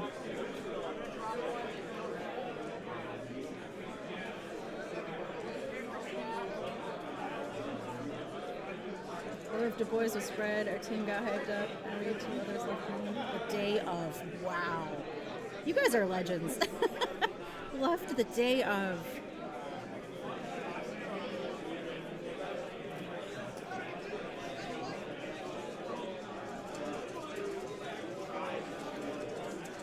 That is impressive. Oh boy, here comes the Bloodthirster. Those rat ogres probably not long for this world here. We've seen this Bloodthirster do 20 damage at a bare minimum here. Yeah, we have a ton of people from all over the place here at DaBoyz, and it's awesome. We have people that flew from Europe. We have people from we've got the rat. The rat has entered the table. Pizza Rat has appeared from Liam's coat pocket. Yeah, we have people that have come from all over the place. We have people that have come from Europe. We have people from Texas. We have people from Canada. We have people from all over. It's wonderful. It's absolutely wonderful. It's the giant rat that makes all the rules. Yes. Pizza Rat makes all the rules.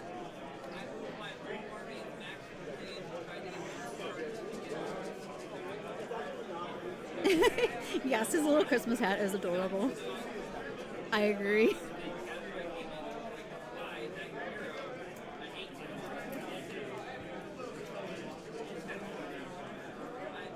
It's hard to see, but the little pizza says "I Heart NYC" because apparently Liam got him in New York City.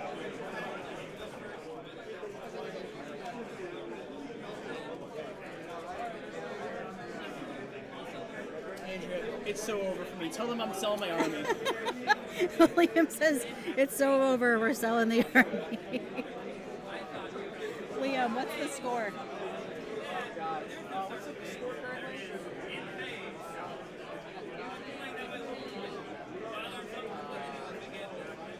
I'm at 28, and Assembly hasn't done his turn yet. Okay, all right. So we scored a couple points for Liam up to 28, and it's Abby's turn here. So we will see what happens. Looks like.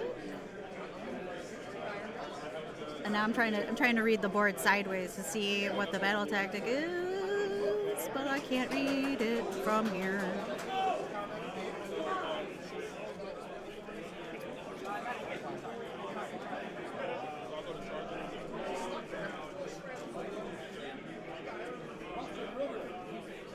All right, Bloodthirster is in and piled in.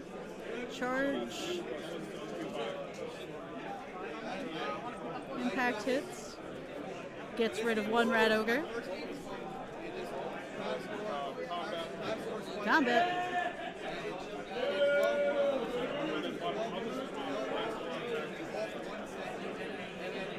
And that is a 6.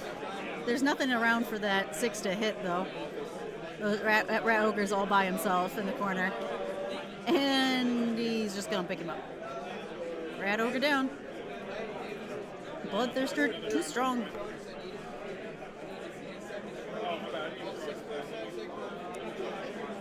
Oh. I think we have one more charge to make here. Yep, there we go. A 6. Okay, yeah, we're gonna fly over both. D3.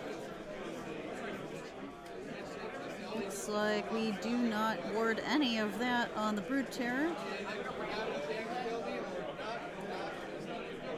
Yeah, just a little oops. We got back and fixed it, but it's all good.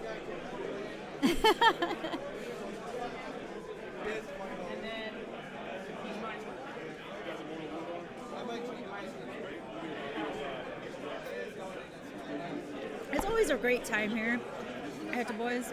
Everybody's drinking and having a good time and playing some Warhammer. It's an awesome whole party celebrating the community and Age of Sigmar.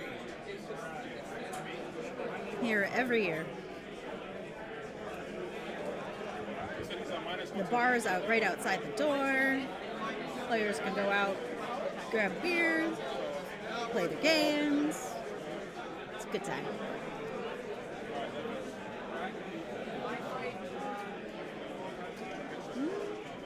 Gonna pile into the Brood Terror maybe here.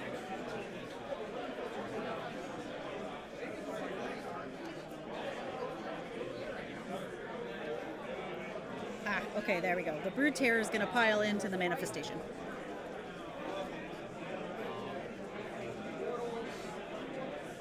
Shortly after this round here, we'll commence the raffle and awards ceremony, where we have a great number of awards to give out and a really fun raffle. Unfortunately, the rewards will not be streamed, as they will be on the other side of the room.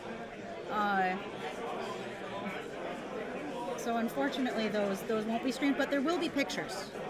There will be pictures.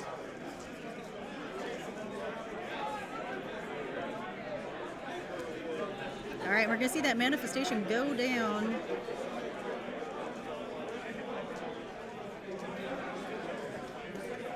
bloodletters have swarmed the middle of the board and remain uncontested. Bloodthirster is just free to do whatever he wishes. Brood Terror getting some more damage from the Mutated Menagerie. Rules here. Take their land has been achieved. It looks like here was the battle tactic, and I believe that is what we saw there at the top. I better get the award for cutest boy. I think that's why we saw those bloodletters move up onto that piece of terrain there for take their land.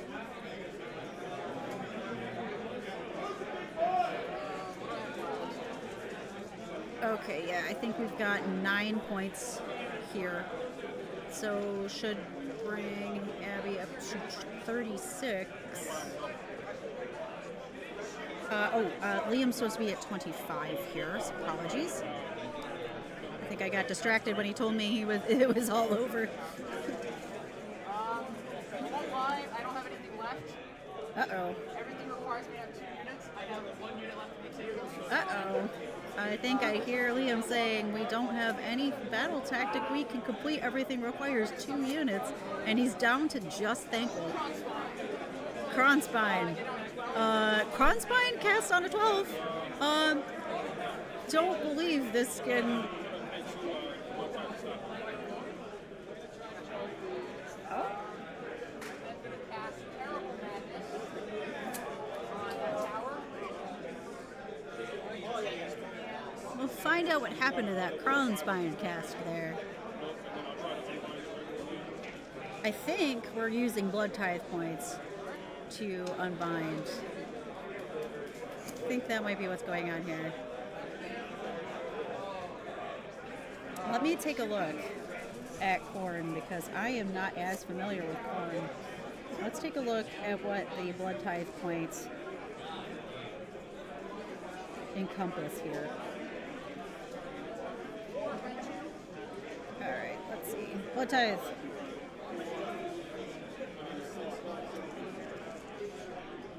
You can use Spell Eater Curse if you have not used any Blood Tithe points this turn. Spend 2. That spell is unbound. Okay, there we go. Just Abby saying no. No to Kronspine coming onto the board for a 3rd time. Whole lot of no.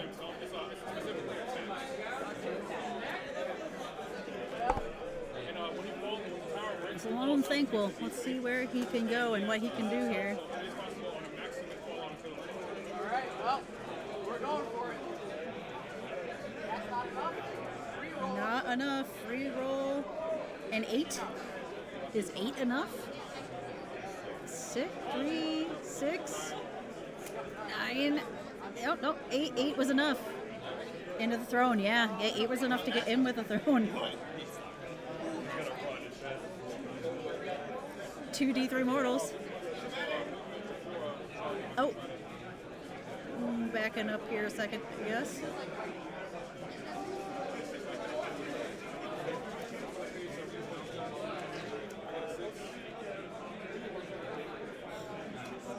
Let's see what's going on here. Oh, I think we're redeploying.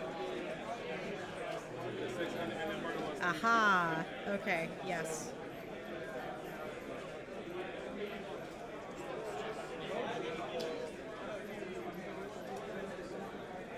I see.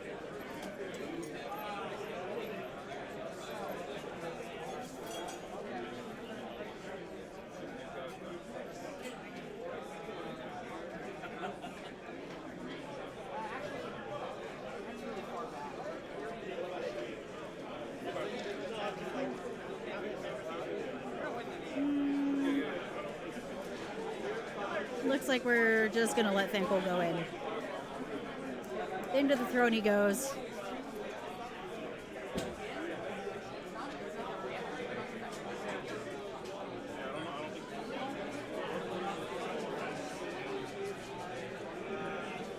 I believe Here, let's update that score to +9 here to 36.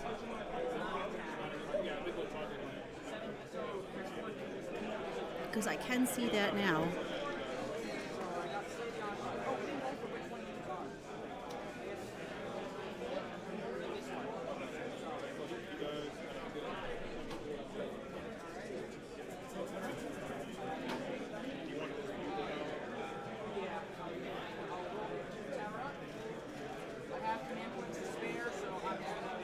He's got command points to spare, so all out attack it is.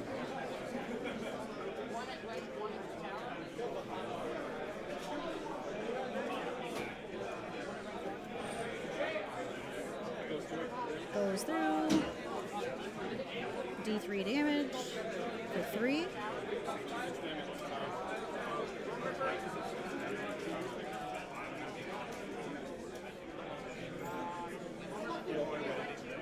Three at run 2.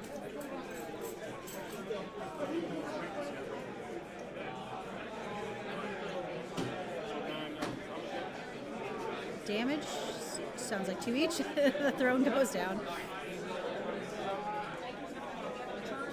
Thankful heals end a turn for 1.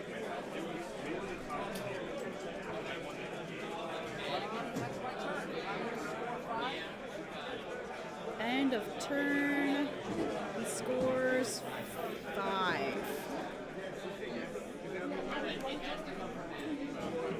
Up to 30. This is battle round 5.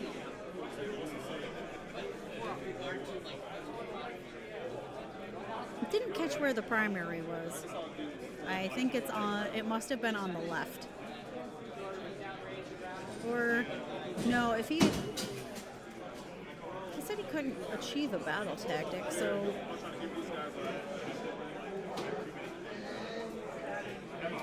no, maybe there was one that he could have done and I just didn't see it. And then if that is a secondary, that adds up to 5.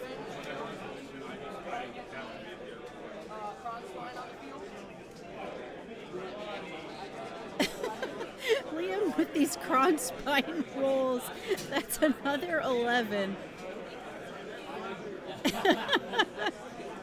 How crazy. These cron spine rolls have been insane. I think 11, a 12, and then another 11.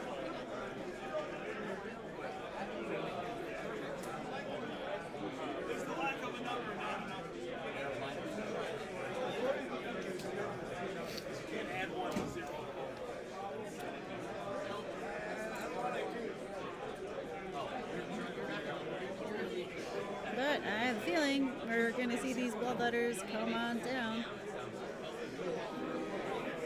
And just make short work of the Kronspine again. And then Thankful. Thankful's not dying alone. He's dying with a friend. He's got a friend. Thankful's got a friend. Kronspine and Thankful, friends forever. So much fun. Yeah, I've seen the Kronspine cast more times this game than I think I've ever seen it cast in general. In 4th edition, anyway. that poor banner guy still cannot stay upright. Alright. We are... Looks like maybe 5 inches away from the bloodletters. Like 4.5 maybe. Oh, a 3. That is not going to do it. We're going to have to command point reroll that.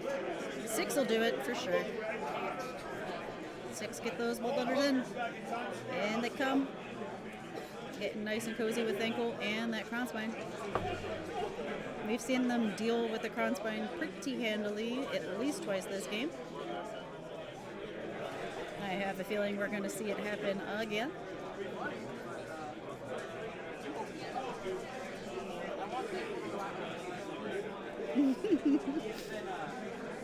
That banner. Alright. A 3 is enough.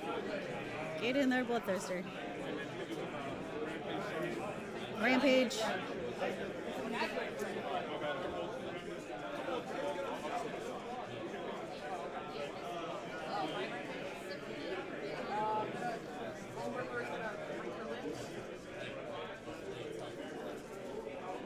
Now, being the mutated menagerie here, Liam has not had access to gnaw holes, bringing back units from gnaw holes, any of that fun stuff that Skaven normally enjoy.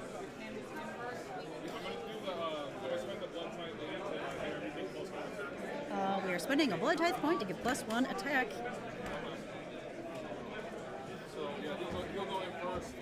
And Bloodthirster's going first. Let's see how much he does this time. And so far has done like a minimum of 20 every time he has fought. Let's find out.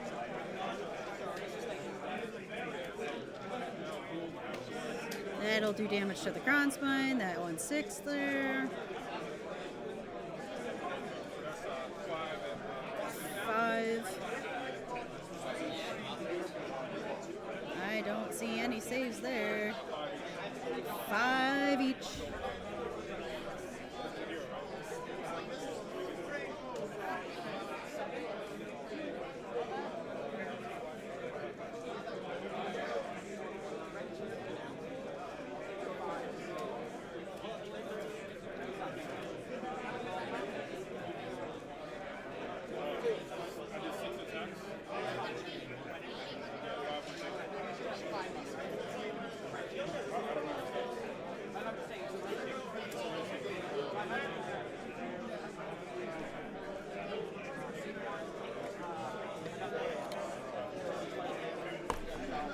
And bye-bye Kronspine.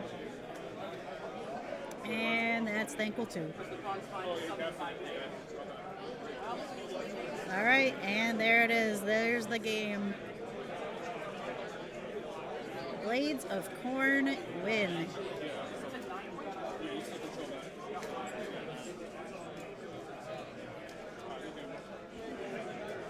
What a game. GG indeed.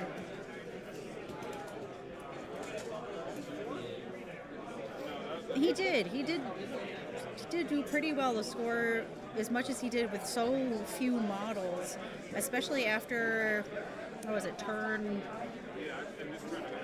1 there, or turn 2. After that very first Bloodthirster charge into the Storm Fiends, it was... That Bloodthirster chunked through so many wounds. And the Mortal Wound Splash, yeah, that was insane. Getting both of the Master Molders in there and taking them both out before they could really do a whole lot to heal up the rest of Liam's army. Because those Master Molders will heal... Let's pull them up again here. If they had stuck around and not gotten Mortal Wound splashed from the Bloodthirster, those Master Molders have one job, pretty much, and it is to heal back a bunch of the damage that Liam takes here from his own army over now. They heal back at the end of any turn, so both players' turns. You get to pick another friendly Molder unit within 13 and heal it for 3, flat 3.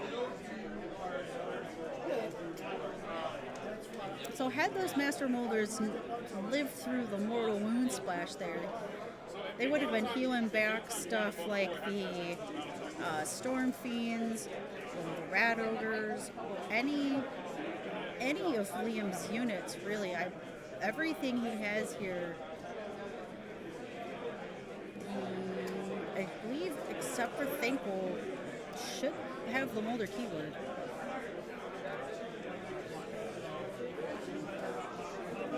But he just heals D3 himself every turn because he's Thankful. Yes, congrats. Congrats, Abby, on the win here on the stream table for our final round with Blades of Corn.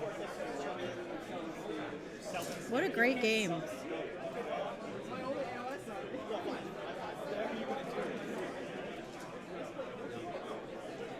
What a great game.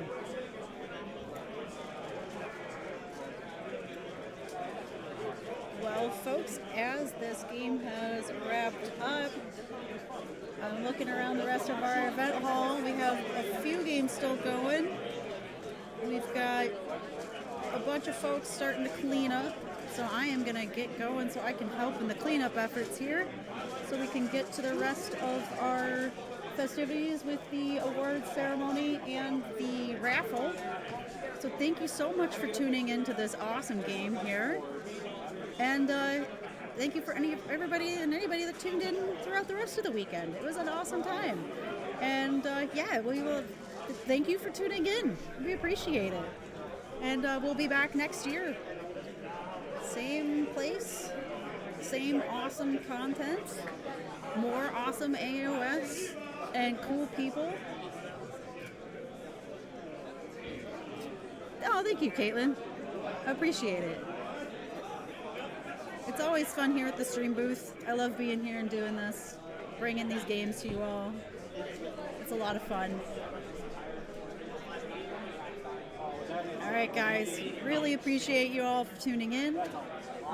We will be posting pictures of the awards winners here on Facebook sometime after the event. I don't run the Facebook page personally, so I'm not exactly sure when, but stay tuned. They will be up at some point here. I'll tell him I expect him to be deadlocked. All right, I will tell him. All right, guys. Thank you again so much for tuning in, and we will catch you next time. Bye.